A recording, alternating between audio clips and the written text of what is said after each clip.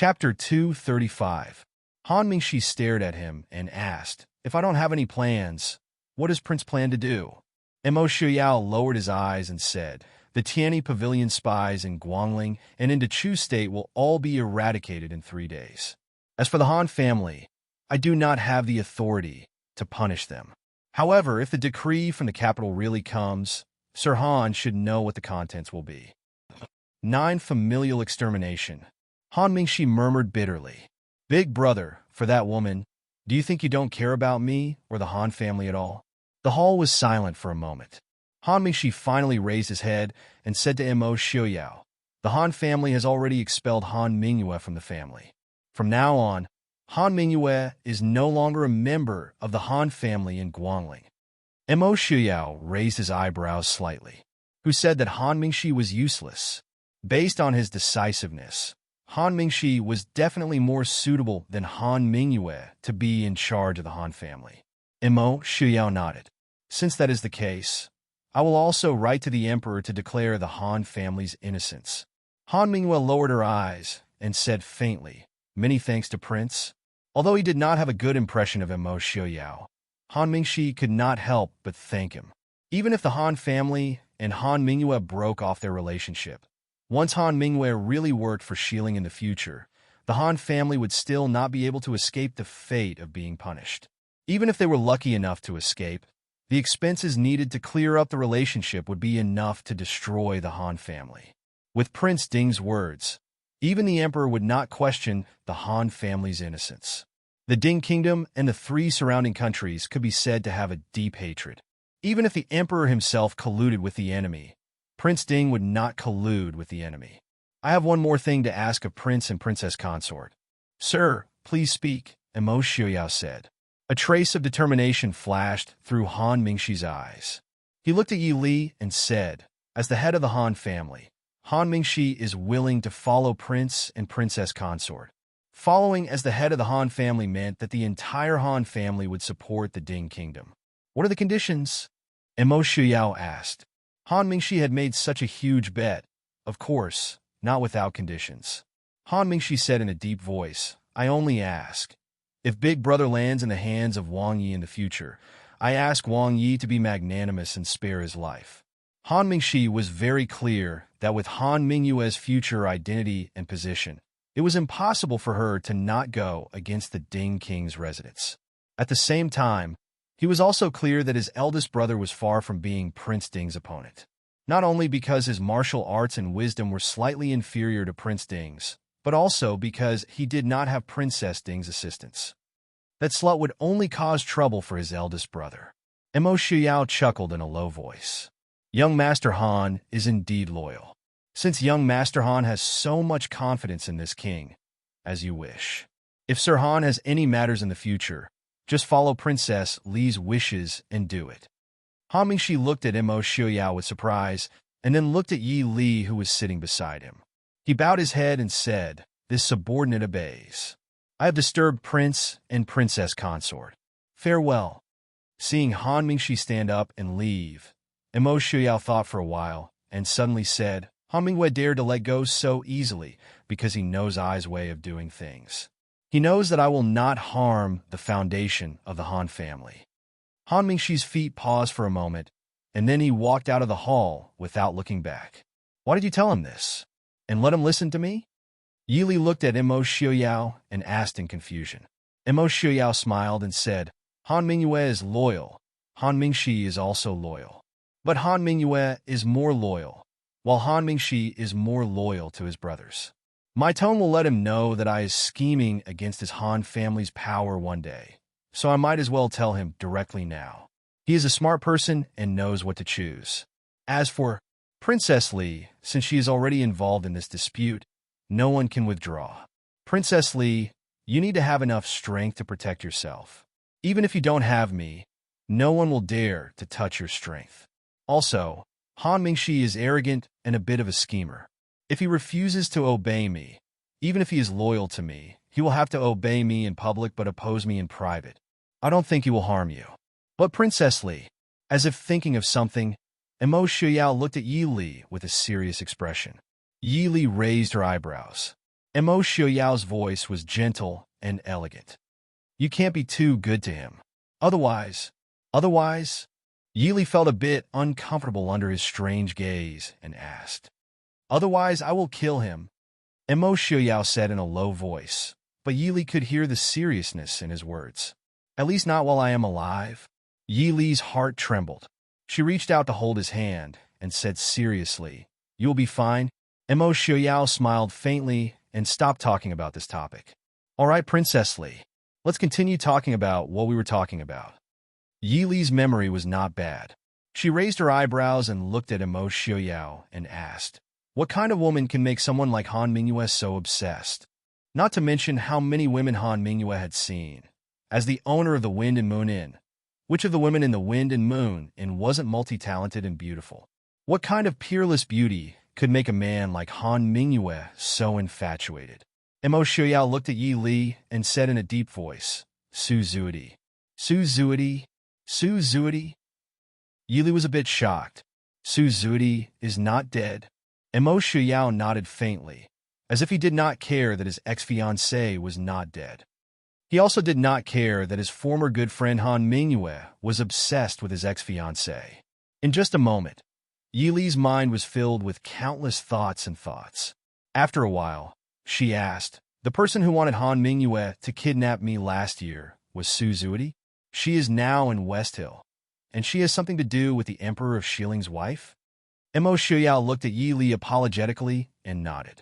Yi Li could not help but rub her eyebrows as she analyzed the information she knew in her mind. Su Zuidi died 3 months after Mo Xiaoyao was seriously injured. But now she was in West Hill, and she was very likely to be the wife of the Emperor of Shiling. Han Mingyue and Mo Xiaoyao were good friends, but he was also in love with Su Zuidi.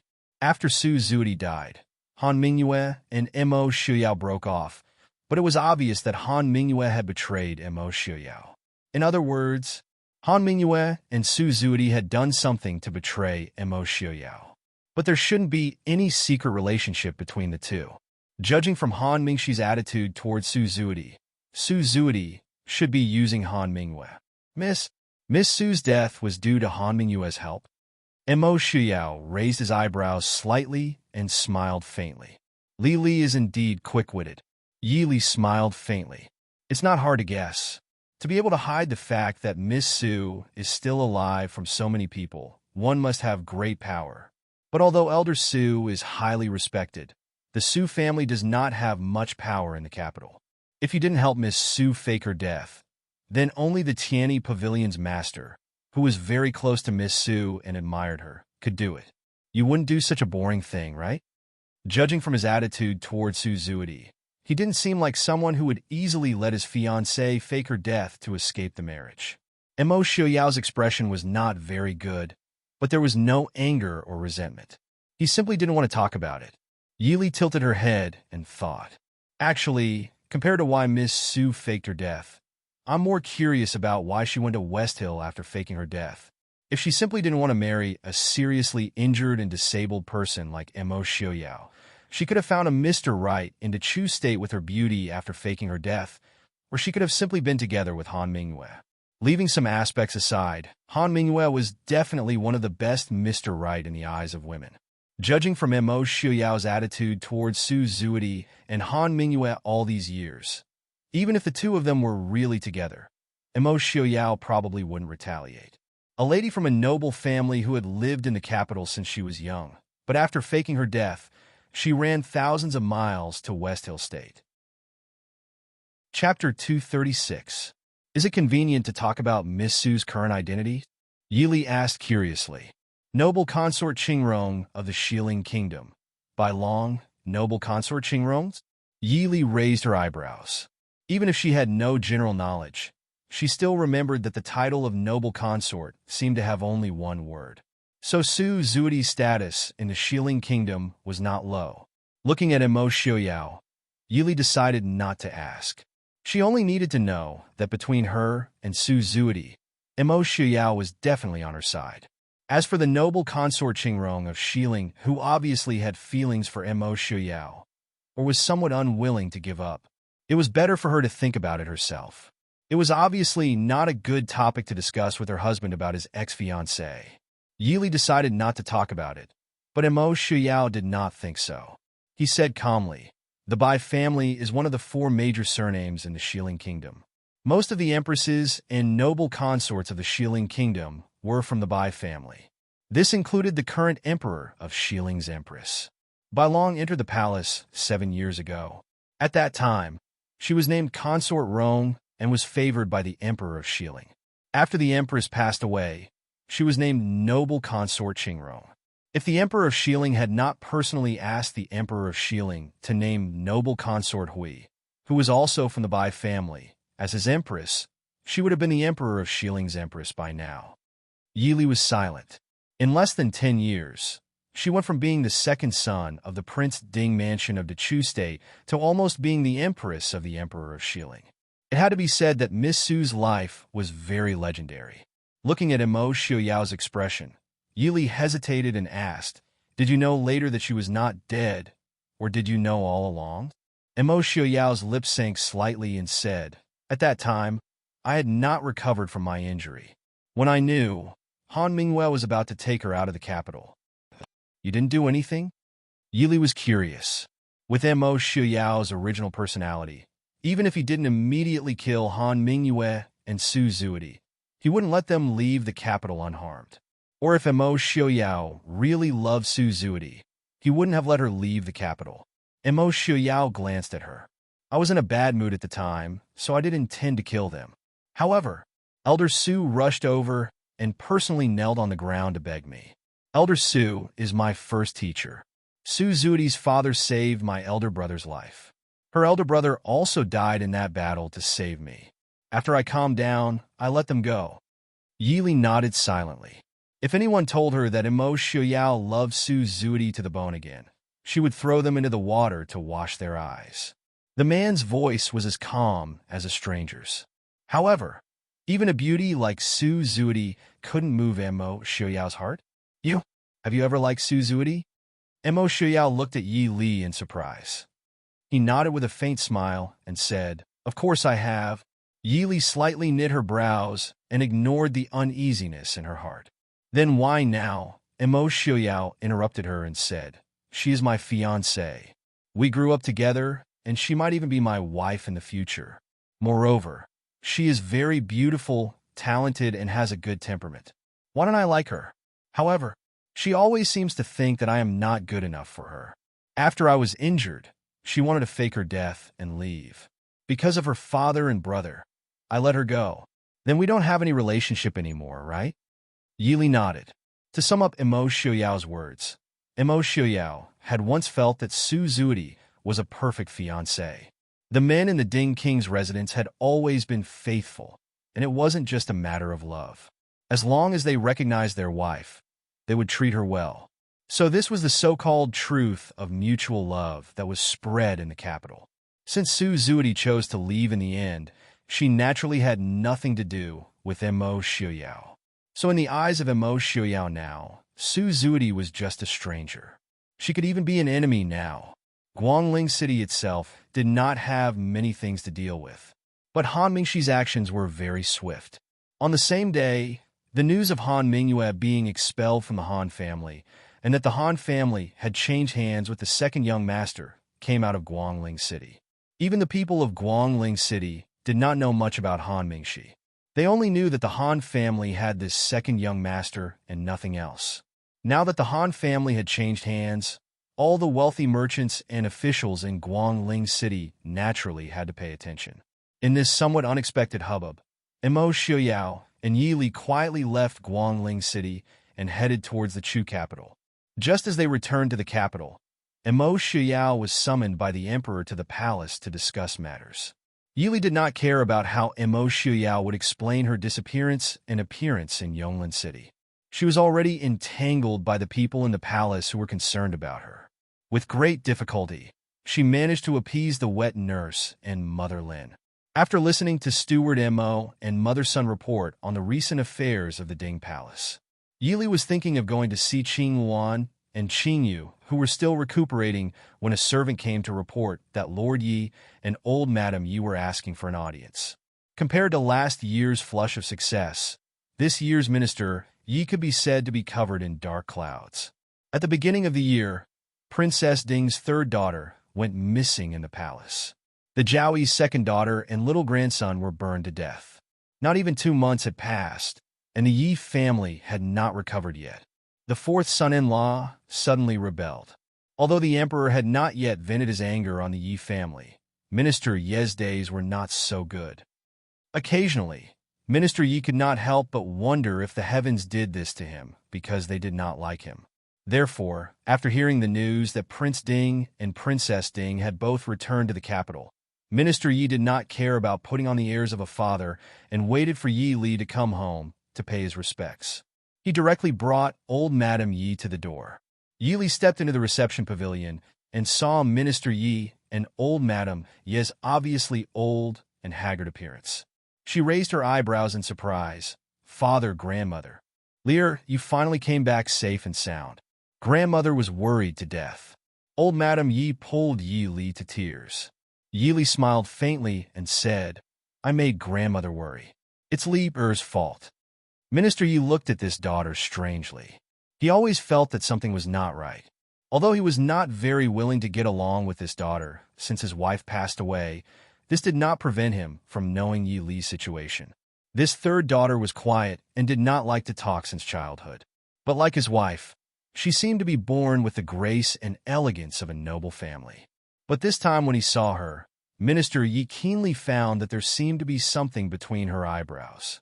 Even if she was just sitting quietly and letting old Madame Yi hold her hand with a quiet smile, Minister Yi clearly felt a sense of sharpness and pressure that he had never felt before.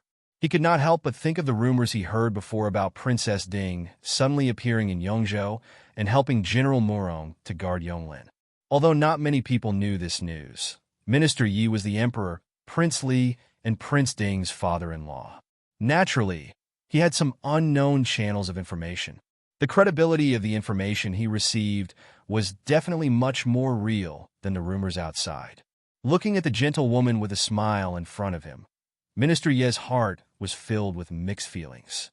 He had a daughter who hid it well. This daughter even hid it from him, her father, and he used her as an abandoned pawn. Chapter 237. How have father and grandmother been recently? After the servants served tea and left, Yi Li asked softly.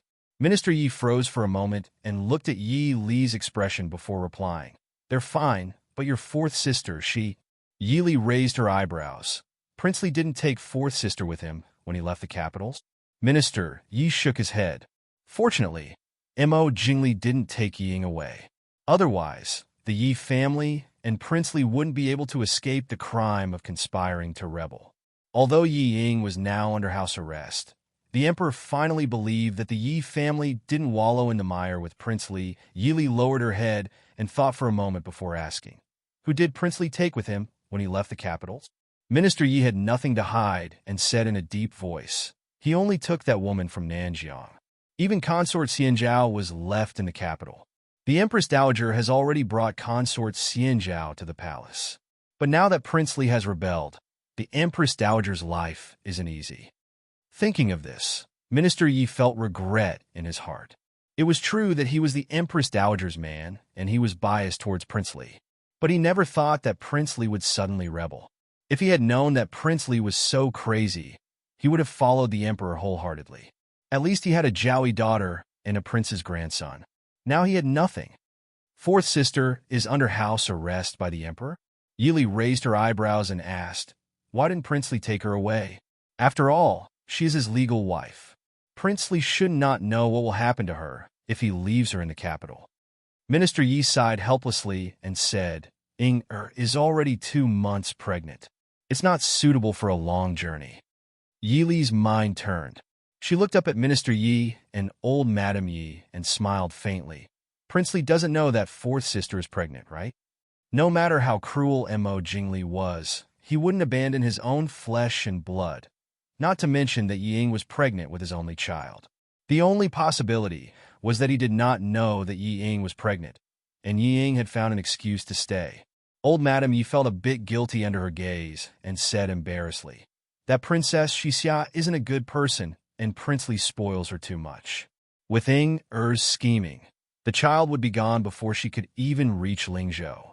In any case, Prince Li spends most of his time in the capital every year, so we thought of letting Immerse stay in the capital to wait for delivery. How could Yi Li not understand old Madame Ye's intentions? Yi Zhaoyi and the little prince in the palace had died. Ying finally had Prince Li's child.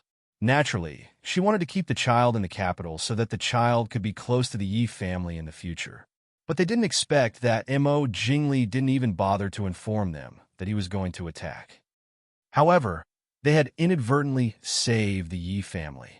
Of course, the reason why the emperor did not punish the Yi family was probably because they were related to the Wang family. Yi Li sighed and looked at Minister Yi. Father, I'm afraid that the emperor already knows about fourth sister's pregnancy. He hasn't done anything to her yet. I'm afraid that he wants to use her child to threaten Prince Li. Minister Yi had already thought of this. He didn't really come to the Prince Ding mansion for Yi Ying.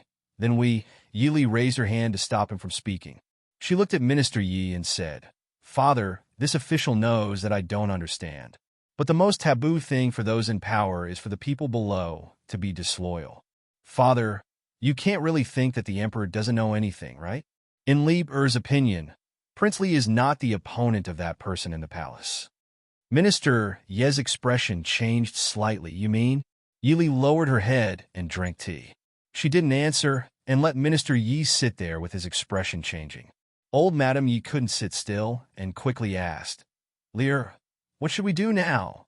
Yi Li said faintly, Father, report Prince Li's crime as soon as possible and ask for forgiveness from the emperor. As for the future, the emperor will no longer trust the Yi family.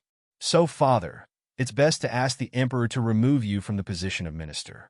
In the future, it's better to keep a low profile and teach Brother Rome well. This, Minister Yi and old Madame Yi were stunned. There was an unwilling expression on their faces. After thinking for a while, old Madame Yi looked at Yi Li cautiously and said, Li Prince Ding has just quelled the rebellion in Yongzhou. Should we ask him? Looking at old Madame Ye's hopeful expression, Yi Li sneered and said faintly, Prince Ding's residence has done a lot to quell the rebellion. Grandmother doesn't know. Don't tell me that father doesn't know the current situation of Prince Ding's residence? Minister Yi could only sigh dejectedly. It was because Prince Ding's residence had done a lot that it was impossible to plead for him. The more Prince Ding pleaded, the more the emperor would suppress the Yi family. Minister Yi didn't know whether he should be resentful or not. Because of Prince Ding's residence, the emperor will never use the Yi family again. But it was also because of Prince Ding's residence, because his daughter was Princess Ding. The Yi family was saved from the disaster. Father, if you can pick it up, then you can let it go. When it's time to fight, fight. When it's time to retreat, retreat. No matter how good the fame and fortune are, can it be better than your own name? Yi Li said softly. Minister Yi paused for a while, and there was a struggle on his face. Looking at Yi Li, he said, If in the future... Yi Li interrupted him. Father, be careful with your words. Minister Yi finally lowered his head dejectedly. He sighed and didn't say anything else. Old Madame Yi also understood that Yi Li had personally rejected asking Prince Ding to plead for leniency. She had cut off the last hope of the Yi family. Thinking that she would no longer be the old madam of minister's residence and that the Yi family would decline, she couldn't help but feel resentment in her heart. Li how can you be so cruel? No matter how wrong your father is, he is still your father. Our Yi family is still your maternal family. What good will it do you if the Yi family declines? Prince Ding's residence doesn't have any relatives. Don't you want people to help you in the court in the future? Help? Yi Li murmured softly. She looked up at old Madame Ye's pained expression. Father and grandmother, have you gone to see eldest sister and Prince Nan?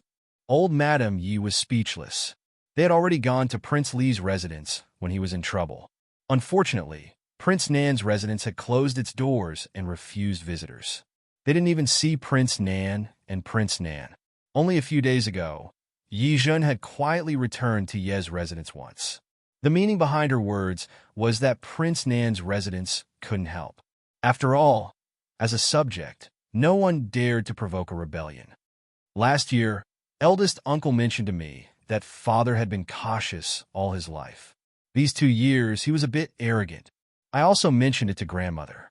Unfortunately, at that time, grandmother and father only thought that I was resentful and jealous of second sister and fourth sister because I was married into the Prince Ding mansion. Now that things have come to this, not to mention that Prince Ding is unable to plead for father. Even if he could, has father thought about how you will stand in the court in the future? On the way back, I also heard that these days, the emperor dotes on imperial concubine Yun and Wang Xiaorong. He even faintly revealed that he wanted to make imperial concubine Lu's son the crown prince. It seems that he wants to use the Yun and Wang family's people. The Lu family is even more popular. Father, whether it is the Lu family or the Yun and Wang families, they are all prestigious families. And the most important thing is they don't get along with the Yi family. Father still doesn't understand the emperor's meaning. Chapter 238. In an instant, Minister Yi seemed to have aged 10 years. He said hoarsely, "I know. I'll go back and ask the emperor for forgiveness." Seeing Minister Ye's aged appearance, Yili secretly shook her head. She was not moved. Some people were born to view fame and fortune as more important than their lives, but there was no other way. "Prince is back." The atmosphere in the parlor was a bit gloomy. A maid's voice came from outside the door. Before she finished speaking, Emo Shuyao had already entered the hall. After returning to the capital, he was called into the palace by Emo Shuyao before he even had time to change his clothes. Emo Shuyao was still wearing a white robe. There was a trace of tiredness between his brows that was hard to detect. "Greetings to Prince." Minister Yi and old Madam Yi hurriedly stood up and bowed. Emo Shuyao nodded slightly. He walked to Yi Li's side and sat down. "Lord Yi, old Madam is here to see Li Li." Minister Yi nodded awkwardly and said, "That's right. Li has been missing for several months. Mother and I are very worried. So when we heard that Prince brought Li back, we hurriedly came to see." Emo Shuyao nodded calmly. He naturally did not care about this excuse. If they were worried, they would have been worried long ago. Why would they wait until now to worry? In these 2 months, the Yi family did not even send anyone to the Prince Ding mansion to ask about her, let alone send people to look for her. Even the Marquis Nan's mansion sent people to ask twice. In the eyes of outsiders, the Yi family was not only cold, but also heartless. Nurse Sun said that as soon as you came back, you were busy with the mansion's affairs. If you're tired, you should rest first. It won't be too late to talk about those trivial matters in a few days. Ignoring Minister Yi and old Madam Yi, Emo Shuyao turned to whisper to Yi Li. Yi Li smiled and shook her head. How could Minister Yi not see that Prince Ding did not want to see him? He was embarrassed to stay and could only stand up and leave.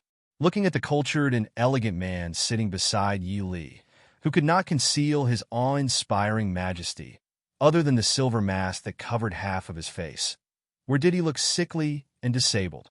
If Prince Ding were to fully recover, the Ding royal residence's rise would be an ironclad matter. She only hated herself for having eyes but not being able to see. Back then, because the Ding palace was a taboo subject to the emperor and Prince Ding's health, she had neglected them. Now, it was too late to regret. Why did His Majesty summon you to the palace in such a hurry? Yi Li asked after having people send Minister Yi and old Madam Yi out. Emo Shuyao rubbed the space between his eyebrows and frowned. The emperor plans to marry a princess to the northern tribes for peace. Political marriage? Yi Li couldn't help but think of the marriage with Shiling Princess Ling Yun last year. She frowned in confusion and asked, who does the emperor plan to send to the marriage? All of the previous emperor's princesses had already been married. Among Mo Jingqi's own daughters, the oldest seemed to be Princess Changle, who was 8 years old this year. Mo Shuyao calmly said, naturally, he will choose from the capital's nobility or the imperial family. The Duke of Hua's granddaughter is also on the list. Tianxiang? Yi Li frowned. The northern tribes was a bitter and cold place. Furthermore, everyone knew that the emperor chose this marriage to free up his hands to deal with the Prince of Li. Once the matter with the Prince of Li was over, Who would remember that there was a woman in the distant northern tribes? If the two countries were to go to war, the princess in the marriage would only be a sacrifice. Emo Xiaoyao said, "You don't need to be too worried. His Majesty has to give face to the Duke of Hua and the Empress. Furthermore, if he really wants to marry the northern tribes, he will most likely choose someone from the imperial family. After all, the people of the northern tribes are not so easily fooled." Yili nodded and asked curiously, "Does the emperor need to specially summon you to the palace to discuss the marriage with the northern tribes?" Emo Xiaoyao's lips curled into a mocking smile. "When the princess is to be married, the emperor wishes for me to represent the Dechu state in sending the bride off. He also wishes for me to attend the king of the northern tribe's 60th birthday celebration in the 9th month. For the Prince of Dingwa to personally send the bride off, this type of marriage was somewhat unexpected." Yili furrowed her brows in thought. After a while, she raised her head and asked, "The emperor wishes for you to be transferred away from the Dechu state. Why?" The capital of the northern tribes was far in the north. If they wanted to make it in time for the king of the northern tribe's birthday celebration in the 9th month, the wedding procession would have to leave in the middle of the 7th month. Even if they rushed back after the wedding, Emo Xiaoyao would be back in the 10th month at the very least. In other words, Emo Xiaoyao would not be in the Dechu state for nearly 3 months. No one could imagine how many things could happen in 3 months. Emo Xiaoyao shook his head. The emperor has made many preparations these years. It is hard to guess what he wants to do in such a short period of time. It was not hard to guess the thoughts of a smart person. It was also not hard to guess the thoughts of an idiot. However, it was hard to guess the thoughts of those who were bold and imaginative. For example, Emo Jingli. Even someone as smart as Emo Xiaoyao and Su Qingchen would never have thought that he would start a rebellion at that time, because anyone could tell at a glance that it was impossible for him to succeed. In reality, even if Emo Jingli really joined forces with the southern border to break through Shattered Snow Pass, Emo Jingli would not gain much of an advantage. It would only make the people at the border suffer. As the emperor, how much did Emo Jingchi care about the suffering of the people? "Then you agree?" Yili asked. Emo Xiaoyao raised his brows and smiled calmly. "The emperor's orders cannot be disobeyed." Yili shrugged helplessly. "I understand. I will stay in the capital." Emo Xiaoyao shook his head and smiled. "No, you will go to Yunzhou when the time comes." Yili raised her brows and looked at him in confusion. Emo Xiaoyao smiled. "Prince Ding is not the emperor. The Ding King Manor is not the imperial palace. There is no need for someone to guard it. Emo Jingqi, sometimes, when he is forced into a corner, he likes to use tricks that harm others without benefiting himself. I will be more assured if you go to Yunzhou." The true core of the Ding King Manor was not in the capital, but the people in the manor. Even if the Ding King Manor was razed to the ground, as long as the owner was still alive, the Ding King Manor would still be the Ding King Manor. Yili shook her head. "That is even more impossible. If I go to Yunzhou, won't I put grandfather and the rest in danger? Don't tell me that Emo Jingqi won't act against Yunzhou. Since they dared to act against the Prince Ding Mansion, why would they be afraid of the Su family? Besides, the Prince Ding Mansion's opponent is not just the one in the Imperial Palace." Emo Xiaoyao looked at Yi Li quietly. After a long time, he sighed. "Li, I can't seem to let you live a peaceful life." Yi Li chuckled softly. "Of course I can live a peaceful life. You can find a place where no one knows and hide me. But I don't like that. Do you understand? Just like this trip to Nanjiang. I don't have to go. I can send someone. Even if no one goes, Big Brother will be fine. Even if I can't appear in front of people for the time being, I can find a place to live in seclusion for a while. It's because I want to go out for a walk that I want to go. Also, I feel that I like the days outside more." Even if there was danger outside, at least she had a clear goal and could distinguish between friend and foe. Once she returned to the capital, Yili felt a headache when she thought of facing those people who laughed and spoke warmly to each other but stabbed her in the back. It wasn't that she didn't know how to, but she didn't like it. I also feel that when Li is outside, she is even more stunning. Emo Xiaoyao laughed softly. In the capital, Li always had a faint smile on her face. She was gentle and elegant, as if she was a qualified princess consort from a scholarly family. Mo Xiao would never tell anyone that when he shot that arrow outside Yonglin City, he saw the woman in front of him wearing the same black clothes as the Black Cloud Cavalry. When she looked back, she had a cold and proud aura and a dazzling starlight in her eyes. There had never been a moment when he clearly understood that his princess consort was not only a graceful woman who held a scroll under the lamp, but also an outstanding figure who could move unhindered on the battlefield. Mo Xiao suddenly thought of the oath he had made many years ago in front of his father and elder brother. I, Mo Xiao's wife, will be like my ancestor, Princess Qing Yun, and follow me to conquer the world. Hand in hand, we will see the rivers and mountains together. That arrow, Mo Xiao felt that perhaps what he shot out was not only the arrow that saved Li, but also his heart. Chapter 239. Yi Li's jade face blushed slightly. Ever since they reunited in Yonglin City, she and Mo Xiao were always a bit strange when they interacted. Usually, she didn't think too much about it when there was something to do, but when it was quiet, it always made her feel uncomfortable. She wasn't some wooden block that didn't understand romance. Ever since that kiss outside Shattering Snow Pass, she naturally understood that the two of them were no longer close friends like before. But when facing Mo Xiao, she couldn't bring out the freedom and casualness that she had when she was in love in her previous life. This kind of uncontrollable emotion made her feel some annoyance towards Mo Xiao. Mo Xiao seemed to understand her feelings and didn't provoke her too much.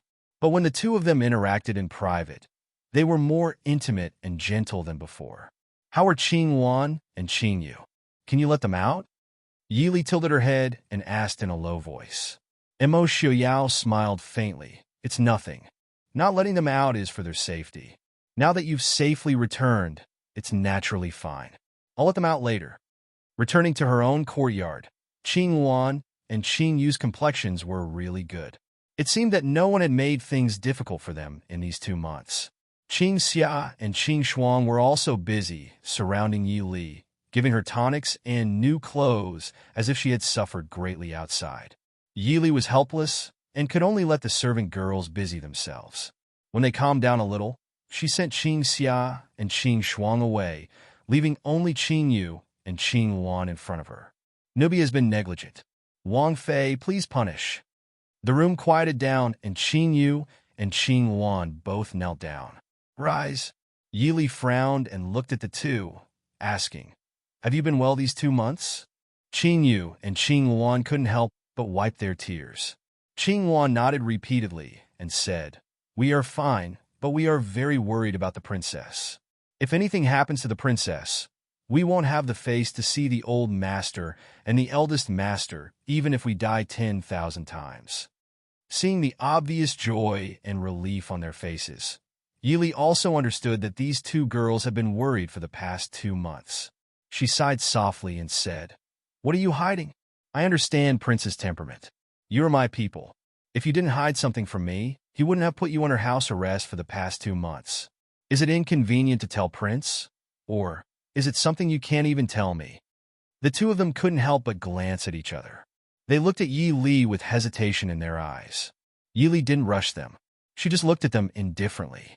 After a long while, Qing Yu looked at Yi Li and finally made up her mind. She said, we servants have indeed failed in our duties. Actually, this servant had already left Yaohua Palace before the fire. After that, Qing Wan also left in order to save this servant. So, after the fire in Yaohua Palace, the Shadow Guard couldn't find us. Yi Li nodded. Then, where did you go? This servant saw a person, so I followed. Qing Yu whispered. This servant heard Qing Yu scream and followed. Qing Wan continued. Yi Li frowned. Who did you see? Qing Yu whispered. Su Zudi and Prince. Su Zudi and Prince? Yi Li blinked in surprise. You mean you saw Su Zudi and Prince together in the palace, so you followed them? Are you sure you saw Su Zudi? Qing Yu lowered her head and thought for a while. This servant has seen the painting of Chu Jing country sent by others at the wedding of Prince and Princess. It is at least 70 to 80% similar to the woman in the painting. There are not many people who look so beautiful even in the palace. And your highness, that is why this servant. Yili nodded slightly. She understood why these two girls had been unwilling to tell the truth to Immerse. So, you saw a prince meeting a woman who looked very similar to Suzudi in the palace. And it happened that Yahua Palace was on fire, and I was missing, so you deliberately concealed it and refused to tell him the truth. Qingyu bit her lip and nodded. Yili thought for a while and asked, have you ever thought, if Prince's legs were inconvenient at that time, wouldn't it be too eye-catching to meet a woman in the palace? With Prince's martial arts, he shouldn't let you get too close. If you didn't get close, how can you be sure that the person you saw was Suzudi and Prince? Qingyu said, this servant is not sure whether that woman is Suzudi or not. But the man's voice is definitely Prince's. Yili frowned. She knew about Qingyu's hearing. Qingyu's hearing was very good since she was a child. Even better than Qingwan, who practiced martial arts since childhood. As long as she heard the voice once, she would never forget it, not to mention that she saw Immerse every day. Then what about Qingwan? This servant heard Qingyu scream. Although Qingyu knows how to use poison, she doesn't know martial arts, so this servant immediately rushed over. But as soon as she saw Qingyu's back, she fainted. Qingyu frowned and said, this servant heard that Prince was indeed shocked, and then knocked out. But it was just a very low voice. It was impossible to alarm Qingwan. Yili smiled and said, you guys have worked hard these past 2 months. Tell me, what do you think? The two couldn't help but look at each other. Qingwan carefully glanced at Yili before saying, this servant didn't think anything. Qingyu said, this servant suspected. Prince and someone, then heard that Princess was missing, so. Yili smiled and said, so you suspect that Prince and others conspired to kill me? Qingyu's face turned red. Qingwan stared at Qingyu with her eyes wide open, looking frightened. Yili understood that what they said should be true.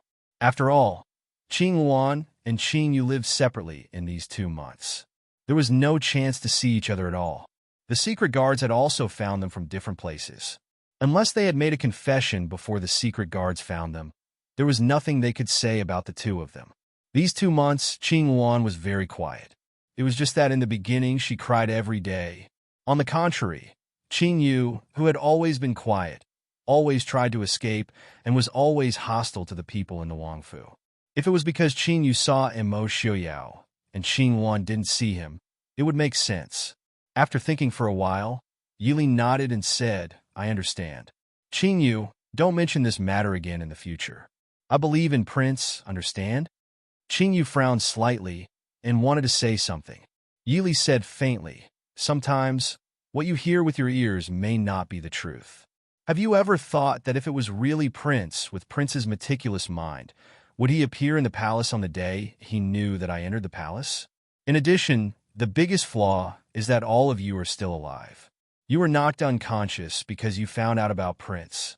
Then forget about Qingwan. Why are you still safe and sound until now? This is the Ding Palace. If His Highness wants to silence people, not to mention all of you, even I, the princess consort, would not be able to escape. Do you understand? Qingyu's face turned pale. Princess consort's meaning is... Qingwan was puzzled and said, if the other party wants to sow discord, does he know that the princess is fine in the fire? Chapter 240. Yili nodded and said with a smile, it's very likely. However, if something really happens to me, and the prince knows that you are indeed innocent, he will naturally let you go. What will Qingyu do after going out? Qingyu said firmly, naturally. I will report this matter to the old master and the eldest young master, and seek justice for Miss. Qingwan exclaimed, the other party wants to sow discord between the Ding King's mansion and the Su family? Yili held her forehead and said, whether he wants to sow discord between me and the prince, or sow discord between the Prince Ding mansion and the Su family, it depends on whether he knows about the fire in Yahua Palace. In fact, it's the same. If my relationship with the prince is broken, how can the relationship between the Prince Ding mansion and the Su family be good? Qingyu said with a pale face, I suspect that the prince did something wrong. But what she couldn't figure out was who that person was. She was definitely more confident in her ears than her eyes.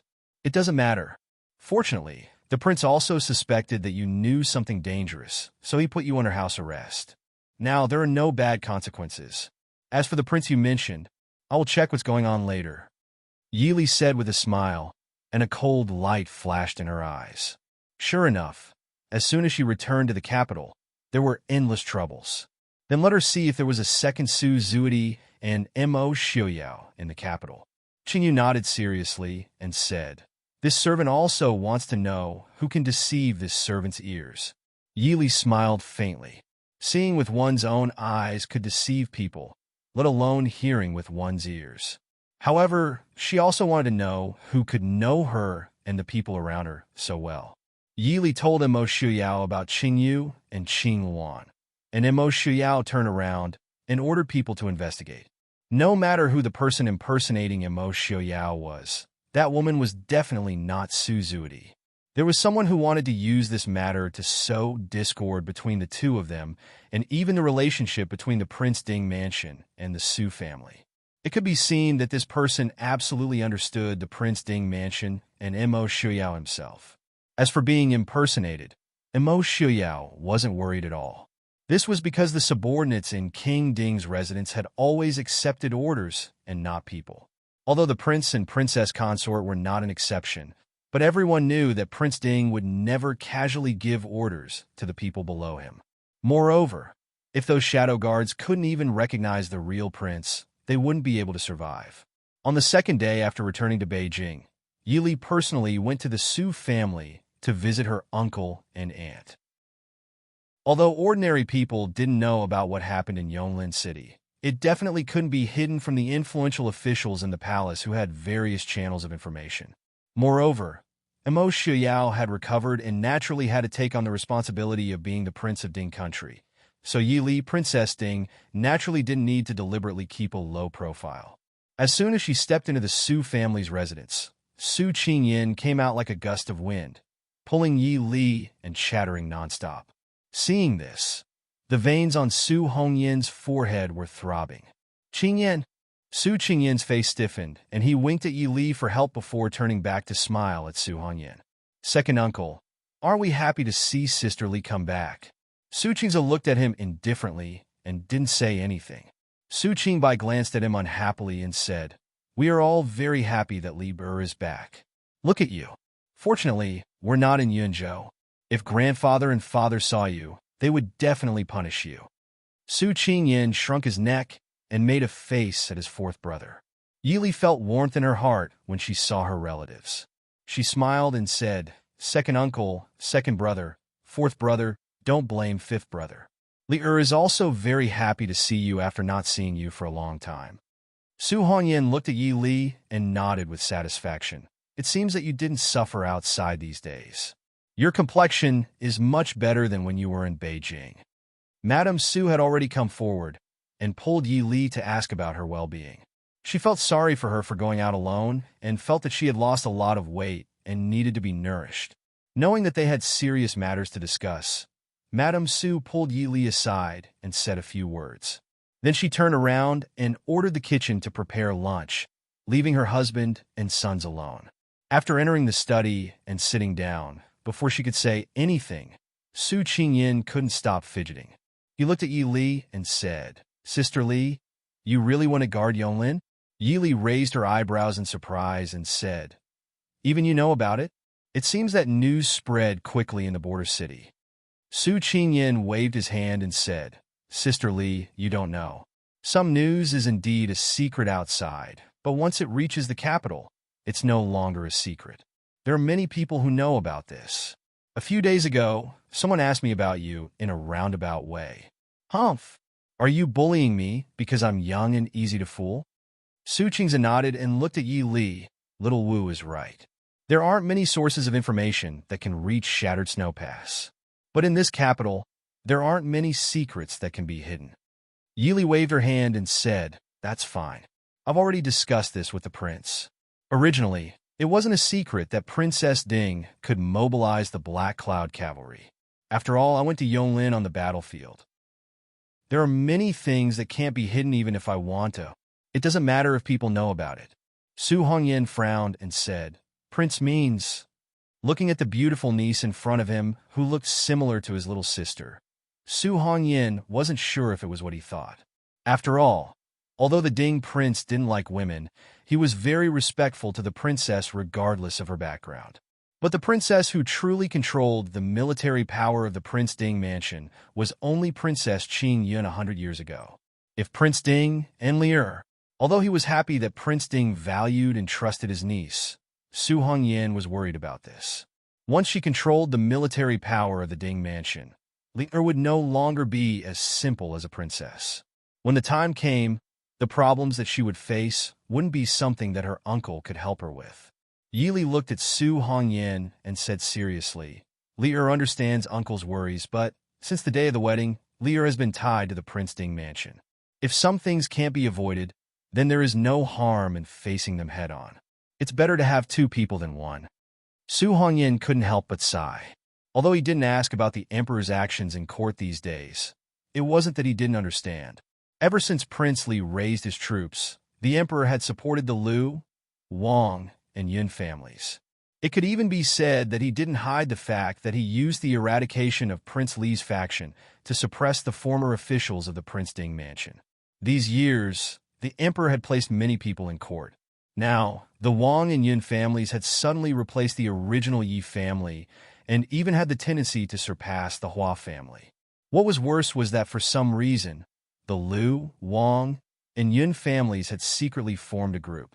Originally, the separation of the three powers wasn't very obvious, but now, in the blink of an eye, the emperor's people had taken the lead.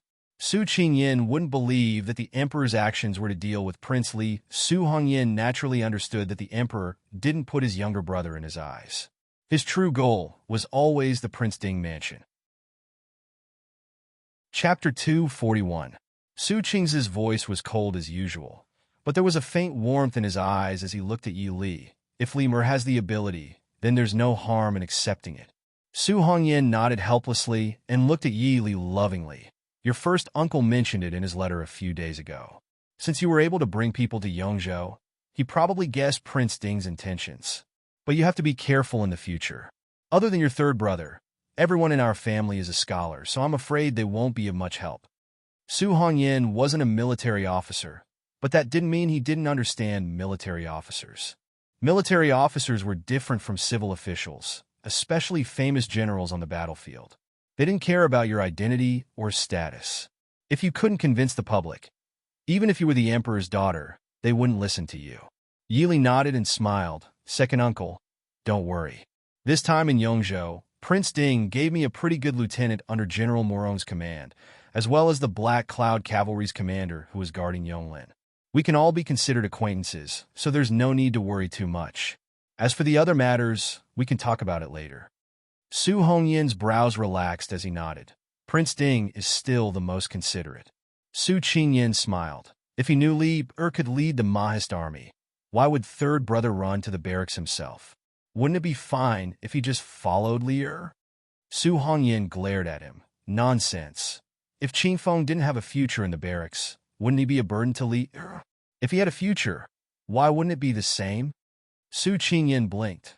I just feel that with third brother here, Li would be more at ease. Yi Li smiled. It's too early to say this. I don't have time to manage the Mahist army right now. Moreover, with third brother's personality, if he knew that it was because of me that he entered the Mahist army, I'm afraid he would run far away and insist on making a name for himself. Thinking of his son's temperament, Su Hongyan couldn't help but smile, but he seemed to be very satisfied. He said earnestly to Yi Li, although Prince trusts you, you have to remember that there are many things that you have to distinguish between public and private matters. Whether it was the royal family or anything else, the biggest taboo was having too many relatives. Does Li understand? Yi Li's heart warmed as she nodded and said, Li understands. Many thanks for uncle's teachings. Seeing that Yi Li had listened to his words, Su Hongyan nodded with relief and sighed softly. Li was really different from his smart but weak little sister. Although Li's surname was not Su, he still had a kind of pride and gratification of having a daughter in his family. She believed that her father would be extremely happy to see such a leader. Yi Li then recounted her trip to Nanzhao and Su Qingchen in detail. Su Hongyin frowned in disapproval and said, "Putting yourself in danger. Qingchen is taking too much of a risk." Su Qingbai wasn't worried about his big brother's safety at all. He smiled and said, "Second uncle, don't worry." When his big brother ever done something he wasn't confident in? Didn't Li Er also say that even if she didn't go to Nanjiang, big brother would still be able to escape? Su Qingyin nodded and said, "Fourth brother is right. Sister Li, is that Saintess of Nanjiang very beautiful? Why did she capture big brother, but not harm him? She didn't even force a confession out of him. Could it be that she has taken a fancy to big brother?" It had to be said that to a certain extent, Su Qingyin was speaking the truth. Yi Li blinked and shook her head with some regret. "I haven't seen the Saintess of Nanjiang, but she shouldn't be bad." Su Qingbai raised his brows and said, "I feel that Princess Anxi is interested in big brother. Second brother, tell me." Su Qingza put down his teacup and said indifferently, "Neither is possible. Big brother only sees Princess Anxi as a friend." Su Qingyin hid behind Su Qingbai and bared his teeth at his second brother. He muttered in a low voice, "You're so unromantic. I really don't know how Sister Qing can stand you." Su Qingbai looked curiously at Yi Li and asked, "Li Er lied to Princess Anxi that you're big brother's fiancé. What did big brother say?" Hearing this, Su Qingyin's eyes lit up and he stared at Yi Li. Yi Li gritted her teeth in annoyance. She should have known that she had been deceived by big brother. He didn't even write a letter to tell uncle and the others about it. In the end, she was the one who exposed the truth. She carefully glanced at her second uncle and said in a low voice, "Big brother didn't say anything. And he even used me as a shield." Su Hongyin shook his head helplessly and said, "Your status is different.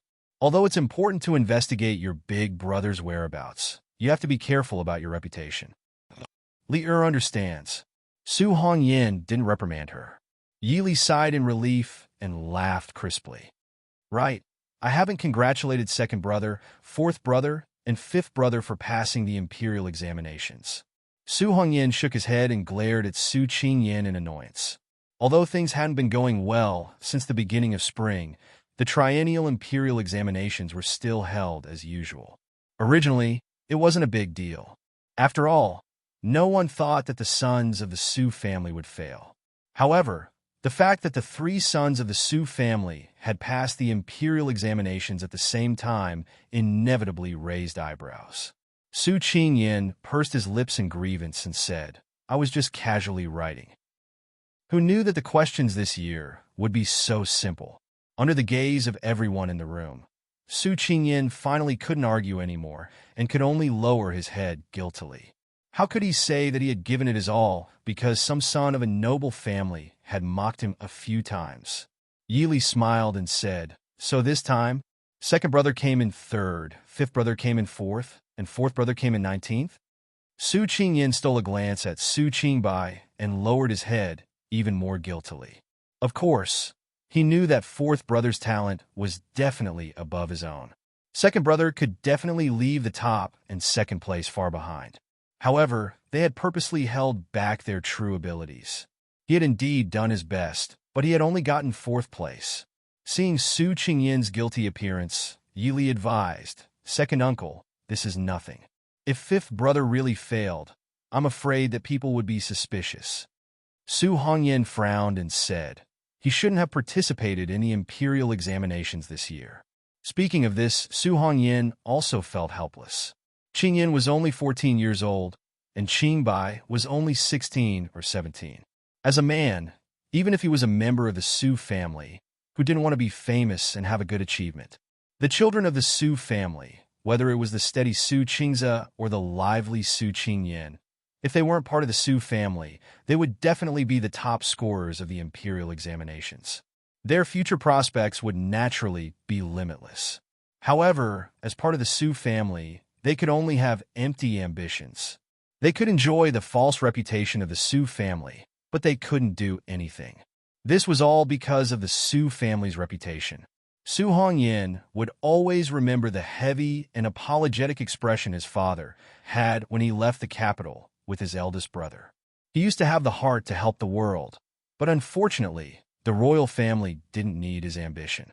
The royal family only needed him to stay in the seemingly noble position of imperial censor, which actually had no real power, to show the world the royal family's benevolence. Since second brother, fourth brother, and fifth brother are all on the imperial examinations, will they stay in the capital? Yili asked. Su Qingze and Su Qingbai were fine. Su Qingze was already 20 years old, and his temperament was even more steady. Although Su Qingbai was still young, he was indeed the most experienced and skilled in the Su family. Not only was Su Qingyin young, but his temperament was also like a child who hadn't grown up. Su Hongyan shook his head and said, Your second brother and fourth brother will stay. I've already sent a memorial to the emperor. Qingyin is still young, and his father is old. He needs to return to Yunzhou to serve his father. Chapter 242. Will the emperor agree? In Mo Jingqi's eyes, keeping Su Qingyin was far more useful than keeping Su Qingbai. Su Hongyan smiled calmly. Xiao Wu is the youngest in the Su family. Of all virtues, filial piety is the most important. The emperor has no choice but to agree. Since second uncle was so confident, Yili did not ask any more questions. She changed her mind to care about Su Qingze and Su Qingbai's positions. Su Qingze, as the Tanhua, was sent to Hanlin Academy to be an editor. Su Qingbai, as a scholar, was sent to the Ministry of Rites as a substitute. They were all idle positions without any real power. Compared to the top scholars and scholars, their ranks were the highest, but at the same time, they had the least power. Especially Su Qingbai. His salary as the minister-counselor of the Ministry of Rites was indeed an empty title. Who knew when he would be able to make up for it? Most importantly, Su Qingze and Su Qingbai's personalities were not suitable for their positions. It would be better if they were swapped. Second brother must stay in the capital. If fourth brother can, it's best if he's sent out. Su Qingbai looked young and gentle, but his thoughts were deep. He was a classic example of pretending to be a pig to eat a tiger. If it were not for the Su family, even if he was born in an ordinary family, he would most likely become an important official before the age of 36. Actually, Su Qingbai was the most suitable person in the Su family to be an official. Su Hongyan shook his head. How could the emperor be at ease to send him out? Yili frowned. Not necessarily. Fourth brother is still young. Perhaps the emperor will be more at ease. But I'm afraid it'll be hard on fourth brother. Su Qingbai smiled lightly. The places the emperor is willing to send me to are those barren hills and unruly rivers. But it's better than staying in the capital, doing nothing and being controlled by others. Su Hongyan looked at Su Qingbai. He understood that he was moved by Yi Li's suggestion. That's right. If he had a choice, he would rather be sent out. Even if he was a county official, it was better than staying in the capital and listening to those civil officials talk. After thinking for a moment, Su Hongyan nodded and said, That's fine. Right now, the emperor is busy. He should agree to this concession. Su Qingbai nodded and said with a faint smile, Many thanks, second uncle. Su Hongyan waved his hand, indicating that he didn't need to say more. Yili accompanied her uncle and aunt to have lunch and prepared to return to the Fu. Before leaving, Su Hongyan instructed in a deep voice, Li in the future, you must be careful of the people in the palace. Yili was stunned. She looked at her uncle in surprise. Su Hongyan just waved his hand and didn't say anything more. Yili had no choice but to bid farewell to her uncle and aunt before turning around to return home. When he returned to his residence, there were already 2 thick piles of invitation cards and banquet invitations from the various residences in the capital. Yili flipped through the photos and picked out a few important ones to reply to. She felt a headache coming on as she realized that she might need one or more all-around assistants. Qing Xia and Qing Shuang didn't know much to begin with. Although Qing Yuan and Qing Yu each had their own strengths, they had nothing to do with this. Han Mingxi was a good candidate, but he was too eye-catching. After going through the people around her that she could use, she finally called over an air and Insan and threw them a pile of documents to be dealt with. Insan had a bitter face as he realized that they originally didn't need to do anything and only needed to secretly follow their master's shadow guard. Then they became the personal bodyguards of the young masters, the all-around bodyguards of the eldest young miss, and the all-around bodyguards of the Princess Ding. Then they became the accountants of the Ding Palace, as well as various stewards. The power was so big that Insan couldn't help but tremble. He wanted to cry, but had no tears. Princess Consort, I don't understand this. Go and learn. Yi Li's pen was like the wind as she read through the documents in her hands. She didn't even raise her head as she said. Insan had a bitter face. Princess Consort, we are the Shadow Guard. Yi Li faintly raised her head and glanced at him, saying, I don't need a shadow guard. In the future, Qin Feng will follow me. He is the commander of the Black Cloud Cavalry. Insan unwillingly muttered. Even if Princess Consort needed someone to help settle accounts, she should find Chief Steward Mo and Nurse Sunday otherwise. She should let Qin Feng settle accounts. Why did she let him do such a sissy thing and then let Qin Feng take his position? Yi Li nodded with satisfaction, saying, it's really because he is the commander of the Black Cloud Cavalry. When he helps me, he can also be a bodyguard. You guys can also be my assistant. Assistant? Insan had a blank face, and an heir had a stupefied expression. What was an assistant? It didn't sound like a shadow guard at all. Yi Li smiled wholeheartedly as she looked at the two subordinates that she used very easily. It's the people who will help me deal with everything. Everything? That's right. Everything that I need you to help me deal with. An heir and Insan were smart enough, loyal enough, and skilled enough. An heir was steady, and Insan was nimble. After following her for so long, they didn't have the restraint of others. They were simply born to be assistants, thinking that she could free herself from the heavy chores to do other things that she didn't have time for. Yi Li was in a good mood. Go find Uncle Mo first. Learn what you need to learn in half a month. Otherwise, the next 3 months, the Black Cloud Peak will be your home. I just happened to think of a lot of new things recently. Seeing their master's gentle smile and thinking of the month of struggle in the forest last year. The two trembled at the same time. They cleanly turned and left. Hearing the two subordinates run away, Yi Li couldn't help but shake her head with a chuckle. Princess Consort, Yun Ting Gongzi and Qin Feng Gongzi are asking for an audience. Qing Wan came in to report. Let them in. Yun Ting's home was near the capital. After leaving Yongzhou, he parted ways with them. They went east to Guangling, and Yun Ting went north to return home. At this time, he went to the Prince Ding mansion with Qin Feng, which made Yi Li a little surprised. After a while, the two entered the study side by side. Subordinate Yun Ting, Qin Feng greets Princess Consort. Yi Li said with a smile, no need. Yun Ting, has your home been settled? Yun Ting said with a hearty smile, many thanks for Princess Consort's concern. Everything is good at home. Yi Li nodded with satisfaction and looked at Qin Feng. Qin Feng respectfully reported, subordinate has prepared the things that Princess Consort ordered. I'm just waiting for Princess Consort to personally inspect. Yi Li looked at the few remaining account books on the table and nodded. It's still early. Let's go now. Yun Ting, someone will send you to the barracks later. Also, Prince Ding has recommended several military books. Finish them all in 3 months. After 3 months, as long as you pass the test, you can officially become a member of the Mahist army. Understand? Yun Ting's eyes lit up. He said in a clear voice, Yun Ting understands. I promise I'll finish them all in 3 months. Yi Li smiled faintly and nodded with satisfaction. Yun Ting was filled with joy.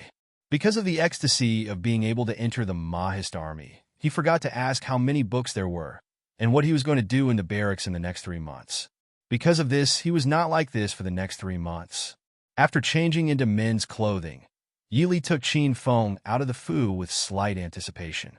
During this time, they encountered Insan, who had just received a large pile of overdue account books from Chief Steward Mo and was currently looking at Qin Feng with a resentful gaze.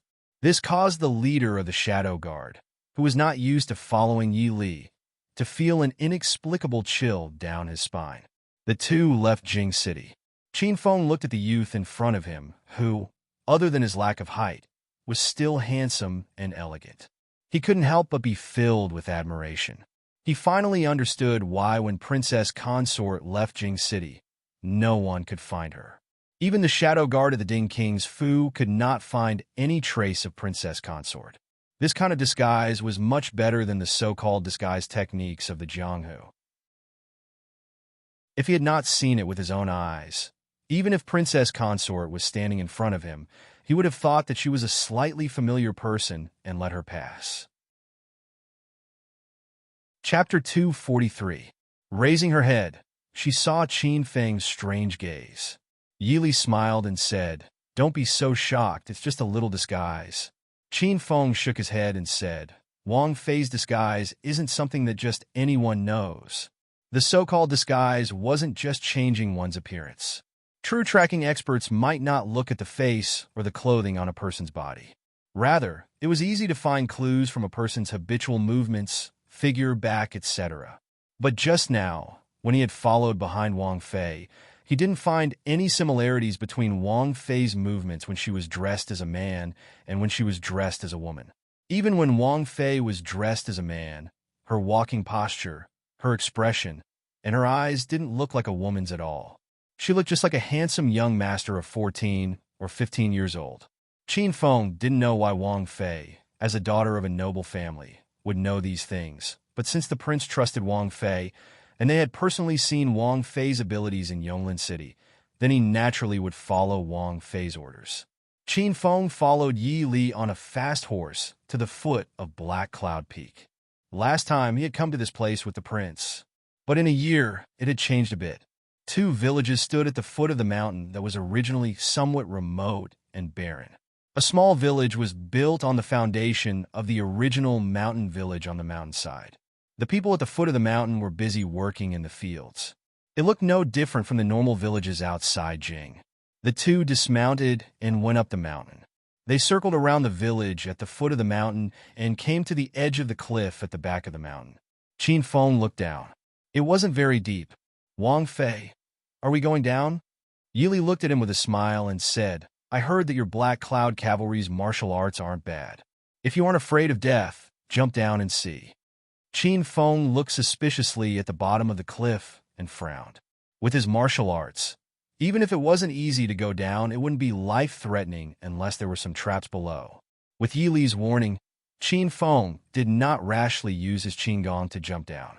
Instead, he used something like the wall climbing technique to slowly slide down the cliff. Fortunately, he had a dagger with him. Even if he stuck it into a crack in the rock, he wouldn't have slipped down. With great difficulty, he finally found a protruding spot. Before he could step on it, he discovered that the protruding spot had an arrow tip that was shining with a cold light. Qin Feng had no doubt that he would be turned into a hornet's nest if he were to lightly touch it.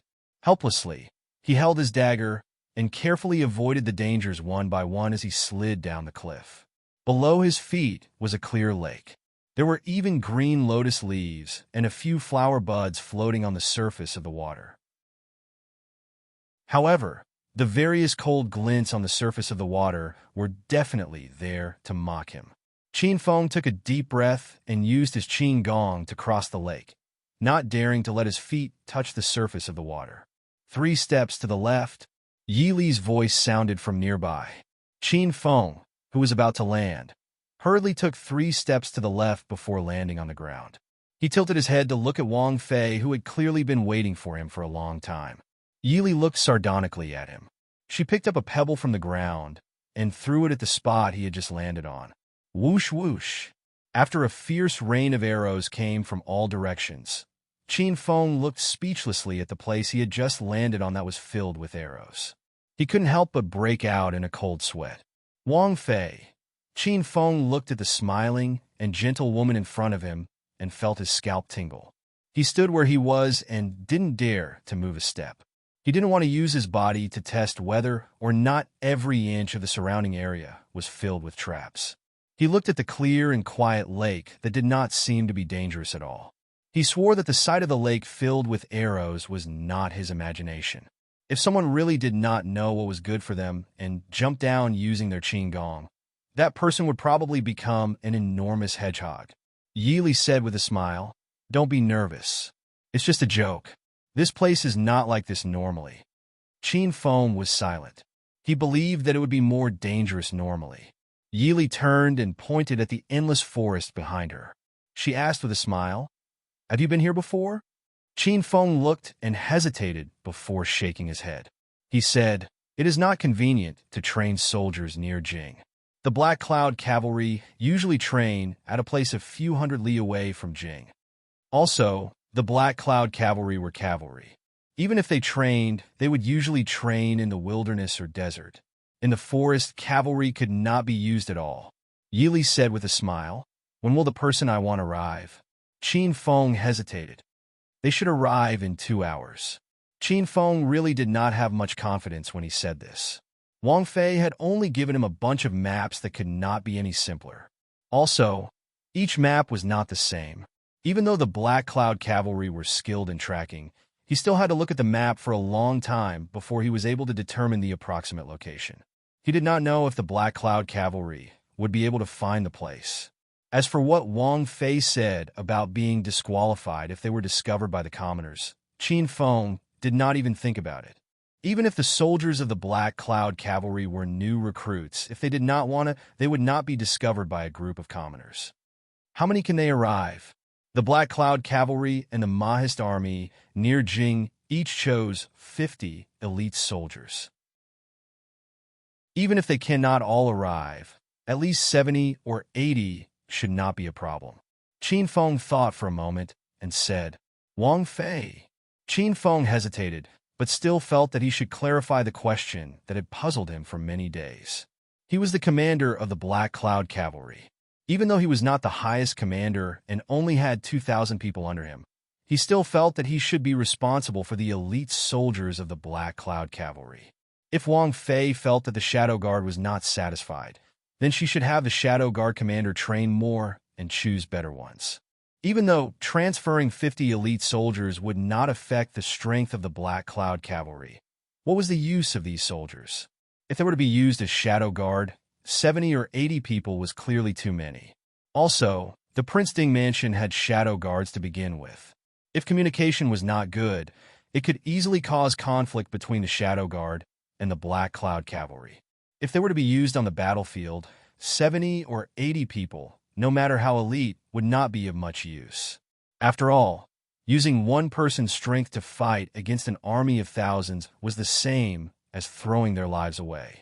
"You are thinking too much." Seeing Qin Feng's hesitation and conflict, Yili said with a helpless smile, "Don't worry about this. I also transferred 30 people from the Shadow Guard. Let's see who gets here first. Do you want to make a bet?" Qin Feng thought about how he had heard San mention Wang Fei's gambling skills in Yonglin. He thought for a moment and said firmly, "Black Cloud Cavalry." Without a doubt, of the three groups, the Black Cloud Cavalry's combat strength and mobility far surpassed the others.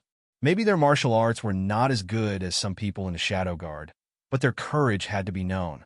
Other than the Shadow Guard specially trained for the Prince and Wang Fei, not all the other Shadow Guard were strong in martial arts.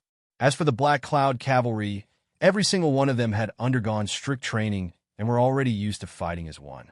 Yili raised an eyebrow and said disapprovingly, "I feel that the Shadow Guard will arrive first, followed by the Black Cloud Cavalry, but the Mahist Army will have the most people." Chapter 244. That is not possible. Qin Feng decisively rejected it. He did not have any intentions of looking down on the Mahist Army, but he could not deny that the Black Cloud Cavalry was stronger than the Mahist Army. In a 50 versus 50 situation, the Mahist Army could not win against the Black Cloud Cavalry. Let's wait and see. Yili had removed most of the traps on the lake and under the cliff. She was amazed by the design of the traps. She did not dare to underestimate the wisdom of the ancient people. Originally, she had been considering if she should make some unconventional things to defend this mountain valley. Now, it seemed that she did not need to waste the effort. If all the traps in the valley were activated, and she did not know about it beforehand, even she did not have the confidence that she could escape unscathed. The simple buildings in the valley that had been equipped with arrows had been removed and replaced with a neat circle of wooden houses. In order to prevent sneak attacks from the snakes, rats, ants, and wild beasts in the forest, they had specially built walls around the perimeter and planted plants that repelled snakes and insects. All of this had taken almost 10 months of time and had just been completed a month ago. At the same time, she had spent all the silver that Han Mingyue had given her and her dowry. However, she had earned quite a bit from the trip to the Wind and Moon Pavilion. So when Yili saw everything in front of her, she felt satisfied and did not feel any heartache. 2 hours later, a black-clothed figure jumped down from the cliff and landed disheveled on the ground. Qin Feng looked. It was someone from the Shadow Guard. He snorted disdainfully inside. If Wang Fei had not removed the traps, that guy would have been shot through already. But he also understood that if Wang Fei had not warned him, he would not be much better off than that guy. This subordinate, and 17, greets Gongzi. Yili nodded and indicated for him to rest on the side. A short while later, another figure appeared. It was still someone from the Shadow Guard. Then it was the Black Cloud Cavalry, and then it was the Mahist Army. Qin Feng quickly found that it was different. The Shadow Guard and the Mahist Army mostly moved alone and arrived alone. However, the soldiers of the Mo family army were traveling in groups. Therefore, every time they arrived, they would arrive in groups of 4 to 5. Although they weren't as agile as the Shadow Guard and the Mahist Army, they were the ones with the most manpower. For hours later, Yili clapped her hands and gestured for everyone to get up. "Greetings, young master." Yili nodded and glanced at the people in front of her. There were only 63 of them. There were 28 members of the Mahist Army, 20 members of the Black Cloud Cavalry, and 15 members of the Shadow Guard. Break up the formation. I want to see that the people standing on your left and right are people that you don't know and are not from the same team. Although these people didn't understand Yi Li's intentions, they still obeyed her orders and quickly returned to their positions. Yi Li nodded in satisfaction. She had finally found some feeling.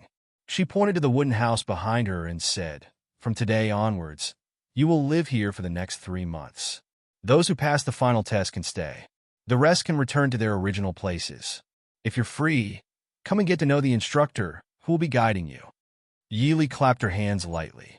8 men of different heights, young and old, walked in front of Yi Li and said in unison, "Young master." Qin Feng, who was standing beside Yi Li, couldn't help but raise the corner of his eyes. Although he couldn't tell where these people came from, without exception, they all exuded the aura of a powerhouse from the inside out. Without exception, they were all experts among experts. Yi Li nodded in satisfaction and said with a smile, "Everyone, other than the training that I have arranged for you every day, these people will also be providing you with special guidance. Of course, if any of you can be placed in any of them, then this test can be skipped. How about it? Do you want to give it a try?" These words definitely carried a hint of provocation. Soldiers, no matter which era they were from, were definitely the most hot-blooded type of people. Almost immediately, one of them flew towards one of the 8 who seemed to be the strongest, while the others also chose their own targets. With a series of kacha sounds, the people who pounced on them all fell to the ground and couldn't get up. The youngest person clapped his hands and said to Yi Li with disdain, "Young master, aren't the people you chose too weak?" Yi Li smiled indifferently and said, "They aren't martial arts experts to begin with. I also don't need a group of top experts." The young man raised his eyebrows in confusion. "If you don't need martial arts experts, then what do you want us to do?" Yi Li asked with a smile. "Can you teach martial arts experts in 3 months?" The young man was speechless. No matter how conceited he was, he knew that learning martial arts wasn't something that could be accomplished in a day. Even he, who had been praised as a martial arts genius since he was young, had to study hard for more than 10 years to reach this level. "Although I don't understand why the prince wants us to do, since the prince told us to listen to young master, then we will follow young master's orders," the older person said. Yi Li nodded with a smile and said, "I didn't expect the prince to have so many hidden dragons and crouching tigers under him. He even has experts like you. But don't worry, it won't take up too much of your time. I only need you to give them some pointers in these 2 months. How about it? Is there anyone else who wants to try?" The people in front had been defeated so miserably, so the people behind naturally retreated. Yili was very satisfied and said with a smile, "Then, let's go for a run first. Do you see the field outside the courtyard? For your safety, I even had people plant snake-repellent grass. It's broad daylight, and there won't be any wild beasts with so many of you. Go around the courtyard and exercise." "So you're saying that there will be wild beasts at night?" Everyone looked at each other. Qin Feng looked at the people below and had to ask himself, "Wang, young master, how much should we run?" Yili smiled sweetly. "Run until we're lying on the ground." Thus, a group of confused elites was pulled out for a run, although they didn't understand the meaning of this. But from a certain point of view, they were all soldiers, so they still understood how to follow orders. So, with 8 experts holding the line, dozens of people lined up to run in circles. Only Qin Feng was left behind, still confused as he looked at Yi Li, who was clearly in a good mood. Yi Li smiled and waved at him, saying, "Take a look. Get used to it for the next 7 days. I'll make adjustments later." Qin Feng looked down at the file in his hand. He could recognize the beautiful handwriting, but when he put it together, he didn't understand what it meant at all. Every morning and evening, there was archery, fighting, running, and so on. Even if he didn't understand, he could understand what it meant. But what were these parallel bars, push-ups, and so on? What did they mean, and what did they do? In Qin Feng's view, apart from archery and fighting, the things written on this paper were basically useless. Yili said with a smile, "It doesn't matter if you don't understand. It also doesn't matter if you don't know. When Dark 2 and Dark 3 are free, I'll have them teach you. I originally planned on having Dark 2 lead these people, but when I think about it, you're the Black Cloud Cavalry's commander, so you definitely have more experience than Dark 2. That's why, when you have time, remember to make up for it." Seeing the innocent and sincere smile of the handsome youth in front of him, Qin Feng didn't know why, but he shivered. His intuition told him that the next few months wouldn't be easy. The two of them jumped onto the roof, perfectly able to see the scene outside the courtyard. Yili clapped her hands and sat down on the roof. She looked at the people running outside who were out of breath and shook her head. "These are the elites of your Black Cloud Cavalry? Don't tell me you've ridden too many horses that you can't even outrun the Shadow Guard." Chapter 245. Qin Feng gritted his teeth. Of the 20 Shadow Guards, at least 15 of them knew martial arts, all right? "Whoever dares to use Qin Gong, I'll make you fly to the top of the cliff and jump back down 20 times. Yili said with a smile as she stared at the Shadow Guards who were trying to trick them. The Shadow Guards, who were secretly enjoying the sorry state of their companions, couldn't help but feel their legs go soft, and they almost fell to the ground. Regardless of whether he understood it or not, when Qin Feng left with Yili in the evening, he couldn't help but look back with pity at the Ding Kingdom's elites who were lying outside the wall and unable to get up. Hearing the howls of wolves and the roars of unknown beasts coming from the distant forest, Qin Feng couldn't help but think that for Wang Fei to find such a place so close to the capital, was it because the heavens didn't like them? Wang Fei, should this subordinate stay behind to look after them? Those experts were indeed experts, but none of them looked like they could control those arrogant elite soldiers. It would be troublesome if there was a conflict at that time. Yili smiled and said, "Don't worry, they won't be able to run out. Those who run out without permission will be treated as deserters. Am I worried that they will run away? I don't have time to look after them every day. It's fine to let them fight on their own in the beginning. It's fine as long as they don't kill anyone. 7 days later, I will let Shadow 2 and Shadow 3 take turns to teach them." Qin Feng was silent for a moment before asking. This subordinate doesn't understand what Wang Fei wants to use them for.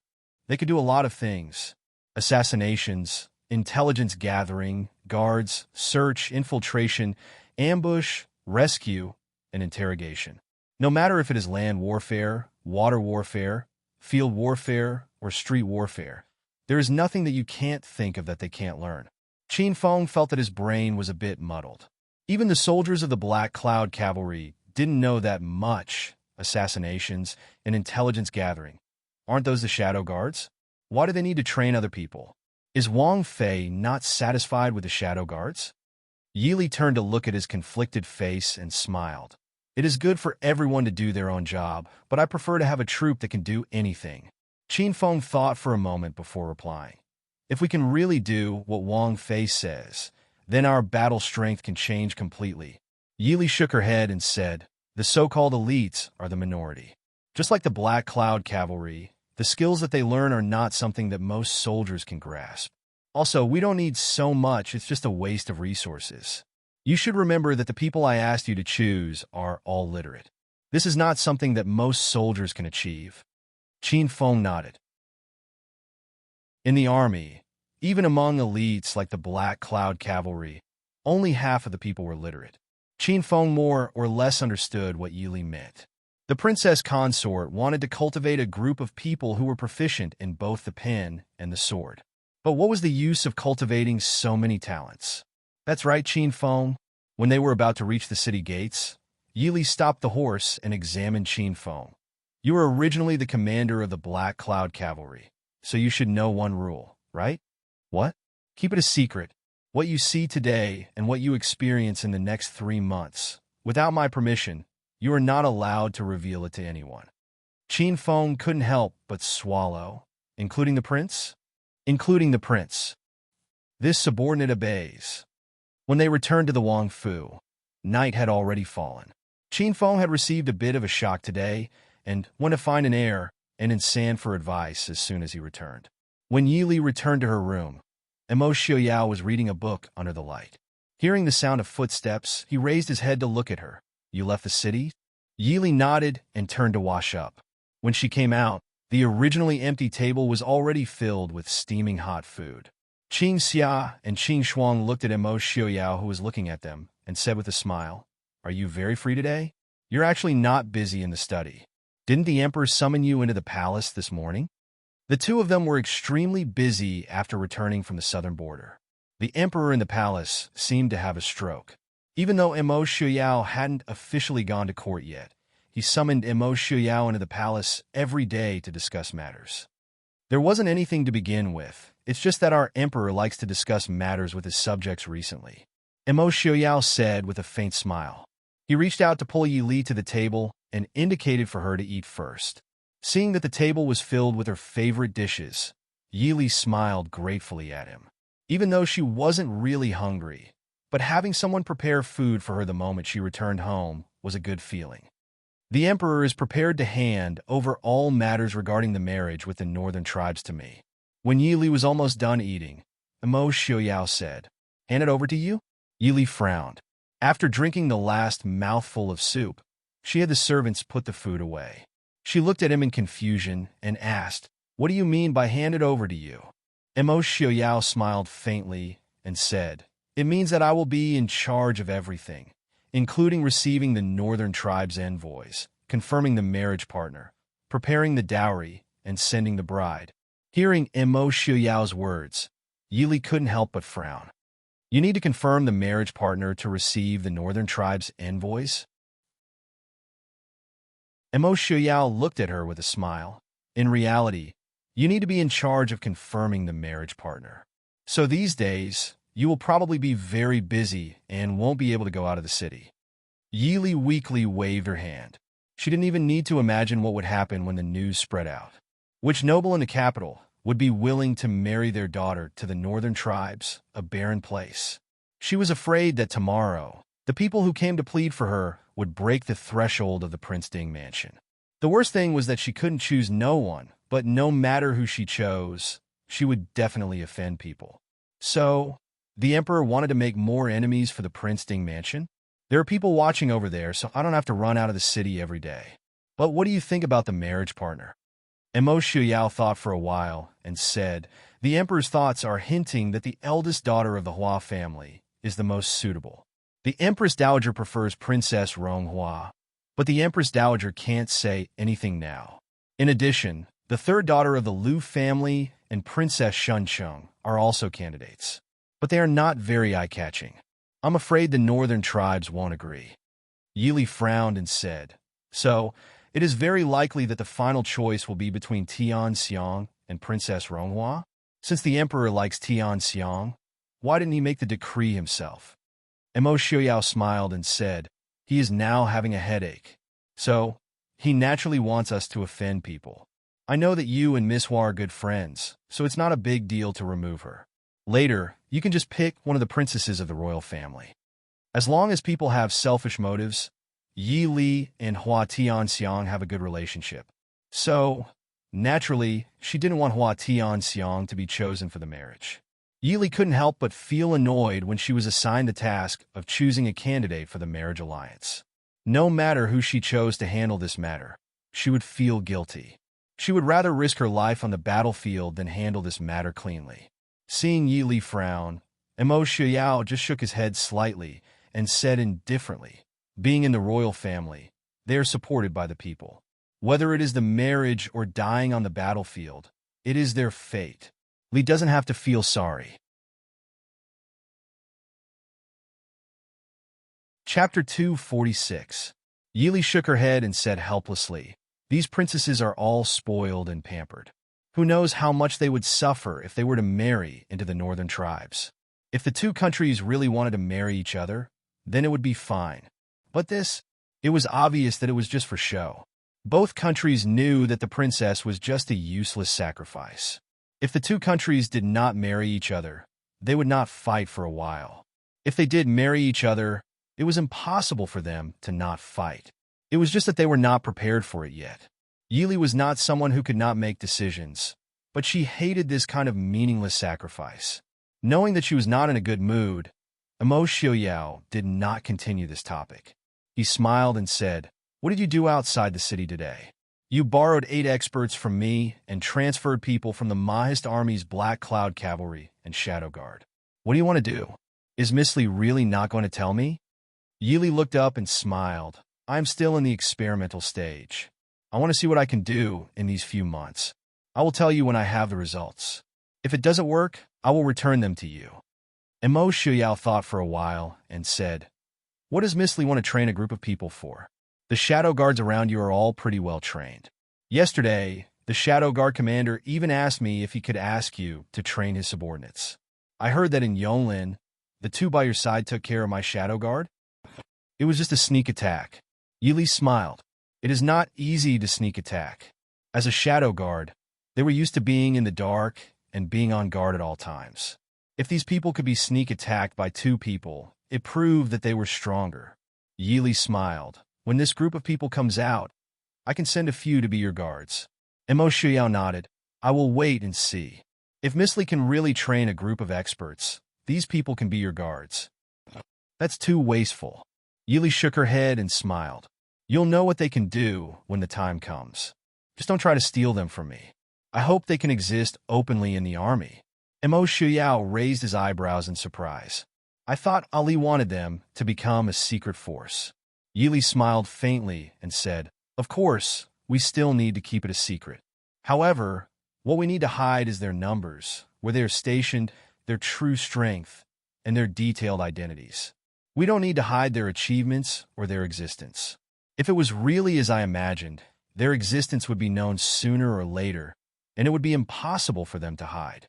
I hope that they will be rewarded like normal soldiers, and those who are capable will be promoted. The Black Cloud Cavalry was still a proper army, but the Shadow Guard was a bit of a scam. Except for a few who could stand out from the crowd, almost all the Shadow Guards could only be Shadow Guards for the rest of their lives. They didn't have an honorable identity, no promotion, no glory, no friends, and they couldn't even get married and have children. Most of them were too old to be Shadow Guards. Although they were supported by the king's palace, they weren't young anymore. Most of their lives were ruined. Like this, there weren't any traitors in the Ding King's palace's Shadow Guard. It could only be said that the ancient people placed great importance on loyalty and righteousness. Emo Shuyao lowered his head and thought for a moment before saying, Li didn't treat the people by your side as Shadow Guards from the start. And Yi went to the army, and with his strength that could be considered outstanding among the Shadow Guard, it was only a matter of time before he stood out. And see went to Xiling to handle some matters. As for the Inair and Sam by your side, you should also teach them some of the things on the surface to handle. Yi Li smiled and said, whether it is their ability or intelligence, they are much stronger than most people. However, most of their lives can only be hidden in the dark. I feel that it is too much of a waste of talent. Moreover, The human heart is something that is very difficult to understand. Perhaps one day they won't want to hide in the dark anymore. If that day really comes, the consequences will be even more serious than not having a shadow guard. Therefore, if they have the ability and are willing to be used by me, I naturally can't treat them unfairly. Of course, if someone wants to betray me, I won't be merciful. Mo Xiaoyao thought for a moment and said, Li's words are reasonable, but Li might not know that there are actually many large families that have their own hidden powers. Especially those like the personal shadow guard, they know too many secrets of their masters, so the control is very strict. In some families, the shadow guard who knows too much will be silenced in the end. Yili said, then it's also impossible to give the shadow guard the same military position or other ranks, and the same clear rewards and punishments. After a certain number of years, they will be transferred to the Black Cloud Cavalry or the Maist Army. Mo Xiaoyao was a bit curious and said with a smile, what does Lili have in mind? Yili said, if I am satisfied with the results of this training, these people should be able to serve before the age of 35. After 35, they will not be allowed to leave and will be transferred to the Maist Army with the same rank. Of course, if they have other abilities and interests, they can also consider civil service or other positions. This is just a thought. In any case, the people haven't even been trained yet, so there is still time to consider this problem. Mo Xiaoyao raised his eyebrows and said, I understand. Li wants to pave the way for their future, right? Yili nodded and looked at Mo Xiaoyao with a serious expression. I once heard a saying, the soldiers have already shed blood for the country, so they shouldn't be allowed to shed any more tears. There are also those retired veterans and injured soldiers. Their days aren't easy. However, I can't care so much right now, so I have to at least settle down the people under me.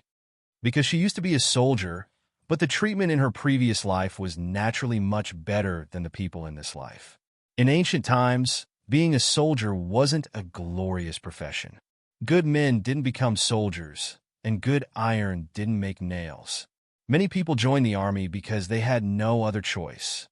Although I don't know why Li would have such thoughts, I will think about it carefully. Mo Xiaoyao looked at the woman who was deep in thought and said softly. Early in the morning, Yili received the Empress summons from the palace. In fact, she was already impressed by Mo Jingqi's patience that the emperor didn't summon her to the palace as soon as they returned to the capital. With Yi Li's current status in the entire capital, other than the emperor, the empress, and the empress dowager, no one could casually request to see her. However, the empress dowager could be said to be under house arrest by Mo Jingqi. Last time, something happened when Yi Li entered the palace. Prince Ding could completely refuse the emperor's summons to Princess Ding, so he summoned her in the name of the empress. The empress summoned Yi Li in the name of admiring flowers. It was said that the begonia flowers in the imperial garden bloomed beautifully, so the empress ordered all the noble madams in the capital to welcome Princess Ding and admire the flowers at the same time. Seeing the flowers in the imperial garden, Yi Li vaguely remembered that this year's 100-flower festival had already ended. She couldn't help but smile. She was busy all day outside, so how could she still remember the festival that the noble ladies in the capital were longing for? Yi Li wanted to enter the palace, and Mo Xiaoyao didn't care whether he had received the empress invitation and directly followed her. It was obvious that he didn't trust the royal family. Mo Jingqi was so angry that his face turned black, but he couldn't say anything. After all, the matter of the empress dowager's disappearance had yet to be investigated. Chapter 247. Prince Ding, Wang Fei definitely won't be lost here at Ai's place. Could it be that you still don't believe in Ai?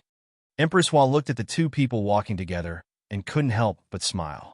Looking at Yi Li's eyes, there was a bit of sighing and envy, so she teased the two with a smile.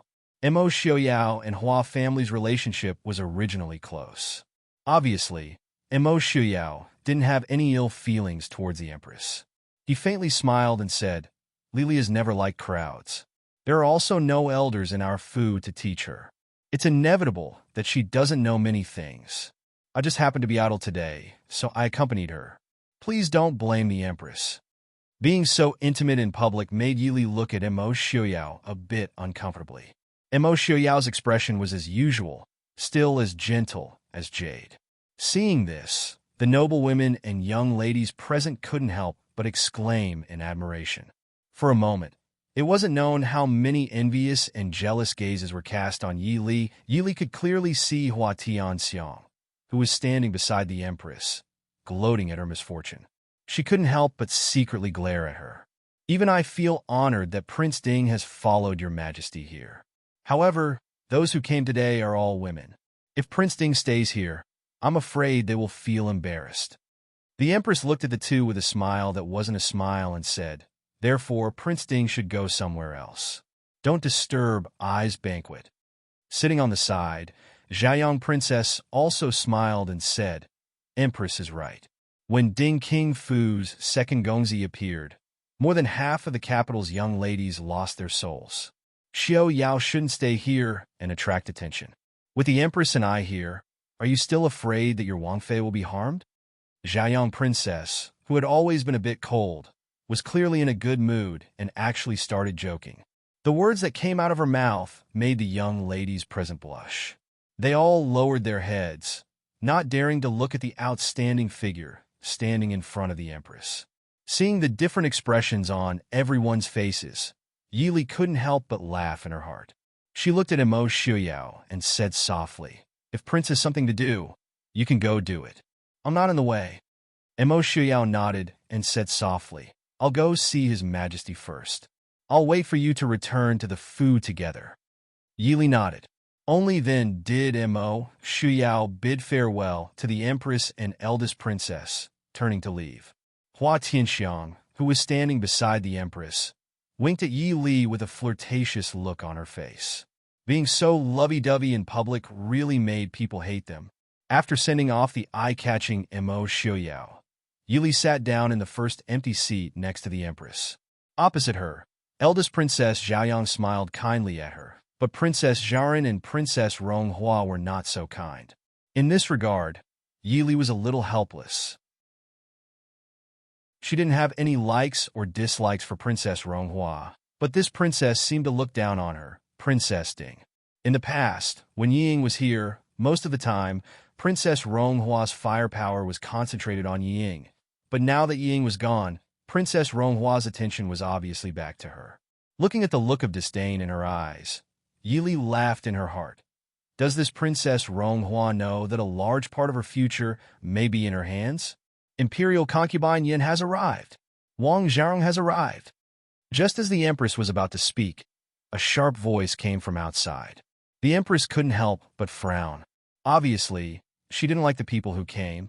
Not long after, two well-dressed women leisurely walked over.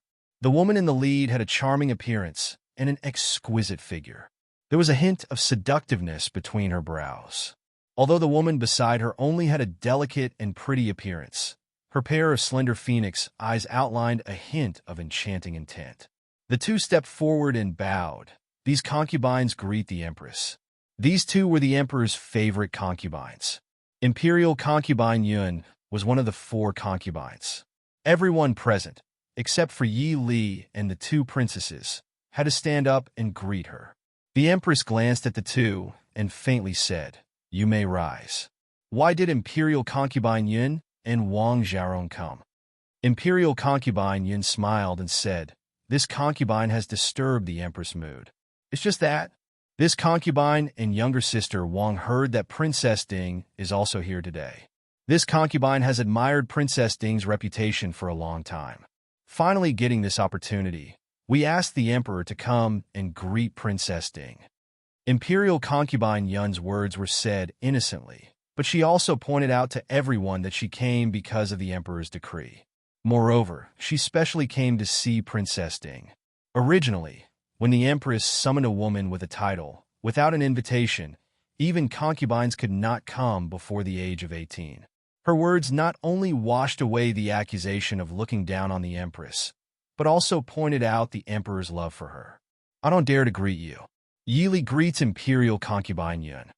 Yi Li faintly smiled, but had no intention of standing up to greet her.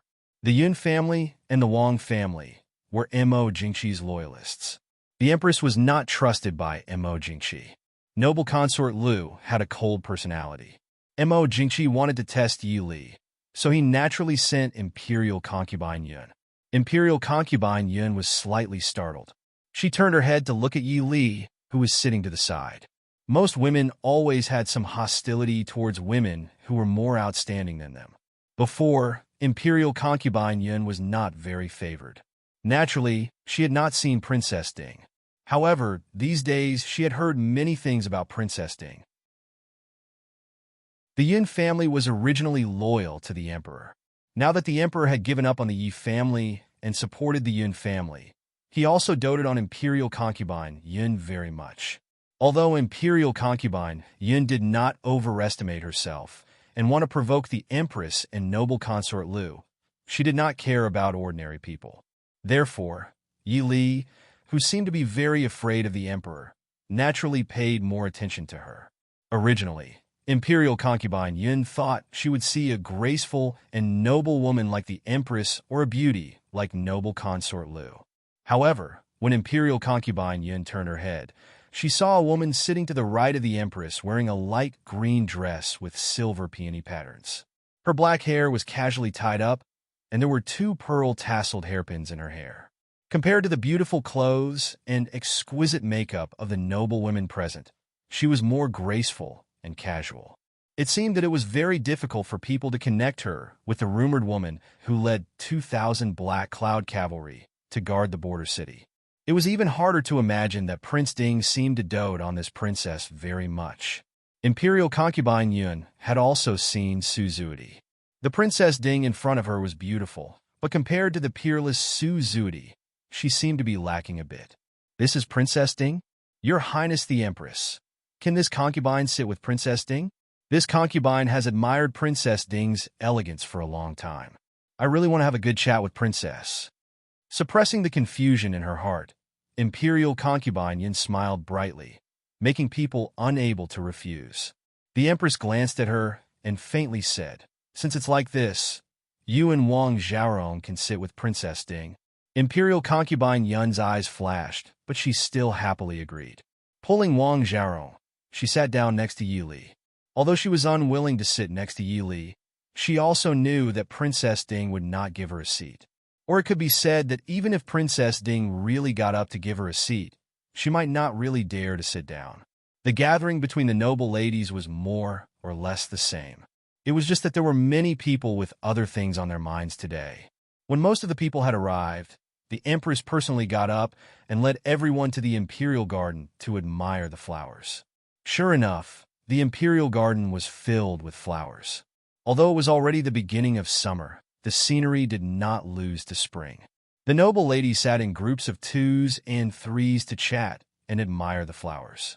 Yi Li and the others with high statuses naturally followed the Empress. After walking around the garden, the Empress led everyone to a pavilion in the middle of the Imperial Garden to sit down. Only then did the Empress ask with a smile, "Princess Ding rarely comes to the palace. What do you think of the scenery in the palace?" Yi Li smiled and said, "It's naturally rich and graceful, just like a paradise." The Empress glanced at her and said, "You're also speaking pleasantries with how rich and graceful is true, but just like a paradise. What kind of paradise would be like this?" Her tone was filled with irritation and indifference. Shaking her head, she said with a smile, "If it were up to me, it would be best to let nature take its course. The scenery in the palace is extremely beautiful, but with all these things gathered together, it is a bit dazzling. I've been to the Prince Ding mansion before. I think it must be to Princess liking."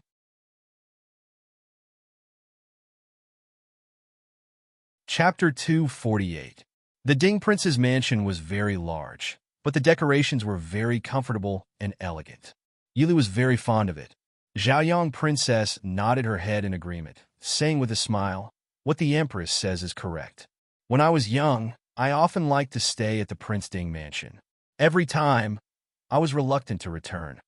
Yi Li smiled faintly and replied, "Your Imperial Highness and Princess praise us too much. The Prince Ding mansion has been filled with military officers for generations. It is unavoidable that it is somewhat crude. The prince and I do not like bustling places. We only seek peace and quiet.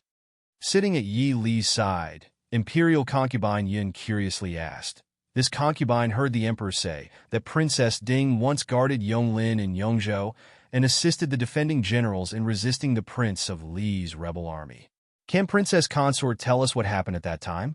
So it turns out that Princess Consort also knows martial arts.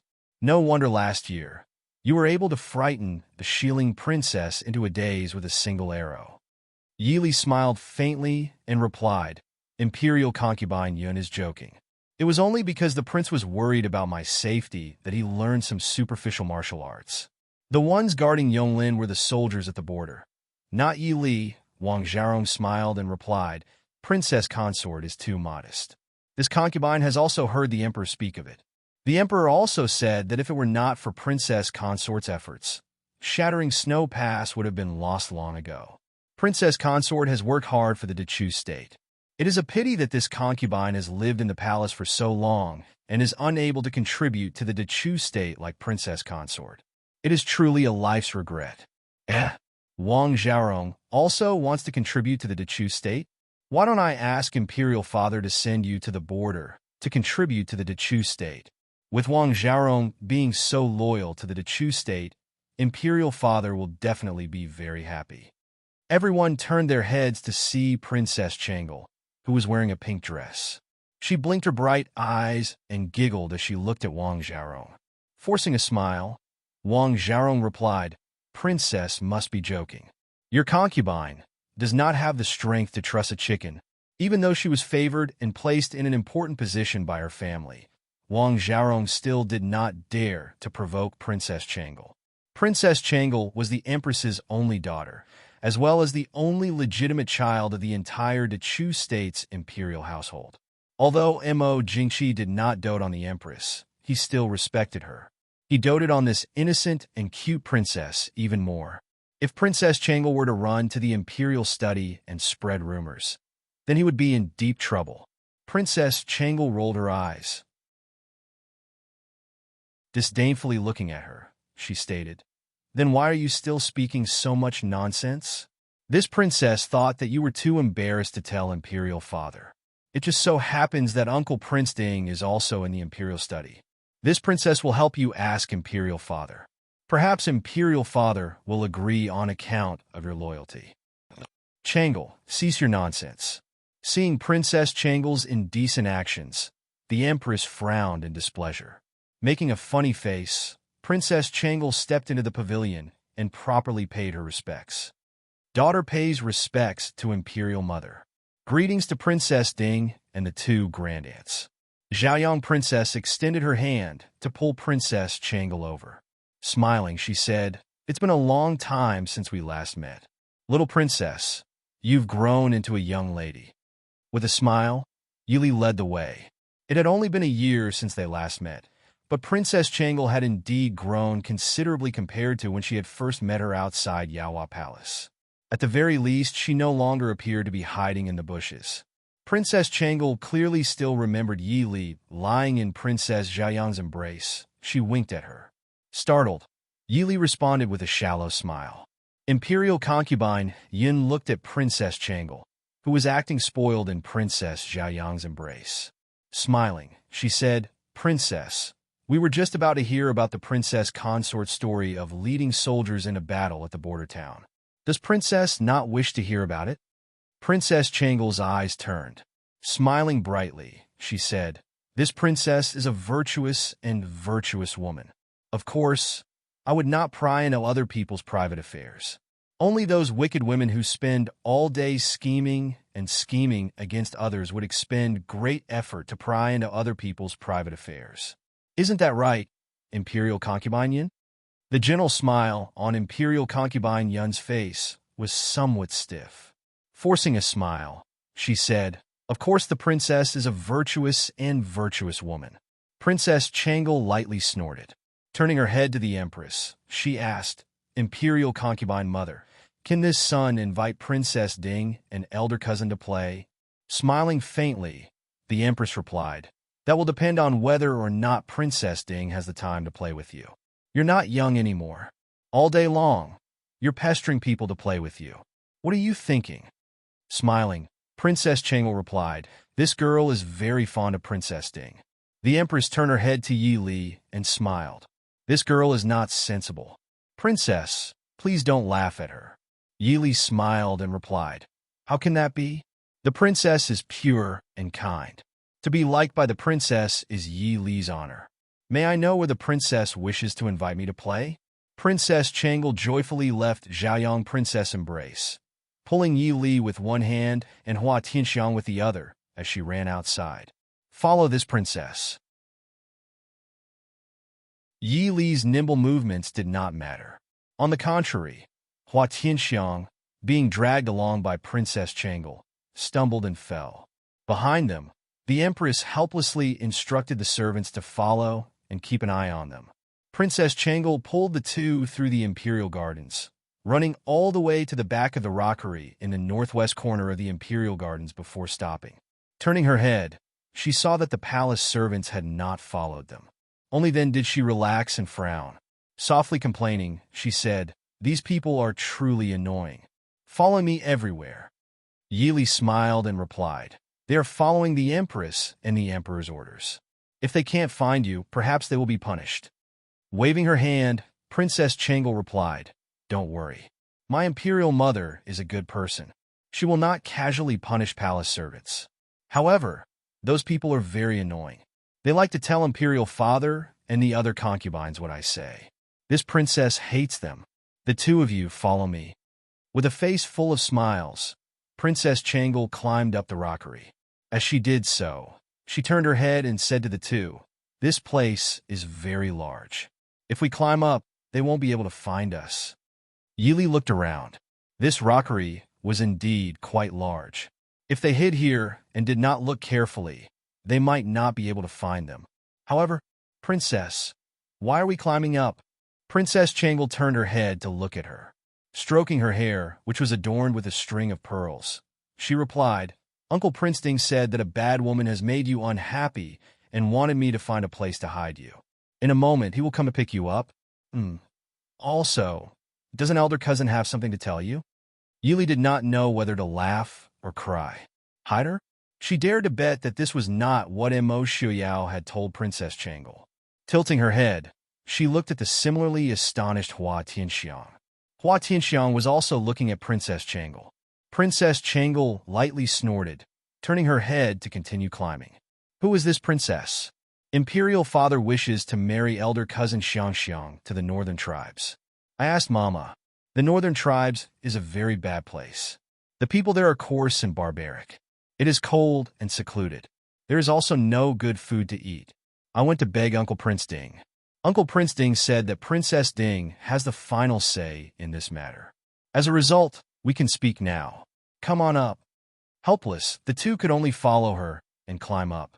Sure enough, there was a place halfway up the rockery where people could hide.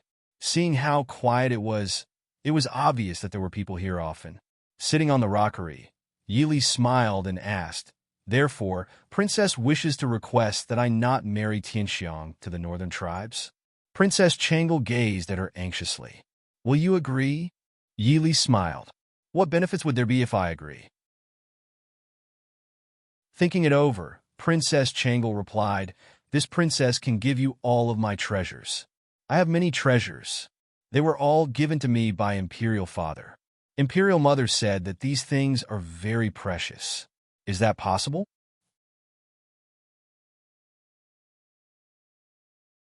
Chapter 249.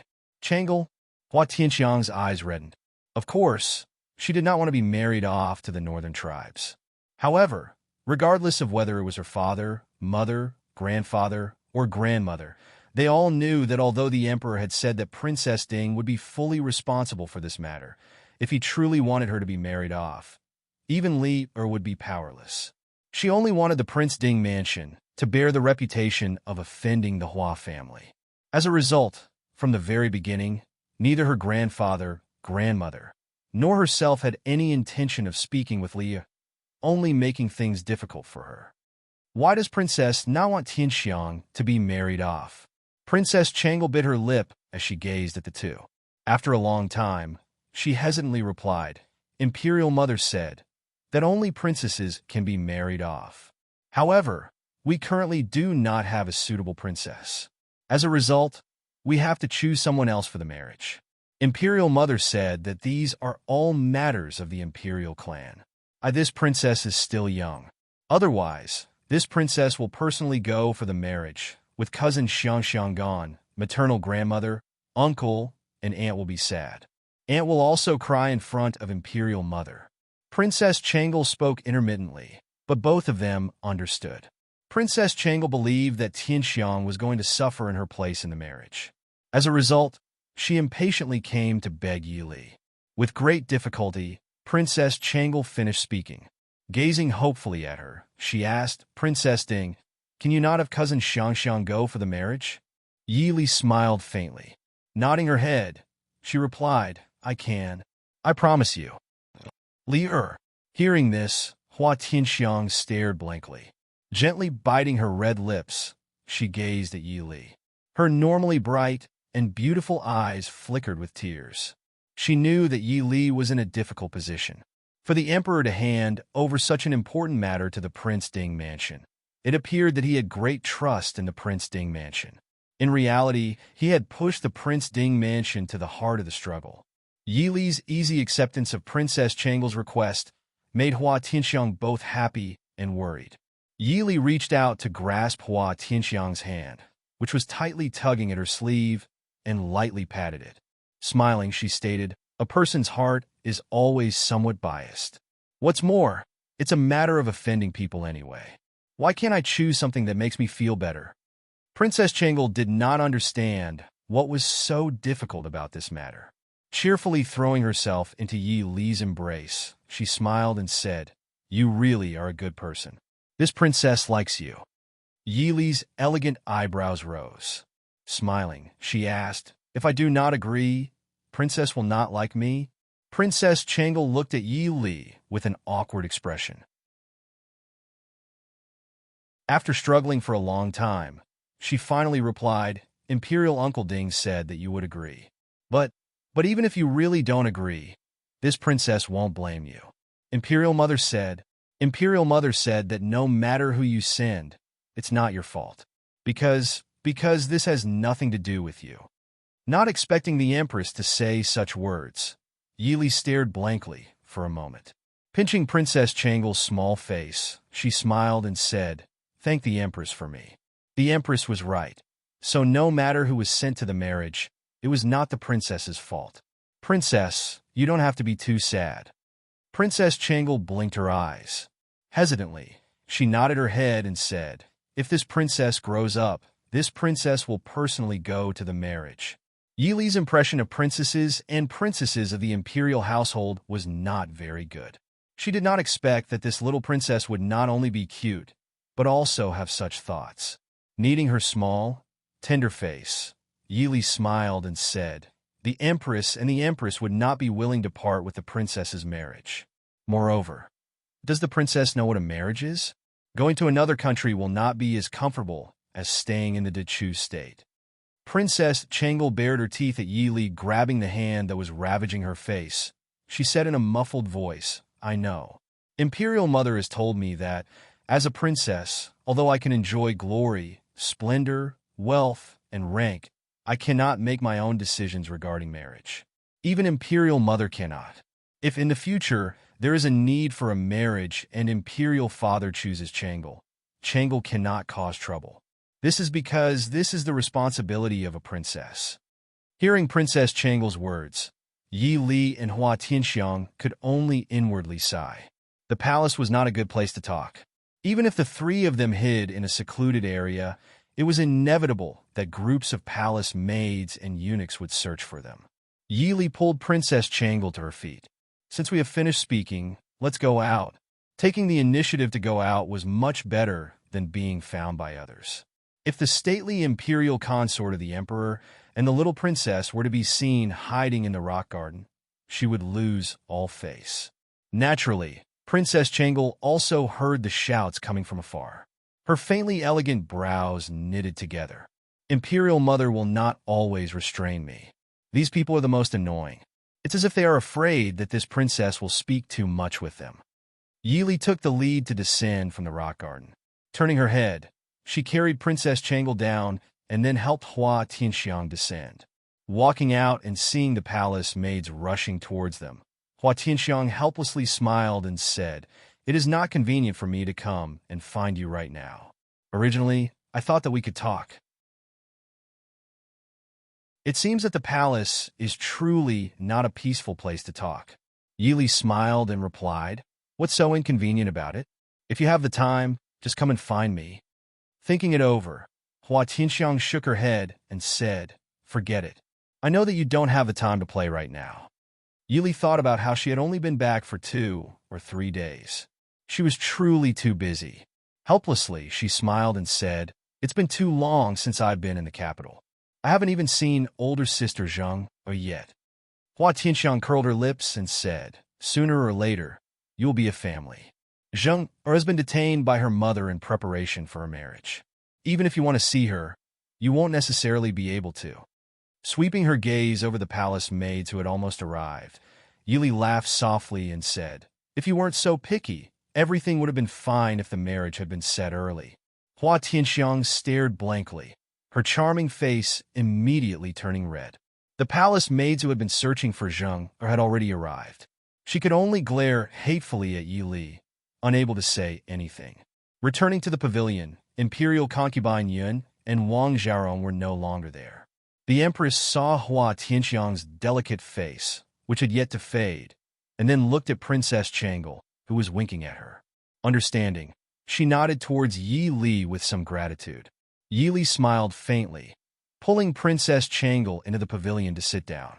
Only Xiaoyang Princess, Xiaoran Princess, and Princess Ronghua remained in the pavilion. Although the other noble ladies wanted to plead for their daughters, they knew that the palace was not a place where one could do as they pleased. As such, they did not come forward to disturb them. As soon as Yi Li sat down, she sensed 2 unfriendly gazes directed at her from across the pavilion. As always, Princess Xiaoran was picky and contemptuous, while Princess Ronghua glared at Yi Li with even more resentment than her mother's. Yi Li picked up the teacup that a palace maid had just brought over. Just as she lifted the lid, Qing Yu, who was behind her, suddenly spoke, Princess Consort has overworked herself recently and is weak and cold. Sir Shun has instructed that Princess Consort should avoid green tea." Yi Li's hand paused. Holding the teacup, she lightly inhaled. Regretfully, she sighed, "This is first-rate Longjing tea. It is a waste of Her Imperial Majesty's good tea." The Empress's eyes flashed, a trace of coldness flitting across her brow. Smiling at Yi Li, she said, "This Longjing tea is indeed good. However, the body is still more important. If you like it, I can have someone send some to the Princeton mansion." Yi Li was not polite. Smiling, she replied, "Then, many thanks to Her Imperial Majesty. Imperial Majesty, please do not blame me for being greedy." Princess Changle sat in Yi Li's embrace. Blinking her clear eyes, she stood up and said, "Imperial Mother, Changle is going to practice calligraphy." Chapter 250. The Empress dotingly looked at her daughter and nodded. "Go." After Princess Changle disappeared, Princess Ronghua looked critically at Yi Li. With a light snort, she said, "Princess Ding, aren't you proficient in both civil and martial arts? When did your body become so weak that you can't even drink a cup of tea?" Yi Li smiled at Princess Ronghua and replied, "Princess must be joking. However, if there is something wrong with the body, it is natural to have a physician examine it as soon as possible. Concealing one's illness for fear of treatment is not a good thing. What do you think, Princess?" Princess Ronghua proudly raised her eyebrows. Picking up the teacup, she took a sip and said, "This princess has never heard of someone who cannot drink tea because they are unwell. Enough, Ronghua." Seeing Princess Ronghua being so overbearing, Xiaoyang Princess frowned in displeasure. "You are an unmarried girl. Can't you speak properly?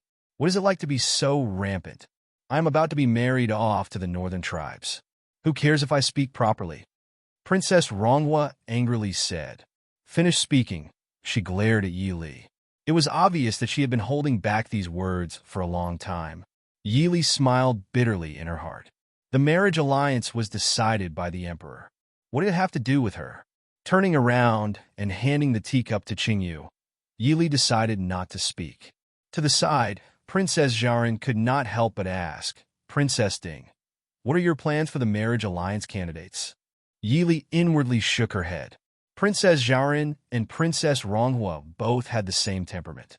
Probably because they were born into the imperial family, they were used to being arrogant. Even at this time, their words carried a commanding tone. The emperor's desired candidates are all listed. Yesterday, the prince brought them back to the residence. I have not had the time to look at them. I am unable to answer Princess's question.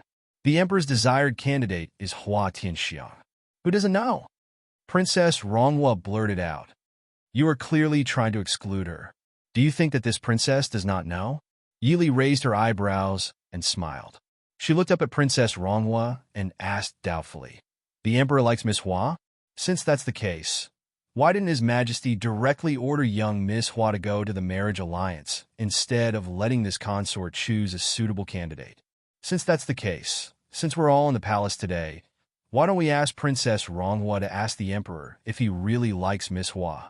That way, this consort won't be able to pick someone who doesn't meet the emperor's expectations. Princess Ronghua, what do you think? Princess Ronghua was so angry that her face turned white. Although she didn't know much about politics, it didn't mean that she didn't know anything. Why didn't the emperor directly issue a decree for Hua Tianxiang to marry? As a close relative of the imperial family, even if she didn't think of it herself, others would have told her. If she really went to the emperor to ask, she was afraid that she would be the only candidate for the marriage alliance. This Yi Li actually dared to scheme against her. Just like that woman Ying, no one with the surname Yi was a good person. Princess Ding. Zhaoyang Princess looked at the resentful Princess Ronghua and sighed helplessly. She didn't have any children, and Princess Zhaoran also only had this one daughter, so it was inevitable that she would spoil Ronghua too much. She didn't want to spoil her to have such a domineering and brainless personality. Princess Ding lost her mother when she was young.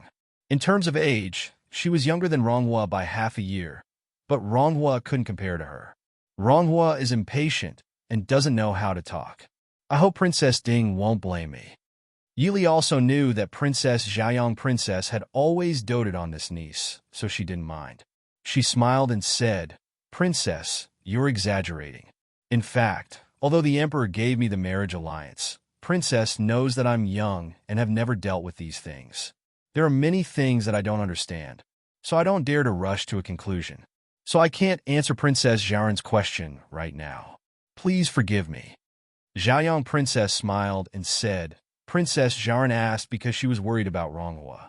Wang Fei doesn't have to take it to heart. Nyang Yang, Prince Ding has come. The palace maid outside the pavilion reported. The empress turned to look at Yi Li and said with a smile, Everyone says that Prince Ding and Wang Fei are very loving. I didn't believe it at first, but now I do. It's only been a short while, and Prince Ding can't wait? Invite Prince Ding over. A short while later, Mo Shuyao slowly walked over. He stood outside the pavilion and scanned the people in the pavilion. He smiled faintly and said, Empress, sorry to disturb. The empress smiled and said, Prince Ding has come to take Wang Fei back. Mo Shuyao nodded slightly. He looked at Yi Li with a smile in his eyes and said, Li and I still have some matters to attend to and have to return to the Fu first. So we came to disturb Empress's mood. Please forgive us.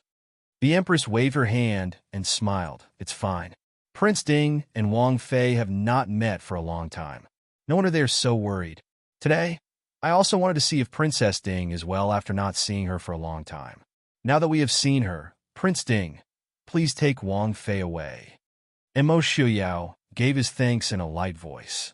He reached out to hold Yi Li's hand and nodded at Zhaoyang Princess before bidding farewell. The two walked hand in hand in the imperial garden. The noble women, admiring the flowers in the garden, sensibly retreated. Mo Shuyao's body had recovered, but the mask on half of his face still made many people afraid. There had once been a rumor that one of Prince Ding's fiancées had been scared to death by his disfigured face. Also, the present situation at court was delicate. Even if there were people who admired Prince Ding's presence, they would not come up to talk in the Imperial Garden. Yili was naturally in a good mood to be able to leave the Imperial Palace early. A faint fragrance wafted through the Imperial Garden. Yili leisurely walked beside Emo Xiuyao, enjoying this tranquil time. She did not forget to show concern for Emo Xiuyao's mood. "What is it? What did the Emperor say? You don't seem to be in a good mood." Emo Xiuyao tilted his head to look at her and asked, "What was in the tea just now?" Yili looked in shock at him. How did he know what had happened in the pavilion so quickly? There should be something like musk and safflower. Qingyu has gone to investigate. There should be a result when we return. Seeing that his expression was not good, Yili still told him everything she knew. She was also curious about what had been put in her tea. Those things did have some effect on the body, but the effect on her was limited. She really did not understand why those people would take the risk to put those things in her tea. Even a laxative would be more effective than those other medicines. Emo Xiuyao stopped walking. He tilted his head to look at Yi Li and asked, "Yi Li, do you know what the effects of those medicines are?" "Clearing the meridians and promoting blood flow, stopping pain. Li, when we return to the Fu, you will study medicine with Mr. Chun for a month." After a moment of silence, Emo Xiuyao finally opened his mouth to speak. "Medicine?" Yi Li's lips twitched. All right, it wasn't that she didn't know that these two medicines had another effect, but at the same time it was said that it was not reliable. Also, it had no effect on them at all right? Emo Xiuyao was angry, but he did not let go of Yi Li's hand. He pulled her out of the Imperial Garden. Seeing that Emo Xiuyao did not speak to her and only continued to walk forward, Yi Li felt that something was strange. She had never seen Emo Xiuyao angry before. It should be said that she had never seen Emo Xiuyao angry with her before. She tugged at Emo Xiuyao's hand that was holding hers. "Xiuyao." Emo Xiuyao tilted his head to look at her. He still did not speak. Yi Li helplessly sighed. All right, it was her fault. She should not have acted so careless. Chapter 251. Are you really angry? It's not that I don't care, it's just that it doesn't affect us, so I'm not that nervous. Yi Li couldn't help but despise herself in her heart. Emo Xiuyao just didn't want to talk to her. What was she trying to explain? Of course she was angry that she was drugged in the palace, and she could guess who did it. She had even thought of a return gift. It was just that what the other party drugged her was a bit out of her expectations, so she acted a bit more casual. Why wasn't Emo Xiuyao angry at the person who drugged him, but at her instead? Most importantly, why did she have to explain to him as if she was wronged? It doesn't affect you? Emo Xiuyao raised Yi Li's beautiful face to look at himself.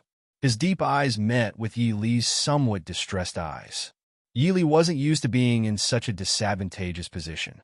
She struggled uncomfortably and said, "Yes, I know that the drug is said to have that effect, but we don't have it, and that statement doesn't seem to be reliable. Besides, I didn't drink it." Was Emo Xiuyao really worried that she wouldn't be able to have children in the future after being drugged? Looking at Emo Xiuyao's still low pressure, Yi Li thought in hindsight. "Li, Prince Ding, Princess Ding, why are you here?" Emo Xiuyao was just about to speak when a cold female voice covered his voice.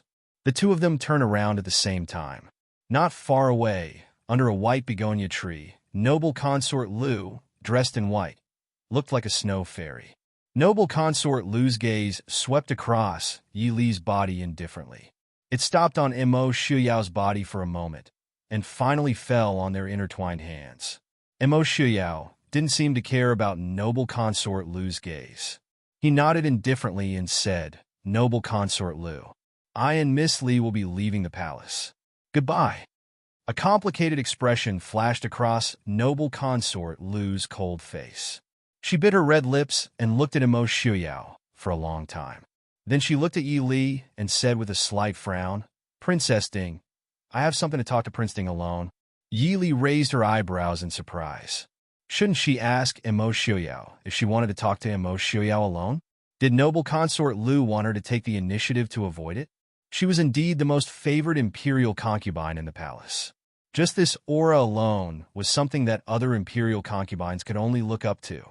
Yili was about to speak when Imo Xiuyao tightened his grip on her hand. Yili raised her head and saw Imo Xiuyao's deep and angry eyes. She had to turn her head to noble consort Lu and say apologetically, "I'm really sorry, Prince, and I have something to do, so we have to leave the palace in a hurry. I'm afraid we don't have time to talk to you today." Noble consort Lu frowned and looked at Imo Xiuyao. Imo Xiuyao said indifferently, "Goodbye." Noble consort Lu's face turned pale. She clenched her hands tightly under her sleeves. She took a deep look at Yi Li and turned to leave without saying a word. Seeing noble consort Lu leave resolutely, Yi Li looked at Imo Xiuyao with some worry. She'll be okay, right? Yi Li had of course heard about noble consort Lu's feelings for Imo Xiuyao. Although as far as Yi Li knew, these two people had never met alone. But it was undeniable that Imo Xiuyao's merciless rejection made her feel much better. "Let's go back."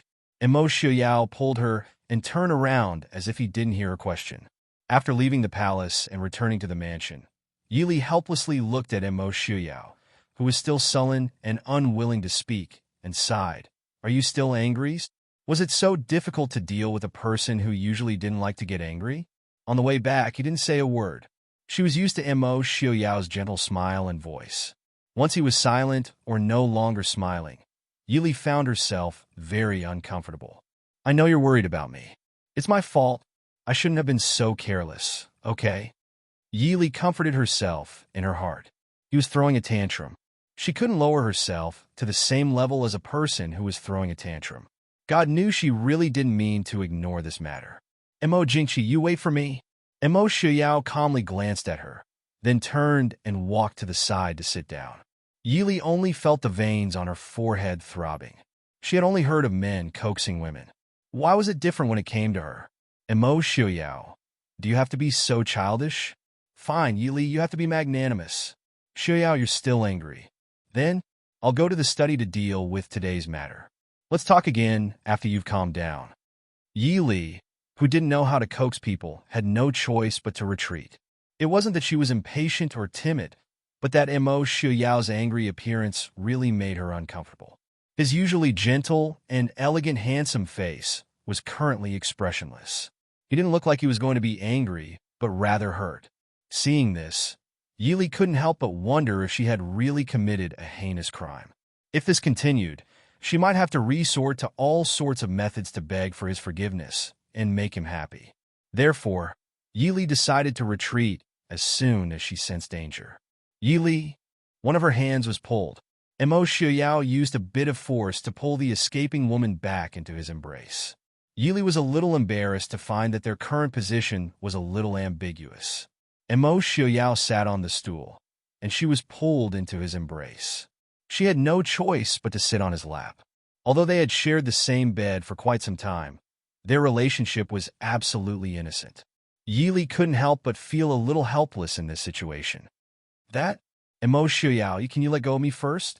Yi Li swallowed her saliva. She wanted to cry, but had no tears. She didn't want to appear so useless. No matter who she faced, she could handle it with ease. However, when facing Imo Xiuyao, she would occasionally doubt her own intelligence. Imo Xiuyao looked at her quietly. His gaze was deep and sad. "Yi Li, who do you think I am to you?" Who? Yi Li wanted to cry, but had no tears. She must be crazy to think that Imo Xiuyao was sad. The most important thing for her to do now was to break free from Imo Xiuyao and leave as soon as possible. Her intuition as a special forces soldier told her that if she stayed any longer, something bad would happen. "That didn't we get married a long time ago? Of course I think of you as my husband." His deep eyes blinked. "Then, have we forgotten something?" "Forgotten what?" Yi Li said blankly. Imo Xiuyao leaned against her neck. His warm breath blew on her smooth neck. His elegant and clean breath made her feel hot and helpless. "Consummate our marriage," Imo Xiuyao said softly in her ear. Boom! Yi Li's mind seemed to have experienced a huge explosion. Her mind went blank. However, Imo Xiaoyao didn't intend to give her time to think. He lifted her small chin slightly and lowered his head to cover her soft lips. Imo Xiaoyao.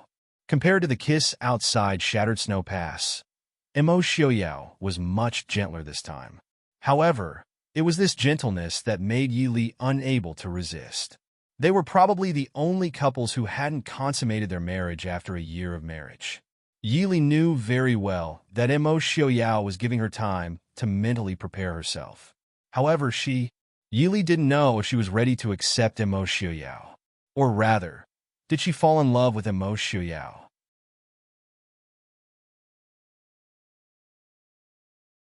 Chapter 252. Test. Imo Xiaoyao faintly raised an eyebrow. Qing Yu hurriedly nodded and said, "Medicines like musk aren't very harmful to ordinary people. It's impossible to achieve the effect of sterilization after 1 or 2 uses. But it is very dangerous for pregnant people." Dr. Shen also said after seeing the tea this servant brought back. If the princess consort is pregnant, just 1 sip of that tea is enough to miscarry. The study was silent for a moment. Imo Xiaoyao waved his hand. "You can leave. You're the only one who understands medicine by Miss Li's side. Be more careful." "This servant will leave." Qing Yu secretly sighed in relief. She bowed and hurriedly left. When His Highness was angry, even if he didn't show it on his face, just the low pressure was not something that little girls like them could endure. Qing Yu left. The study was silent. Imo Xiaoyao's usually gentle and deep eyes were full of haze. Imo Jingqi really knew how to plan ahead. He had just recovered and was already impatient to test Miss Li. Perhaps he also wanted to test if he had truly recovered. Or was he really so confident that he did not dare to touch him? "Someone come." "Prince?" A gray-robed figure appeared in the study. "Prince, we've already investigated." It was Wang Xiaorong who had people drug the tea. It is said that when the emperor was favoring Wang Xiaorong, he inadvertently mentioned the princess consort's children. Wang Xiaorong wanted to use this as a pretext to gain favor, so she drugged the tea. Imo Xiaoyao sneered. "It's just Xiaorong. Her people have the ability to drug the empress tea?" The gray-robed man naturally did not dare to answer. He also understood that the prince did not want to hear his answer. He only asked, "Wang Xiaorong is scheming for the Prince Ding Mansion's children. Prince, should we—" Imo Xiaoyao shook his head. His smile was bone-chilling. "No, since she likes to drug the tea so much. When I get back, I'll have Qingyu concoct the medicine according to that cup of tea. I'll watch her drink it for 3 months. Prince, Wang Xiaorong might be pregnant. Do you not understand Ai's words?" The gray-clothed man felt a chill in his heart. He hurriedly lowered his head and said, "This subordinate obeys." In the bedroom, Yili slowly opened her eyes. The slight discomfort in her body made her frown. Recalling what had happened earlier, the scenes of their passionate entanglement flashed through her mind, and her face, which had become even more beautiful after the pleasure, suddenly flushed red. Yili helplessly patted her cheeks. She wrapped herself in the quilt and shook her head desperately, trying to get rid of the blushing images in her mind. The discomfort in her body made her moan uncontrollably. "Yili, you're so useless and embarrassing." Yili couldn't help but grind her teeth as she thought of that bastard who had disappeared to who knows where. If she still couldn't figure out that he had done it on purpose, then she was an idiot. But this idiot had taken it for real at the time. She had panicked when she saw his sad appearance. She had apologized in every possible way, but to no avail. She had even lost herself. Although she didn't know where the impulse came from, she didn't oppose it. "Li, are you awake?" Gentle footsteps came from outside the screen. Yili raised her head to see Imo Xiaoyao standing at the head of the bed looking at her with a smile. Seeing Imo Xiaoyao standing in front of her, Yili glared at him and asked, "Where did you go?" Imo Xiaoyao raised his eyebrows. He walked to the table and poured a cup of warm water to feed her. Yili quickly reached out to take it and drink it herself. Imo Xiaoyao didn't mind. He faintly smiled as he sat down by the bed and said, "I was afraid of waking you up, so I went outside to look at some things." "That's right. Han Mingxi came in the afternoon, so I had him stay in the guest courtyard first." Yili choked and swallowed the water in her mouth before saying, Han Mingxi is here? Why is he so fast? I'll go see him. His warm lips pressed against hers, blocking the words that were about to come out of her mouth. Their lips gently rubbed together for a while. Mo Shuyao took the teacup from her hand and put it to the side. He said in a low voice with a smile, Li Li, it's not too late to see him tomorrow. But Yi Li slightly frowned. Mo Shuyao didn't allow her to refuse. His index finger gently touched her delicate red lips. Li, if you care too much about other men, I'll get jealous. Yi Li's clear eyes flashed. She looked at him and said, So what if you're jealous? I'll get jealous. Maybe I want to kill him to silence him. Mo Shuyao said with a faint smile. Yi Li raised her eyebrows. So you did it on purpose today? Mo Shuyao didn't deny it. His Li Li was simply too smart. There was no point in denying it. I just thought today was a good day. Gently leaning into his embrace, Yi Li softly sighed and said, As long as you don't betray me, I won't betray you. Even if Mo Shuyao betrays the world, he won't betray Li Li. In the end, Yi Li couldn't win against Mo Shuyao. Someone once said that when you get used to retreating from someone, it's very likely that you'll fall in love with them. Yi Li wasn't someone who liked to deceive herself. Mo Shuyao was her husband. Other than her blood relatives, he was the closest person to her in this world. She didn't want to deny the fact that she might have fallen in love with Mo Shuyao.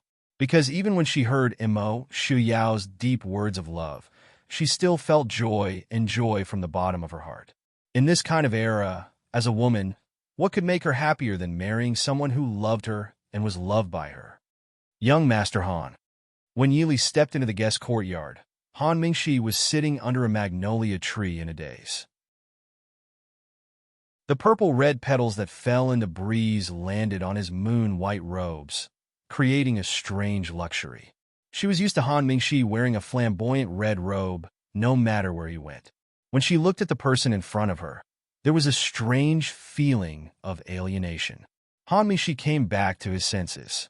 Looking at the graceful woman slowly walking towards him, he couldn't help but be slightly dazed. But he quickly recovered. Junwei, Wang Fei. Yi Li smiled helplessly and said, I'm not used to hearing you call me that.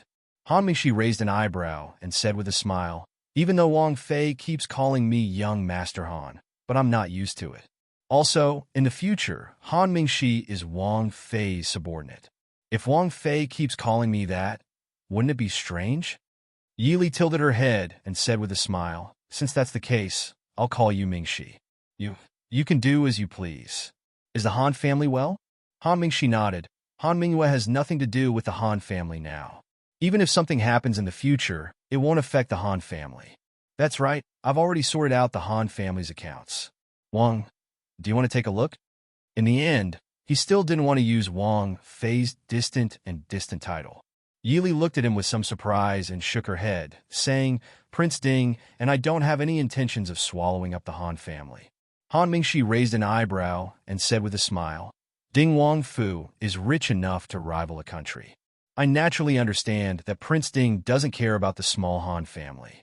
But since I've already sworn loyalty, I naturally have to show some sincerity. Yi Li said with a smile, Even if the Han family is truly loyal to the Prince Ding mansion, there's no reason to empty out the Han family. The Han family is still the Han family. The Han family's properties are still surnamed Han. Those accounts give me a headache just looking at them. So Mingxi should take back the Han family's accounts and slowly look at them. Maybe you can talk to an heir and in San, Lin Han and Zhuo Jing. They've also been looking at the accounts recently. Han Mingxi thought for a moment and then nodded with a smile, saying, Understood. If there's anything you need me or the Han family to do in the future, just let me know. Yi Li nodded. Very good. It just so happens that I have some new collaborations. If you've eaten breakfast, we can go to the study to talk. If you haven't, we can eat breakfast together.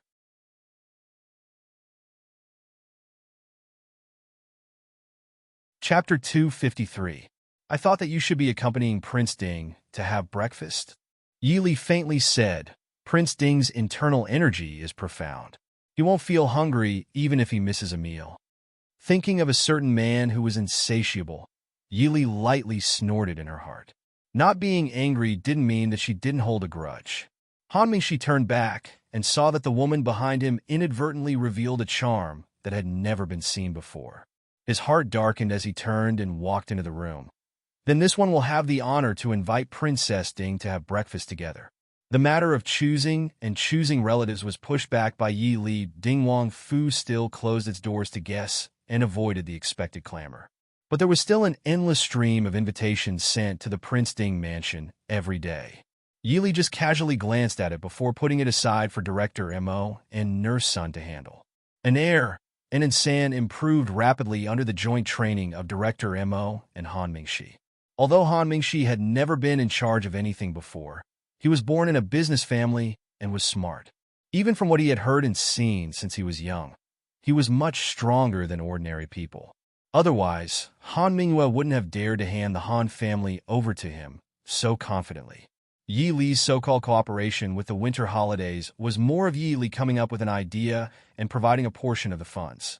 And the specific operations would all be handled by Han Mingxi. By the time she was almost done with the discussion with Han Mingxi, it was already a matter of several days later. Yi Li thought of the Ding Wang Fu's elites that she had thrown into the valley and didn't know how they were tortured. Looking at the time, she decided to go and see them first.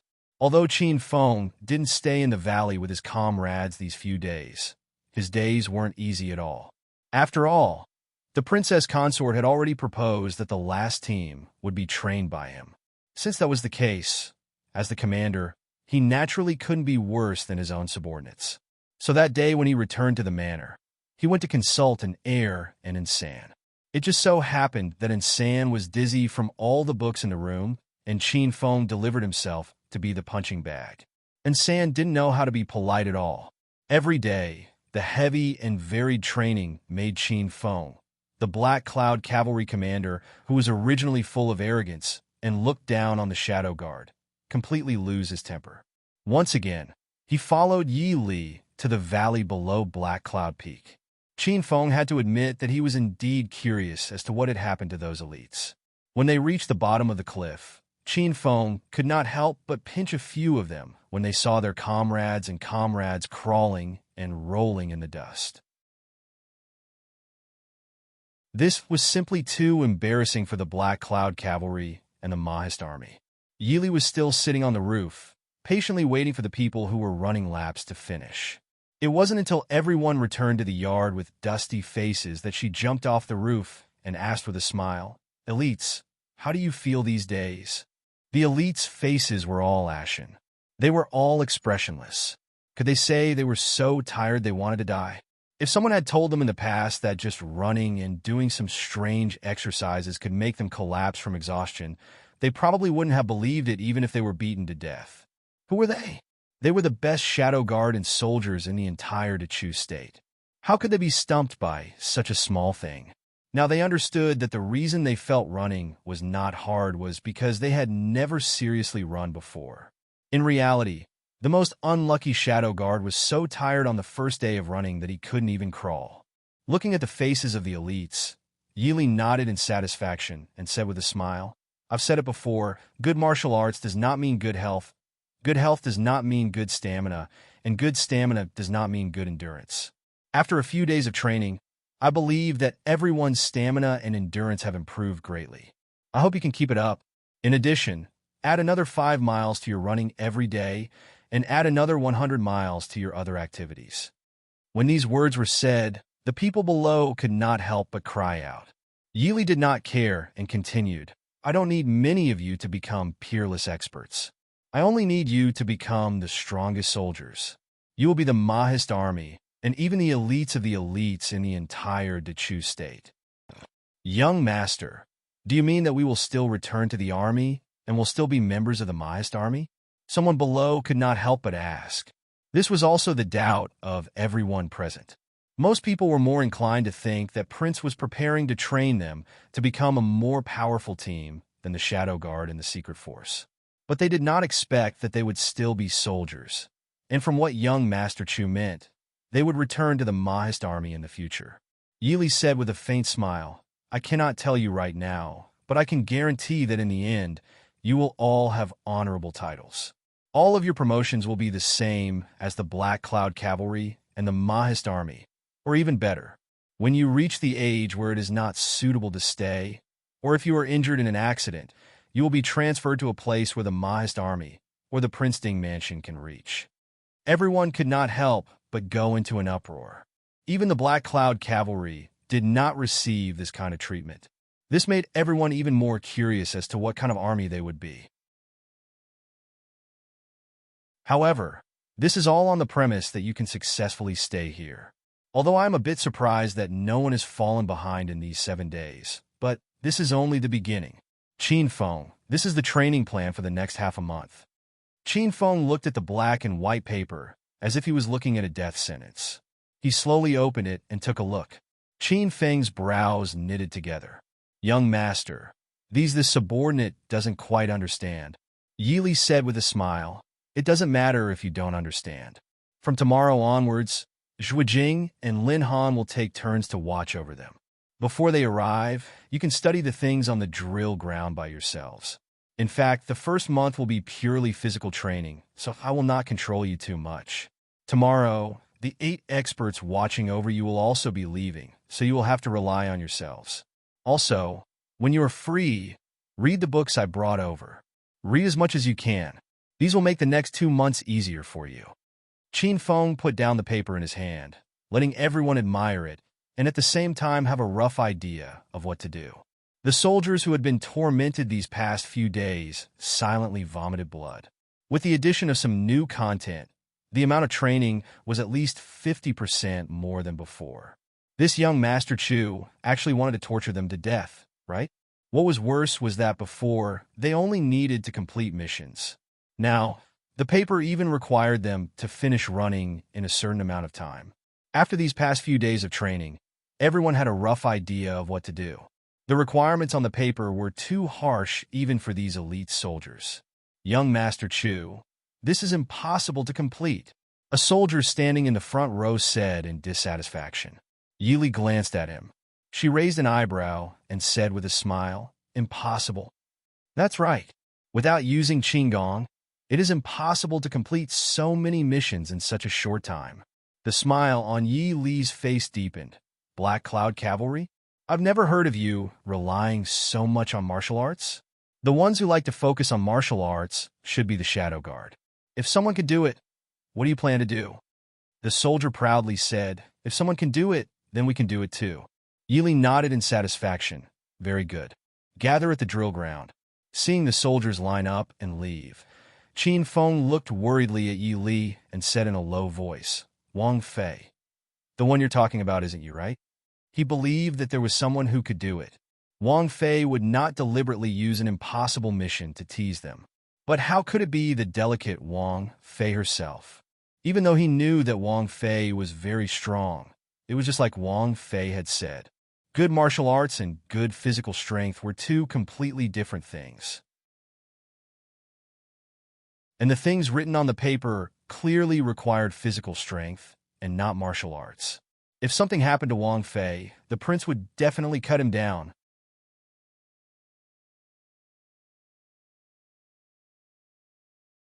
Chapter 254. Yi Li lowered her head and looked at the clothes on her body. In order to deal with such an unexpected situation, Yi Li had specially worn a suitable set of clothes. After all, she had a lot of experience in training. The reactions of these elites were basically what Yi Li had experienced when she was scolding people and when she was being scolded. Even if she guessed, she could guess a few things. The craftsmen in charge of the construction of this valley were very dedicated. The training field outside the courtyard was completely in line with Yi Li's requirements. A group of unconvinced soldiers stood on the drill ground and stared dumbfoundedly at young Master Chu, who was much taller than them and was also very skinny and weak, running calmly while carrying a few dozen kilograms of weight on his back. In the beginning, no one paid attention. However, when he ran 5 or 6 laps around the training field and his breathing was still stable, everyone finally realized that this young Master Chu was indeed not simple. After 10 laps, young Master Chu did not stop to rest.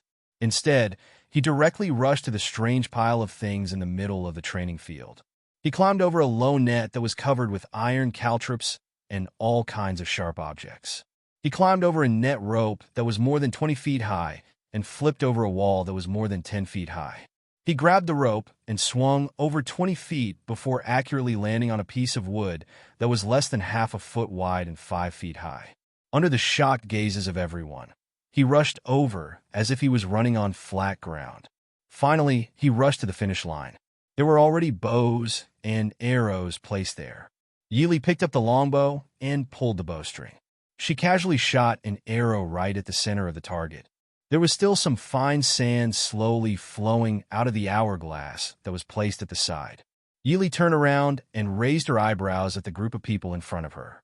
In her heart, she let out a long sigh of relief. Actually, the series of actions last night was still a bit difficult for the current her.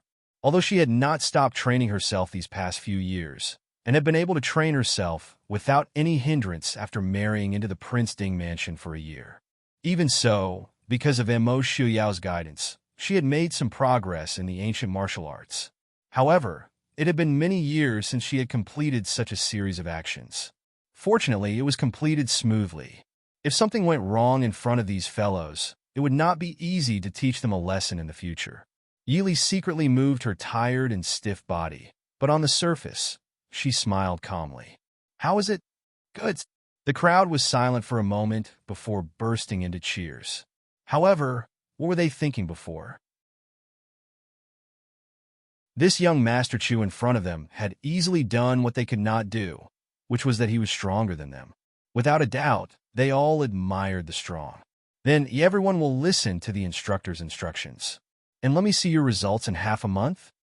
"Yes, young master," everyone replied in unison. After dismissing everyone, Yili's originally smiling expression immediately collapsed. He leaned against the balance beam and sighed bitterly. Qin Feng saw this and raised his eyebrows. This subordinate thought that it would be easy to be the princess consort. Yili waved her hand helplessly. "No matter how easy it is, it can't withstand not practicing for too long. I'm rusty. I almost fell from the top just now. As expected, I was too busy after coming back. I didn't even have a chance to familiarize myself with the field. But it's nothing. If you really go to the battlefield, it will give you time to familiarize yourself with the field." Qin Feng frowned and said in confusion, "Princess, you don't have to work so hard." Yili smiled and said, "Not really. Compared to testing this and that in the capital, I would rather stay here. If I don't work hard, will those arrogant fellows be convinced? This is just the beginning.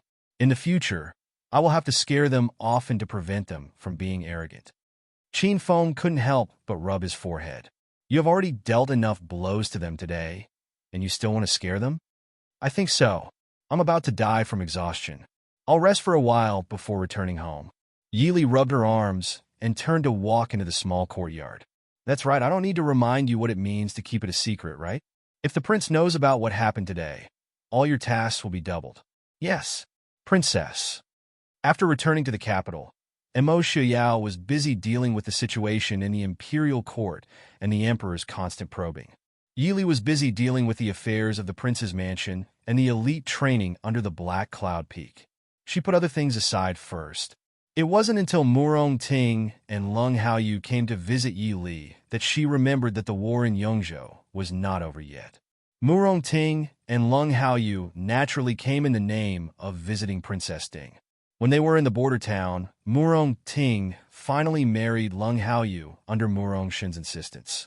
Now that she had returned to the capital, she had changed from the former eldest miss of General Murong's mansion to the second madam of the Lung family. Mo Xiuyao definitely had something to do with Murong Ting marrying Lung Haoyu so quickly. For this reason, Yili felt a little guilty towards Murong Ting. It wasn't until she saw that Murong Ting was still radiant that she was relieved. It seemed that Murong Ting could still make her happy no matter what the situation was. With Lung Haoyu's infatuation for Murong Ting, he probably wouldn't bully her. "Murong, young Master Lung, I'm really sorry for missing your wedding." Looking at Murong Ting, who was still dressed in red and in high spirits, Yili smiled apologetically. Murong Ting waved her hand indifferently and said with a smile, "What's there to be sorry about? It's all my father's fault for wanting me." As she spoke, She glared angrily at Lung Haoyu, who was sitting beside her. However, there was obviously a different kind of coquettish pout in her eyes that had never been seen before. Lung Haoyu smiled at Murong Ting good-naturedly and didn't refute. Yili only shook her head faintly and smiled. Lung Haoyu was able to tolerate Murong Ting's temper so much. It seemed that he was indeed very affectionate. One must know that Lung Haoyu's temper wasn't much. Leaving Imo Xiaoyao and Lung Haoyu to discuss the matter, Yili pulled Murong Ting to the side and chatted. Murong Ting looked at Lung Haoyu and Imo Xiaoyao, who were sitting not far away, with some doubts. She wasn't stupid. Although she had been married to Lung Haoyu for less than a month, she still vaguely felt that the private Lung Haoyu was different from the person she used to know. Now that she saw him sitting together with Prince Ding and talking, with a serious and focused expression on his face that she had never seen before, Murong Ting was even more certain in her heart. If Lung Haoyu was really a good-for-nothing playboy, even if it was for Yi Li's sake, Prince Ding would never sit there and talk with him. Murong, what's wrong? Murong Ting looked at her with some doubts and said, "Are you hiding something from me?" Yi Li raised her eyebrows and looked at her with a smile. "Who do you think is hiding something from you?" Murong Ting said with some distress, "I feel that Lung Haoyu is different from the person I used to know. Sometimes I wonder if I really know him." Although Lung Haoyu still acted as if he loved to eat, drink, and play as usual, he didn't care about worldly affairs. But they were husband and wife. How could Murong Ting not know that Lung Haoyu was busy in the study until midnight, although no one knew what he was busy with? Yili looked at Murong Ting calmly and asked softly, "Murong, do you feel happy after getting married? How are you getting along with second young Master Lung?"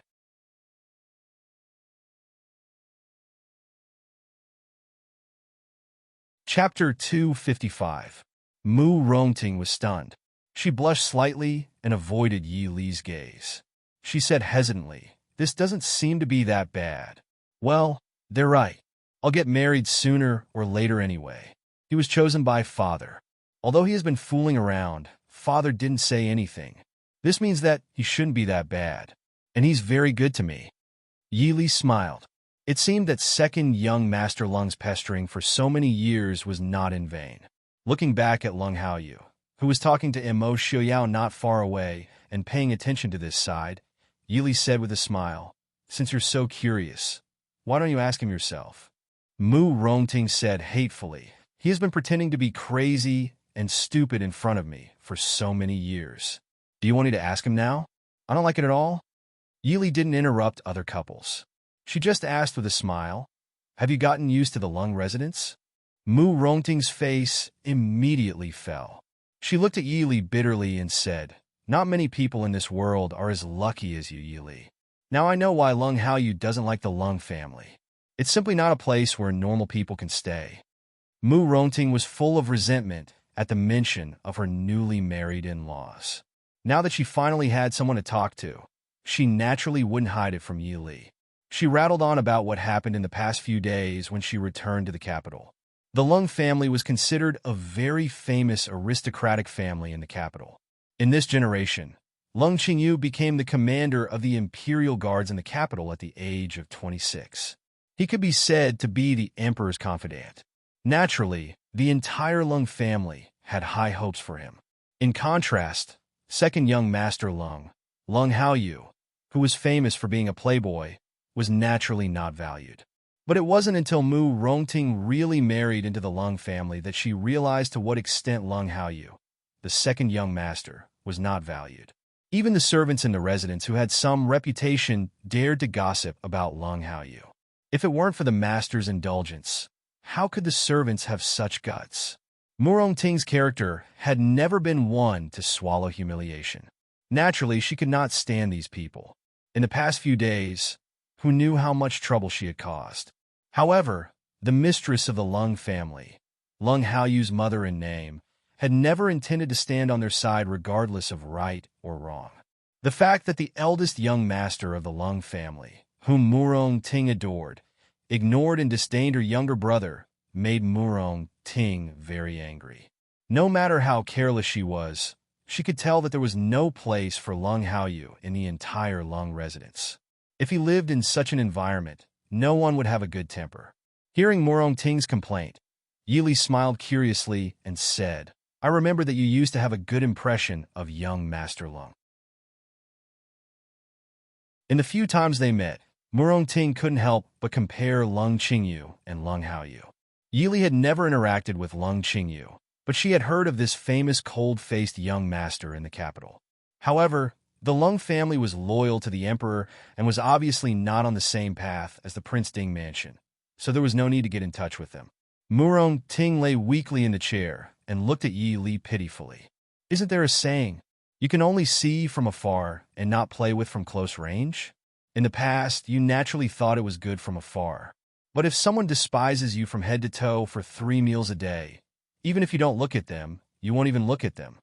Even when he looks at you like you're dirty, you can't give it to him. Yili raised her eyebrows. Is this how Lung Qingyu treats second young Master Lung? Murong Ting shrugged. In fact, except for Lung Haoyu's father, his whole family treats him like this. I really can't bear to wear that damn place at all. Unfortunately, no matter what, I can't run back to the Murong residence by myself. Otherwise, who knows what rumors will spread if outsiders find out.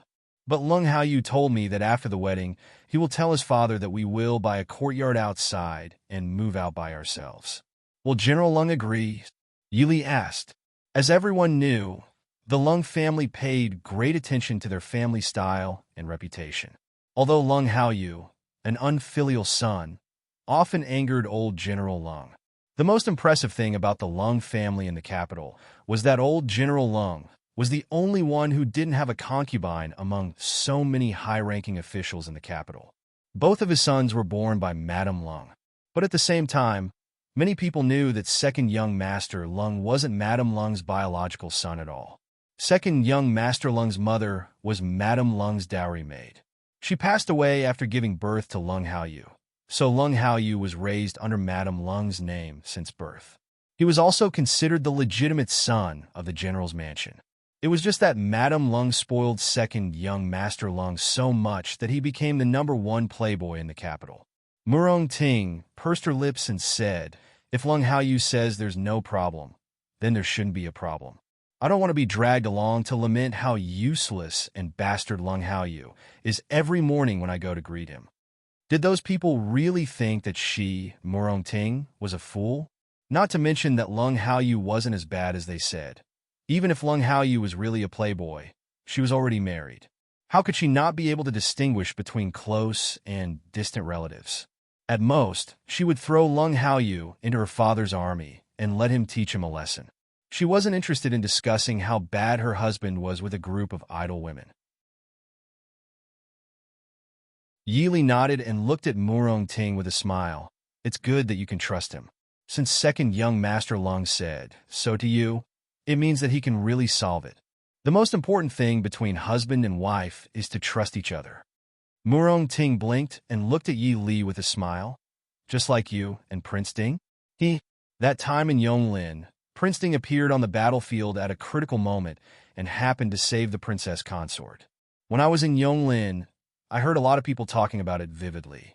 I'm afraid that it has spread throughout Jiangnan now. When I was in Yonglin City, those girls were so envious of Princess Ding. Yili rolled her eyes helplessly. On the other side, Mo Xiaoyao and Lung Haoyu finished their discussion, and Lung Haoyu got up and prepared to leave. Although Murong Ting was a little reluctant, she understood that they were all married now, especially Yi Li, who was very busy, so she didn't stay any longer and got up to leave with Lung Haoyu. Lung Haoyu looked at Mo Xiaoyao, who was standing at the side, and smiled at Yi Li. Princess Consort, Haoyu heard that the new patriarch of the Han family is now preparing for some hesitant new business, but I don't know if I have a chance to get involved. Yi Li glanced at Mo Xiaoyao and said with a smile, second young Master Lung is really well informed. Lung Haoyu didn't care and said with a smile, as a businessman, I naturally have some business channels. I've embarrassed myself in front of the princess. Yi Li smiled generously and said, since young Master Lung is interested, why don't you go and talk to young Master Han? I'm a shopkeeper who doesn't know anything.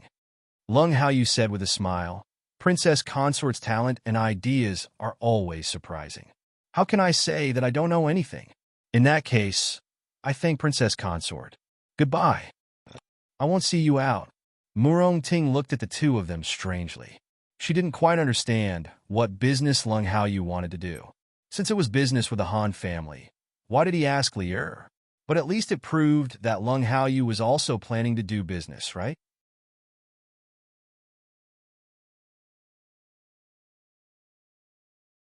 Chapter 256.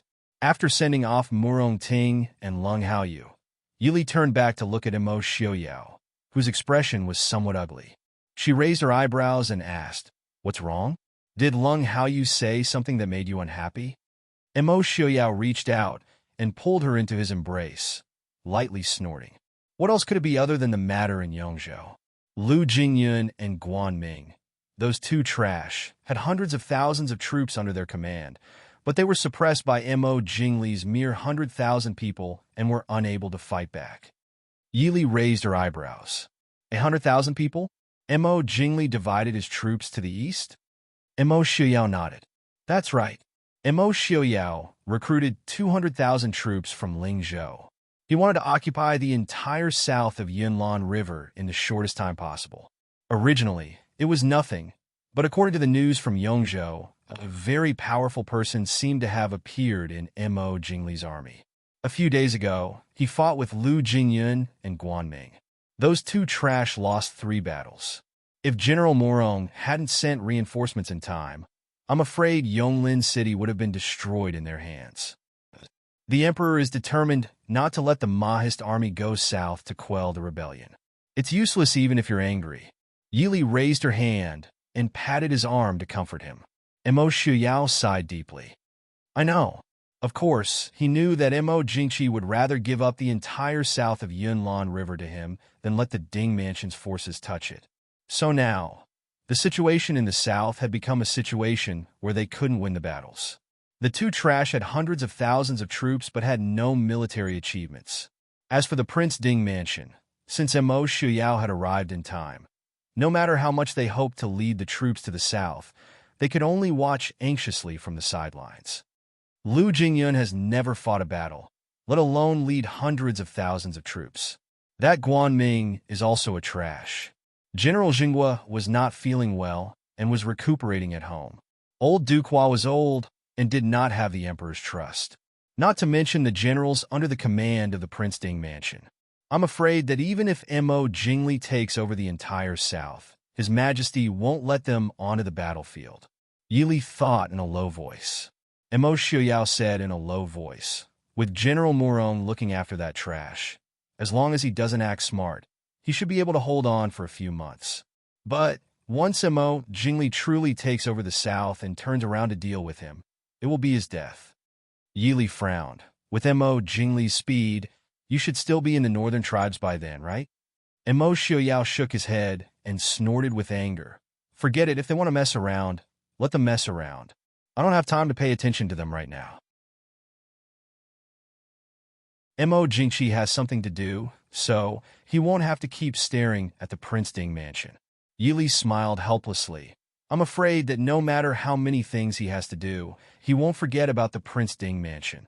Since he likes to stare at the Prince Ding Mansion, I'll let him stare as much as he wants. Li, let's go out for a walk. With one hand around Yi Li's slender waist, Mo Xiaoyao chuckled softly and turned to lead her out. Yi Li looked out at the sky in confusion.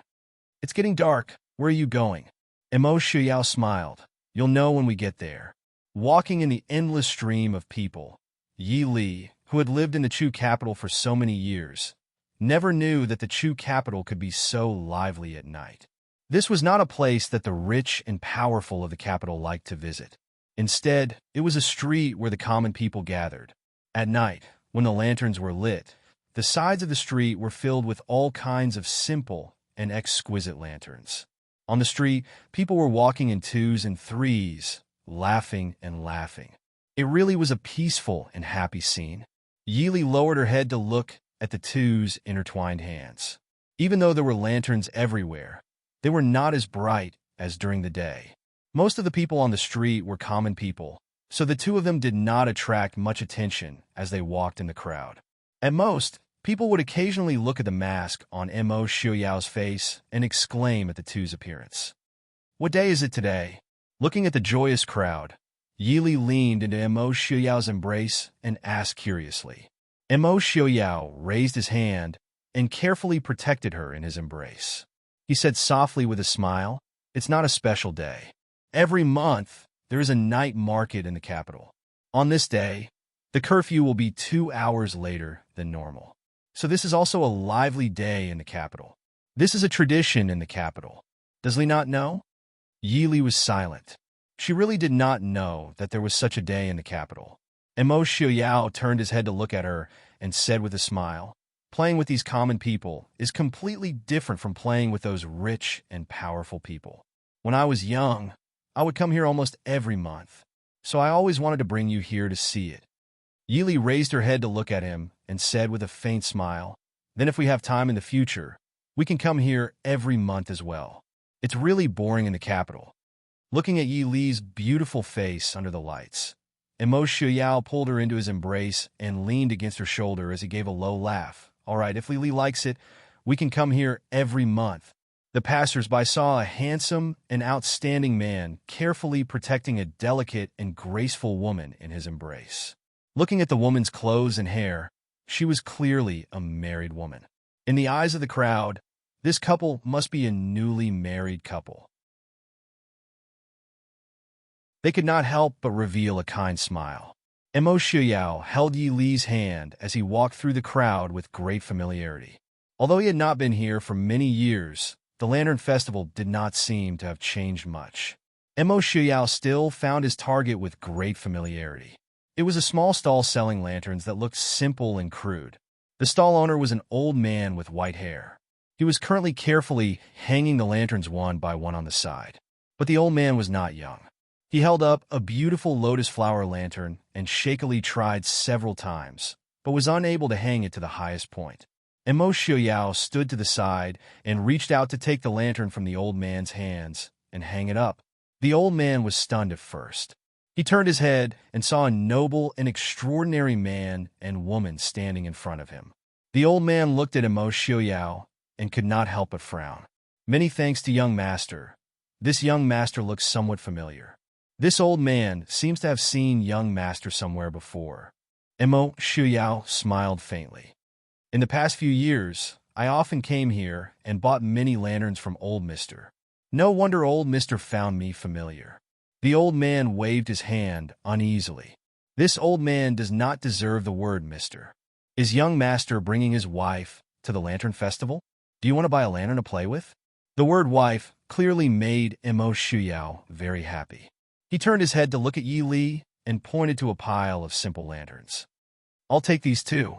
The old man looked at the two with some difficulty. Although the clothes of these two young masters and madams were not very extravagant, the old man had sold lanterns for most of his life. He had seen many people come and go. He could tell at a glance that these two were nobles. No matter how he looked at it, they did not look like people who would be interested in such simple lanterns. Yili also understood the old man's thoughts. She smiled faintly and said, "I'll take these too. They look simple and elegant, but they are also unique." The old man saw that the two of them seemed to really want these two simple lanterns. He nodded and took the lanterns and handed them over. Yili took them in her hands. They were indeed very ordinary lanterns. The workmanship could be considered exquisite, but compared to the other strange flowers and birds, they were only average. Even the paper on the outside was made from ordinary white paper, and some flowers were pasted on. Perhaps these two were made from the leftover materials after making other lanterns. Mo Xiaoyao took the lantern in Yi Li's hands and looked at it. He smiled at her and turned to pick up the brush and ink that the old man had placed at the side. After a moment, he stopped and nodded with satisfaction. He handed the lantern back to Yi Li. Yi Li lowered her head to take a look. She used the blank space on the original flower painting to draw a graceful woman. Some were holding scrolls, some were frowning, some were holding flowers, and some were holding swords. Although it was only a few strokes, it made people feel that the woman's graceful and beautiful appearance was vividly displayed on the paper. The originally monotonous and boring flower lantern suddenly became an exquisite and beautiful flower lantern.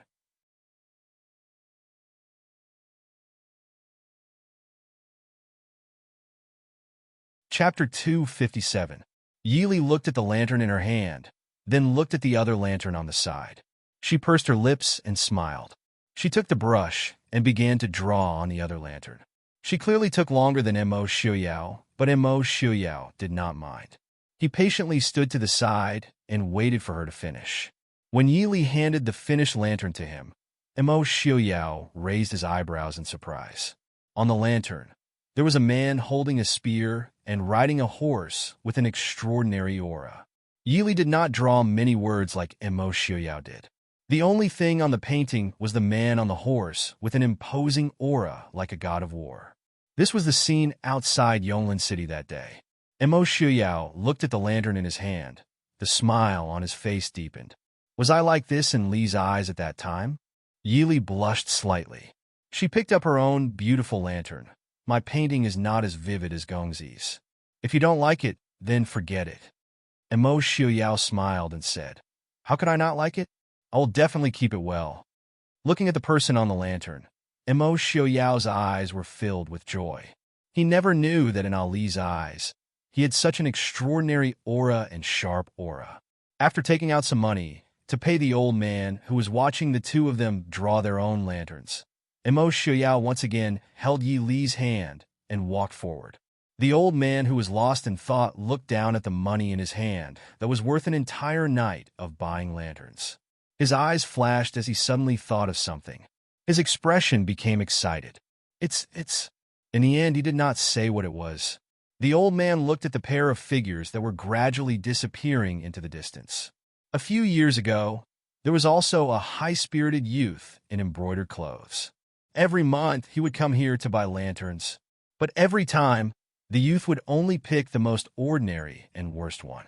But every time, he would give him enough money to buy a good lantern. After a long time, he realized that the young man had chosen the worst one because he was young and alone. He was worried that the bad ones wouldn't sell. However, that youth from a few years ago had never appeared again. Both of them had good hearing and extraordinary skills. Naturally, they heard the old man's mutterings after taking a few steps. Yili glanced at Mo Xiuyao and said with a smile, Prince, your identity has been seen through. Mo Xiuyao smiled faintly. It's nothing. I used to come here often, but I didn't expect that old mister to recognize me.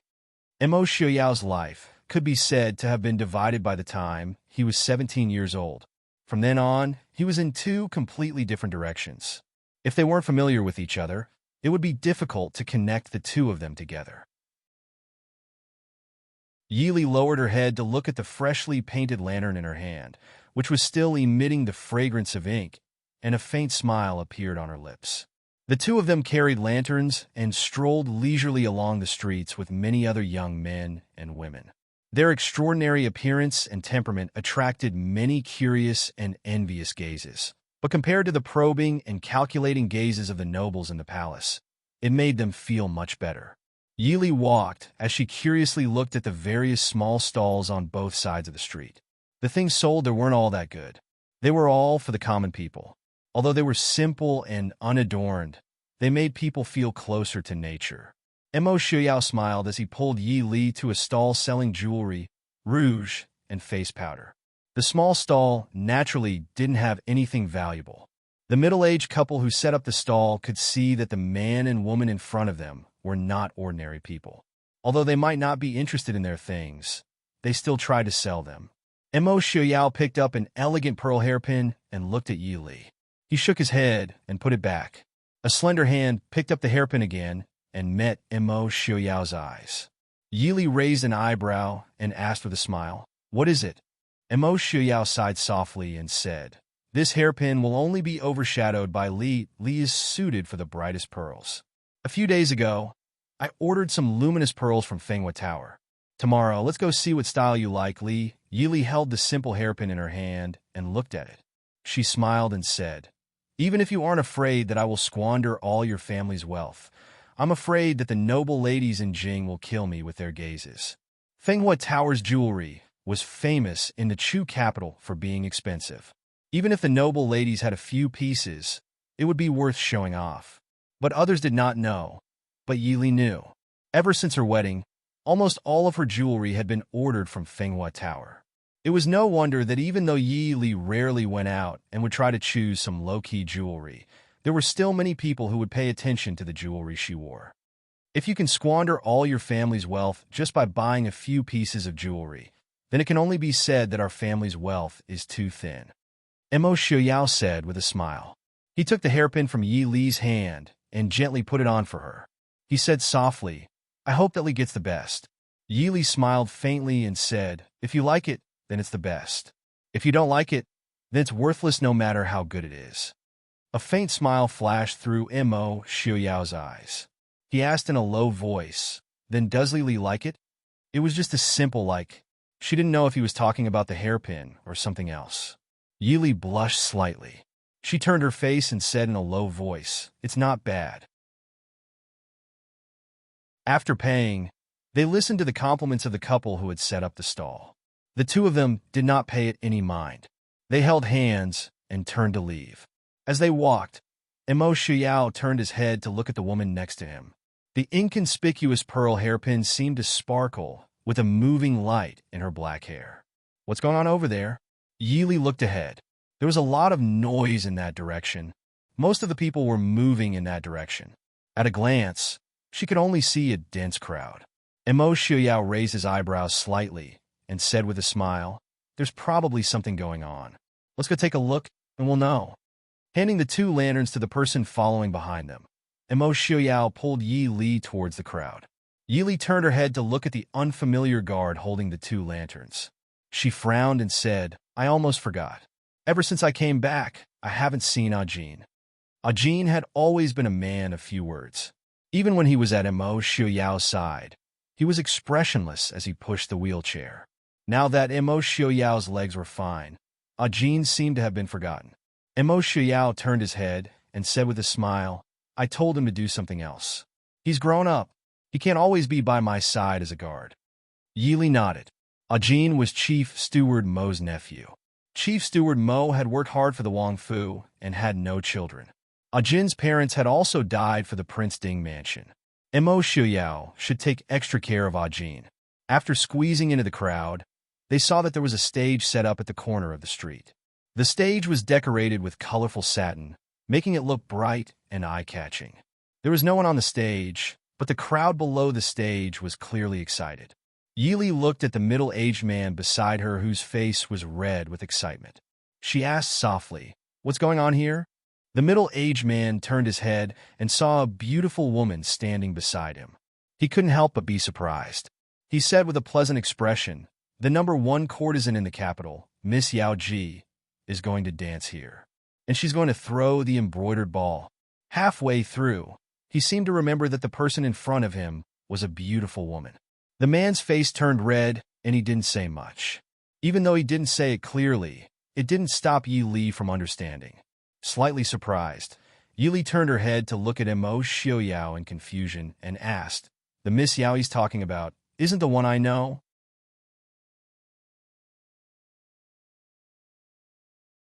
Chapter 258. It seems to be true, Mo Xiaoyao said with a faint smile. Yi Li frowned.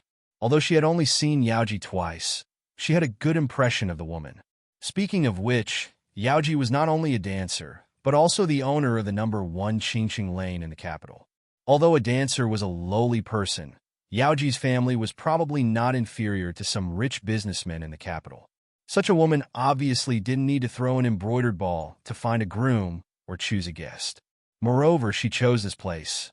Although there were many people here, most of them were ordinary people.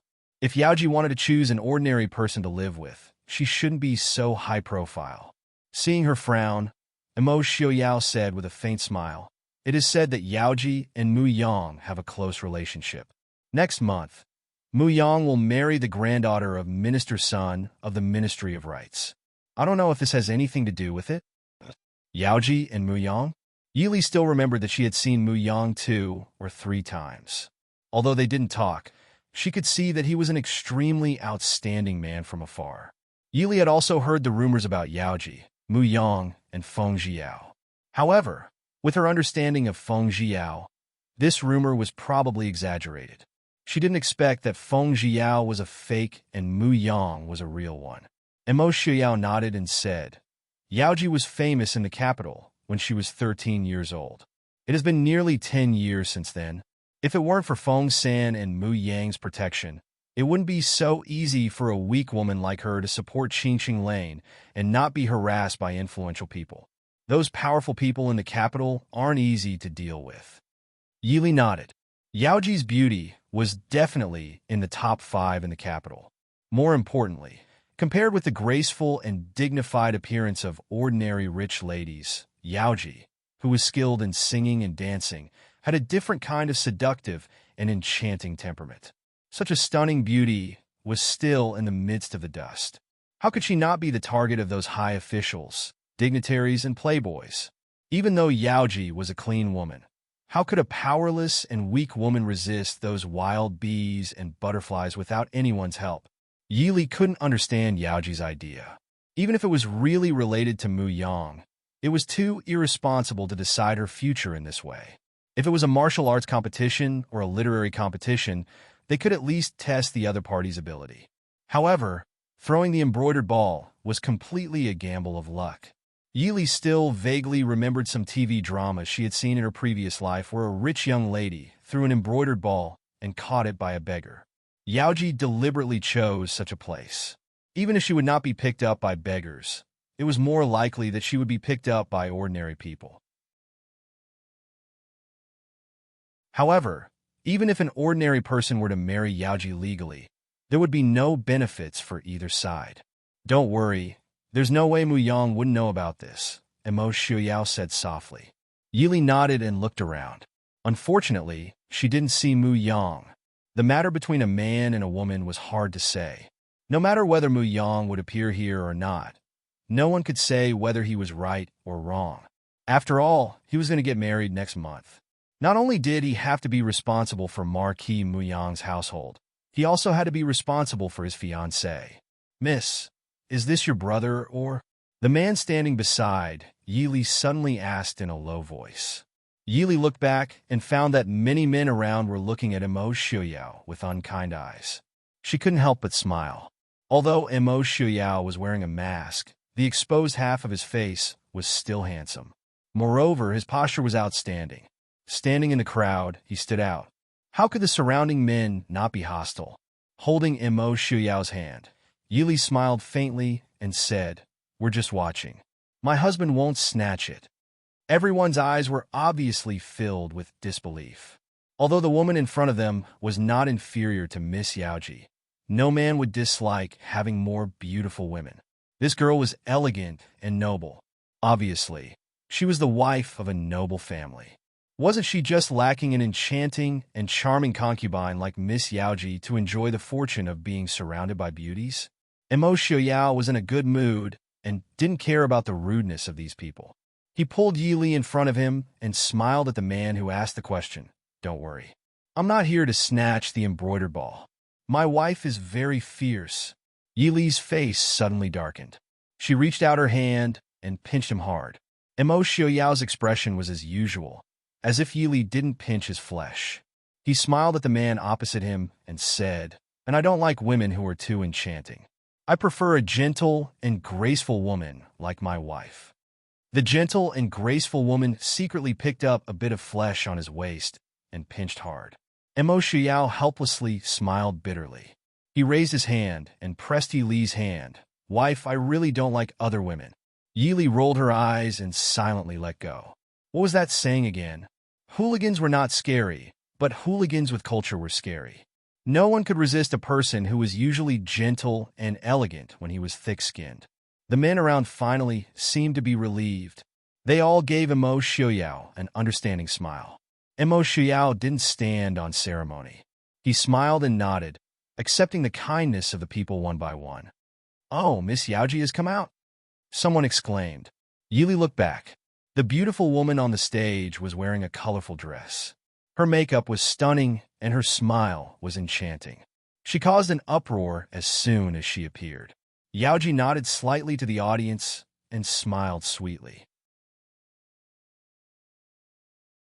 The men under the stage were so excited that they shouted one after another. Yaoji's eyes swept over the place where Yi Li and Mo Xiuyao were standing. She was slightly stunned. She smiled faintly at Yi Li and then turned around and waved her long sleeves.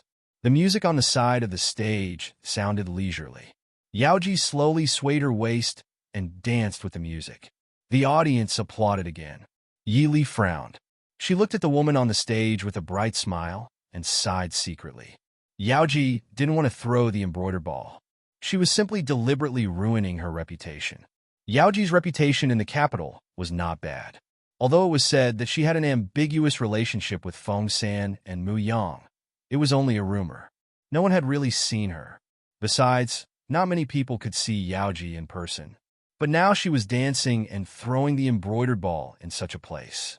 Probably after today, more than half of the men in the capital would know what Yaoji looked like. Today, whether it was the high officials and dignitaries who wanted to marry her as a concubine or the ordinary people who wanted to marry her as a wife, their opinion of her would be lowered to a lower level. Looking up at the sadness that flashed across the woman's face on the stage, Yi Li shook her head secretly. Was it really because of Mu Yang? When the song was over, the people under the stage shouted one after another, urging Yaoji to throw the embroidered ball quickly. A middle-aged woman with makeup and a smile on her face came to the stage. She raised her hand to signal the audience to be quiet and said with a smile, "You are lucky today. Today, Miss Yaoji personally threw the embroidered ball to choose a groom. The one who catches the embroidered ball is our Miss Yaoji's groom tonight. I wish you good luck here." Yi Li's heart sank. She heard clearly what the procuress said about the groom tonight. That was to say, Yaoji didn't really want to marry, but just wanted to choose a groom. It also meant that after tonight, Yaoji would no longer be a stripped-down dancer who only sold her skills but not her body. Looking at the beautiful woman with bright eyes standing on the stage, Yi Li sighed regretfully. Mo Xiuyao asked in a low voice, "What's wrong, Miss Li?"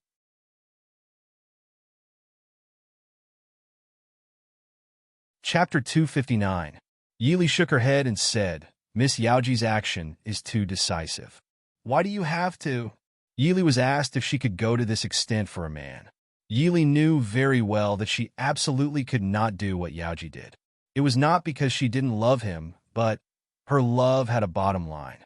If she could even abandon her dignity, this kind of love would be too heavy for Yi Li. Mo Xiuyao leaned over to Yi Li's ear and whispered, "I will never let Li be like this. I will remove all obstacles and let Li be Mo Xiuyao's only wife." Yi Li raised her eyebrows. "Prince is very good at saying nice things today. You like it? I will say it every day." Mo Xiuyao smiled. "Don't worry. Mu Yang is a little stupid, but he is kind. He will definitely come." Yi Li nodded. "So, what if he came?" Mu Yang would never marry Yaoji, nor would he give up Marquis Mu Yang's mansion for Yaoji. And Miss Sun, she was also the most innocent one. On the stage, Yaoji was holding a colorful embroidered ball and looking at the audience with a smile. The men under the stage all stared at the small embroidered ball excitedly. As long as they got it, they could spend a night with the best dancer in the capital. It was absolutely a great temptation for these ordinary men who would only look at Yaoji once. Yaoji's eyes fell on Yi Li. She raised her eyebrows and smiled sweetly at her. Yi Li frowned and had a bad feeling in her heart. Before she could figure it out, Yaoji raised the embroidered ball and threw it in her direction. The crowd exclaimed, and those who were far away could only curse in frustration.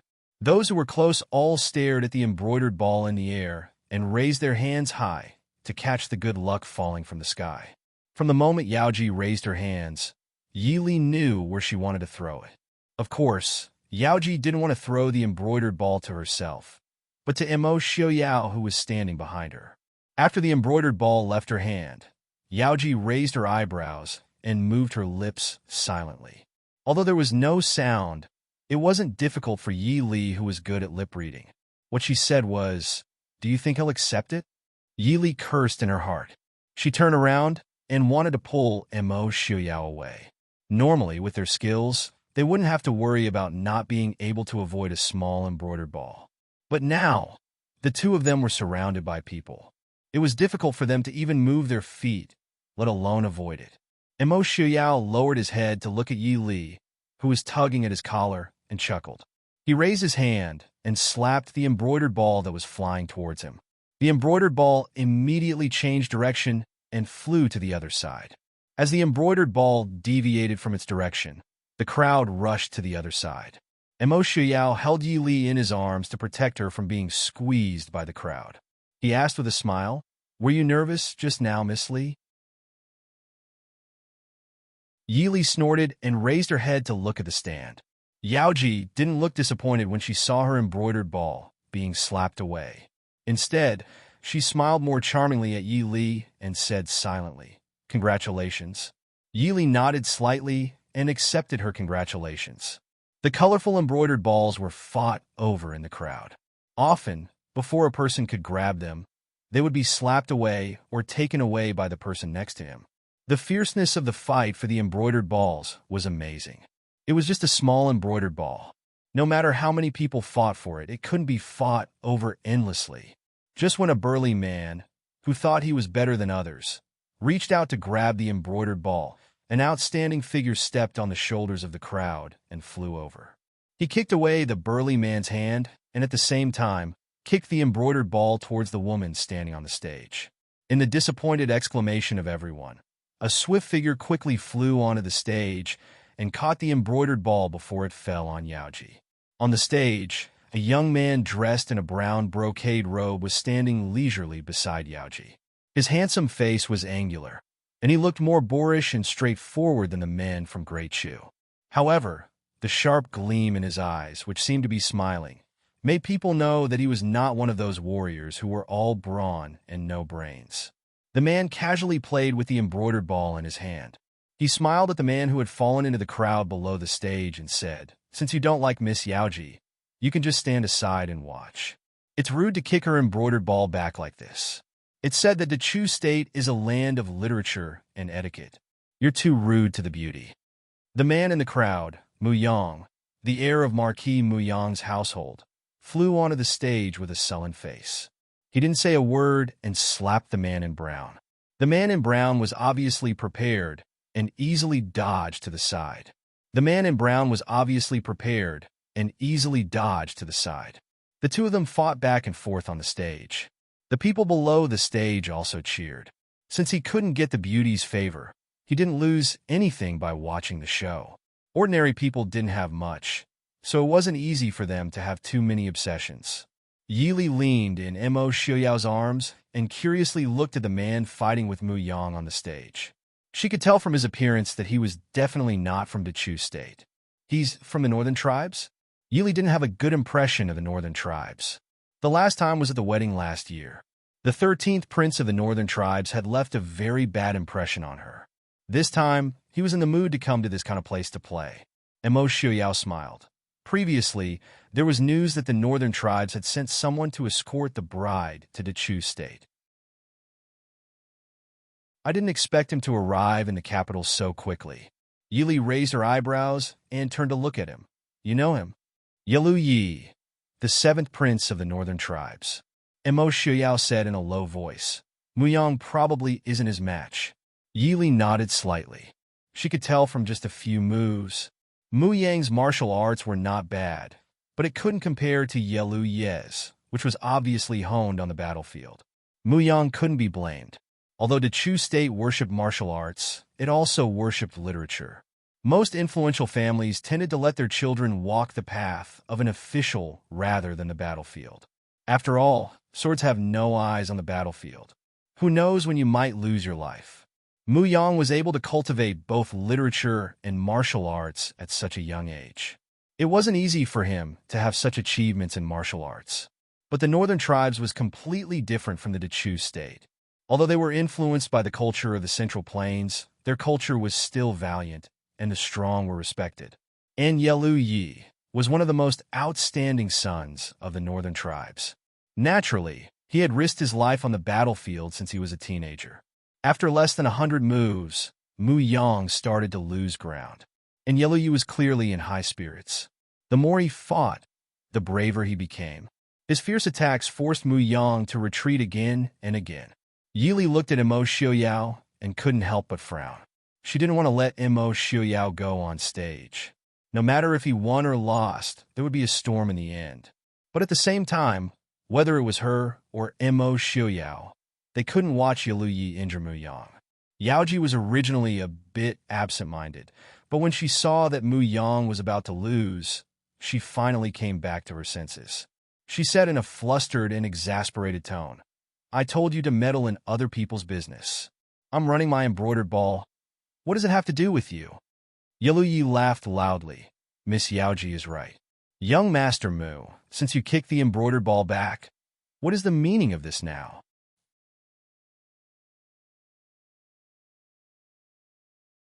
Chapter 260. Mu Yang glanced at Yaoji, still silently dealing with Yellow Ye's relentless attacks.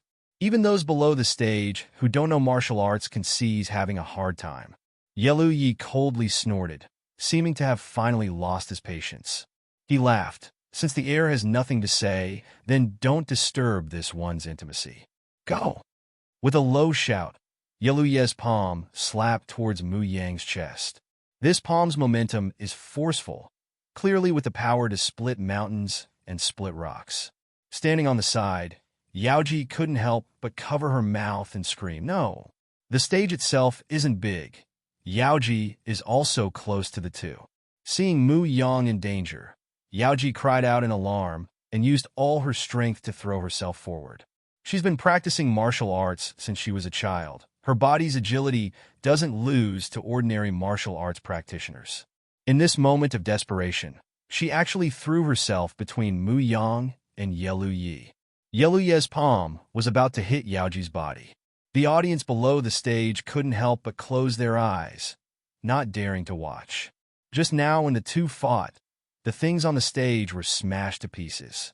If this palm landed on Yaoji's body, a delicate beauty like her would immediately die. Whoosh! A lustrous light flashed by.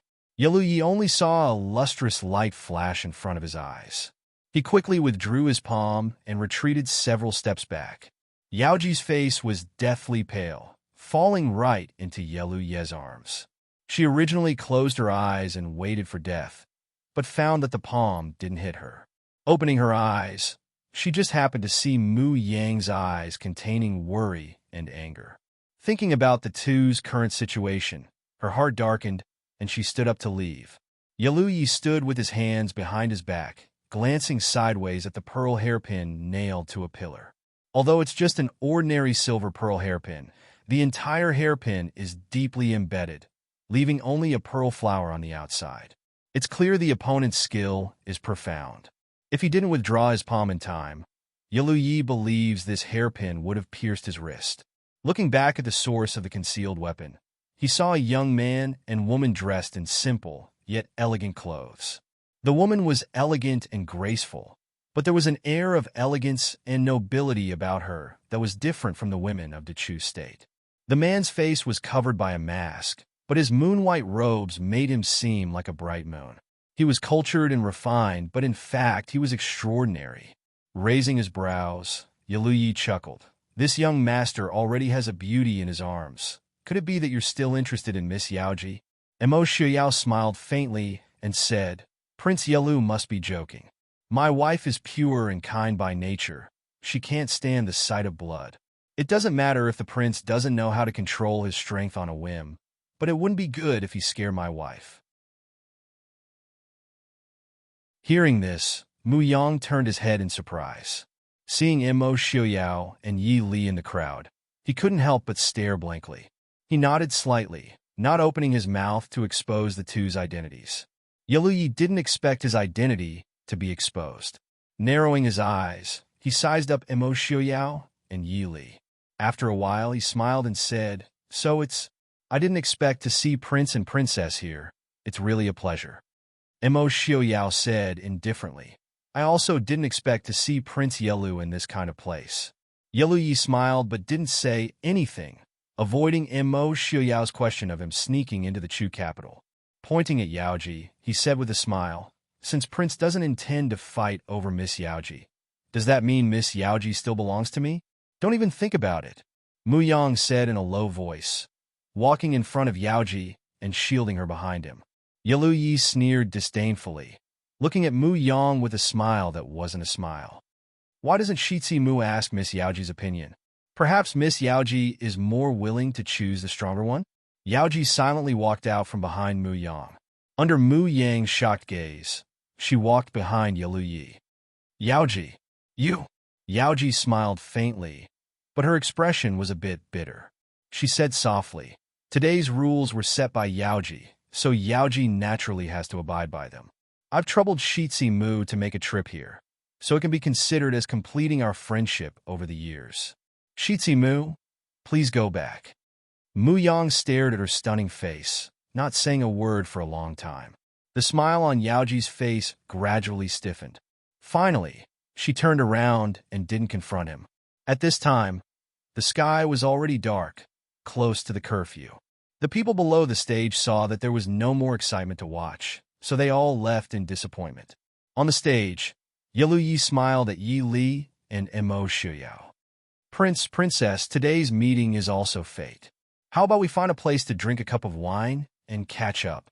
Mo Shuyao led Yi Li over, smiling faintly. Prince Yalu has a beauty in your arms, yet you still have the mood to catch up with I? Yalu Ye's eyes flashed with sharpness. He smiled and said, my good-for-nothing younger brother accidentally offended Prince last year. Fortunately, Prince was magnanimous and didn't pursue the matter, allowing him to safely return to the northern tribes. This little prince was just about to personally thank Prince. Mo Shuyao nodded magnanimously. Those who come are guests.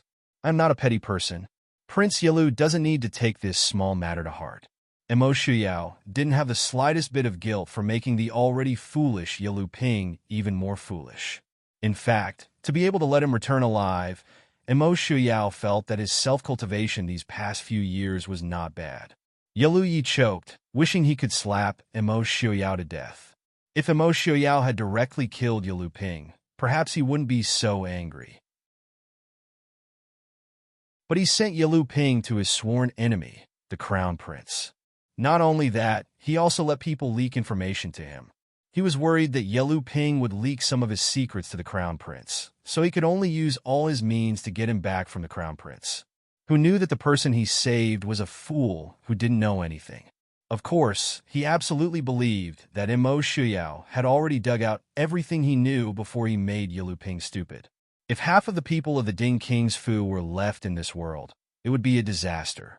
Fuang didn't lie to me. This is Princess Ding? This one is the 7th prince of the northern tribes, Yalu Yi. Wang Fei greets you. Knowing that he couldn't win against Mo Shuyao, Yalu Yi didn't make things difficult for himself. He cleanly changed the target and smiled at Yi Li. Yi Li stood next to Mo Shuyao and said with a light smile, Prince Yalu greets you.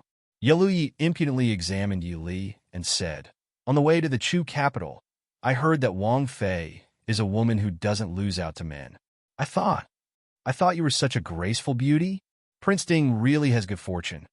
Mo Xuyao's eyes darkened, a trace of anger flashing past but quickly disappearing. He smiled at Yalu Yi and said, Prince Yalu praises me too much. This isn't the place to talk. Prince Yalu, do you want to come to my humble home for a visit? Looking down the stage, it was only a quarter of an hour until the curfew. The crowd on the streets had already dispersed. Only the few of them were left on the lively and festive stage. It looked a bit strange. Yalu Yi smiled without batting an eyelid. Prince Ding's invitation is this one's honor. But it's already late. It's really rude to visit the Ding King's Fu. This one will definitely pay a visit to Prince and Wang Fei on another day. Going to the Ding King's Fu for a visit at this time, Yalu Yi believed that as long as there wasn't anything wrong with the brain, they wouldn't make this decision. Seeing him refuse, Mo Shuyao didn't force him. Since it's like this, I and Miss Li will take our leave first. Prince Yalu and Mu Shitsi.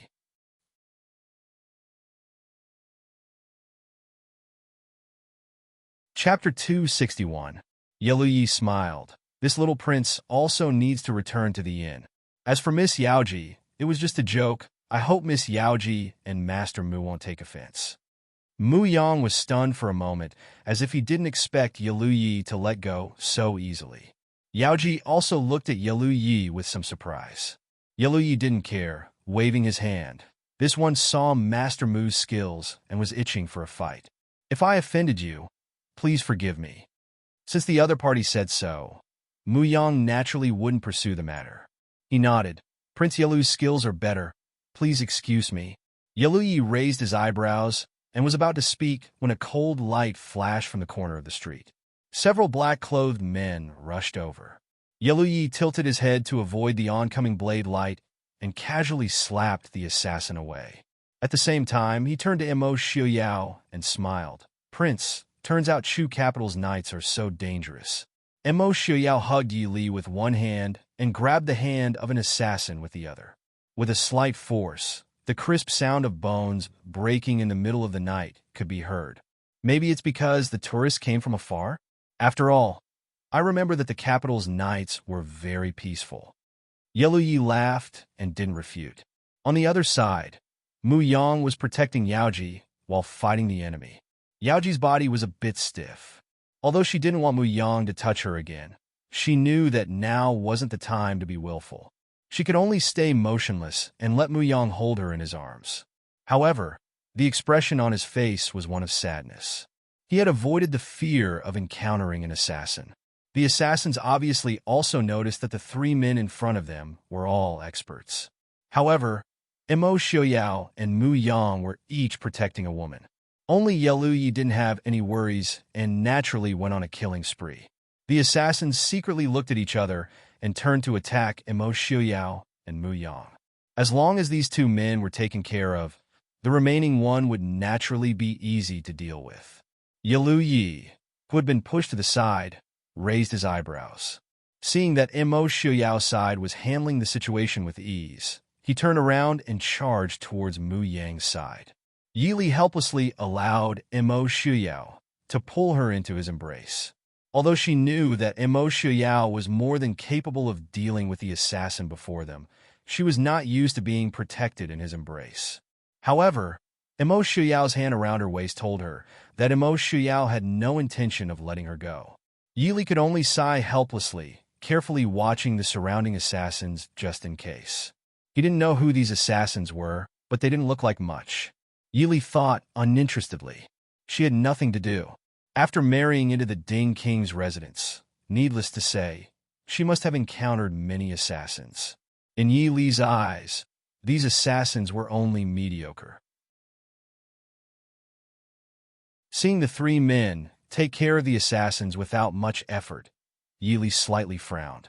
Rather than calling it an assassination, it was more like they were putting on a show for someone to see. Not to mention the presence of these three people, there was also the shadow guard in the Prince Ding mansion.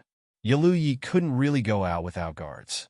Even if it was just one of these three men, these assassins wouldn't be able to deal with them.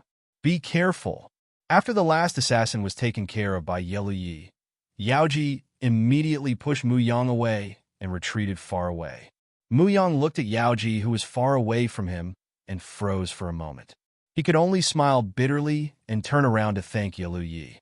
Behind him, a fish that slipped through the net took the opportunity to shoot a hidden weapon at Yaoji.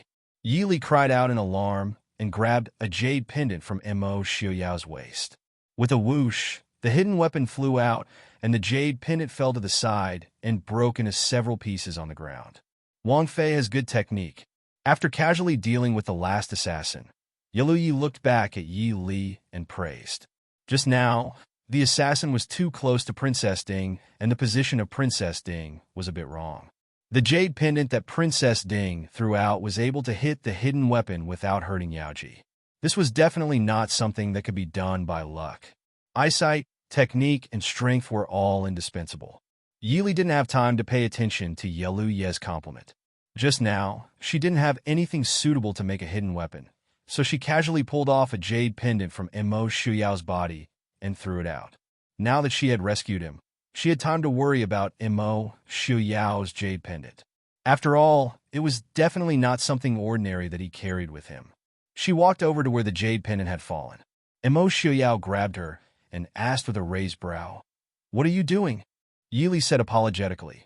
"I'm going to take a look at that jade pendant. Is it all right?" Emo Xiaoyao smiled and looked at her with a smile as he asked, "If it's not all right, what should you do?" Yili furrowed her brow in distress. If it was just valuable, then it was fine.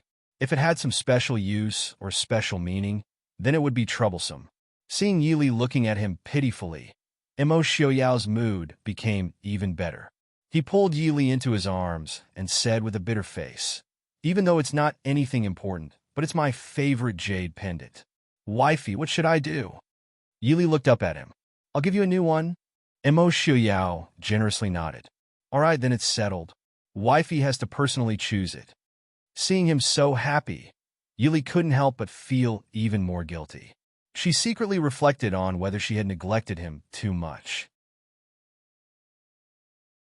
Ever since they had gotten married, Emo Xiaoyao had personally taken care of her food and clothing, but Yili guiltily remembered that she seemed to have given him a piece of clothing on his birthday last year.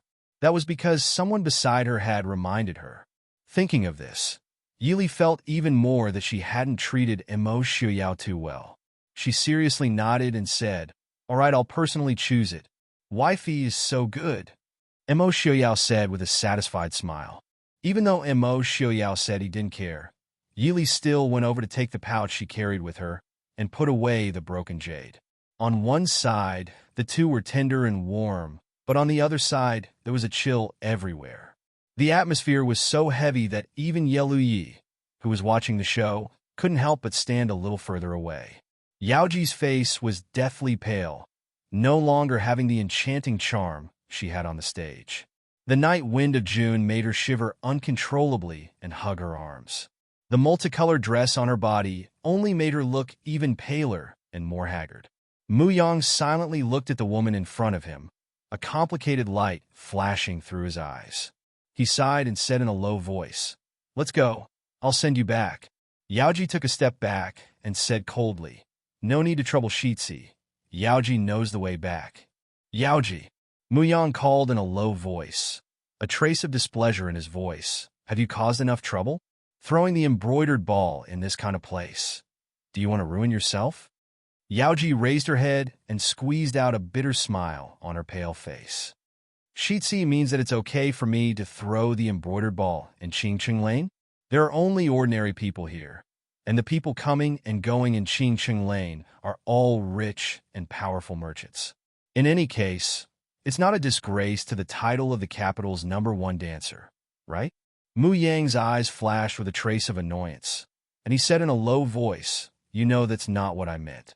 Yaoji was highly respected in the capital, not only because she had the support of Marquis Muyang Shitsi and the Feng family's third young master, but also because of her outstanding dancing skills.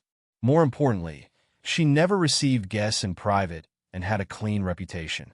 If Yaoji really... Then from tomorrow onwards, those rich and powerful people in the capital who coveted Yaoji would trample over Qingqing Lane. At that time, no one would be able to help her. After all, Marquis Muyang's household and the Feng family couldn't become enemies with all the rich and powerful people in the capital for a prostitute.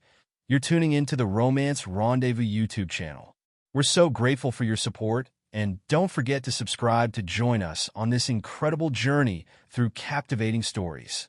Your generosity through donations truly makes a world of difference, as it's the primary source of revenue that allows me to expand and enhance this channel for you. Thank you from the bottom of my heart for being a part of this adventure.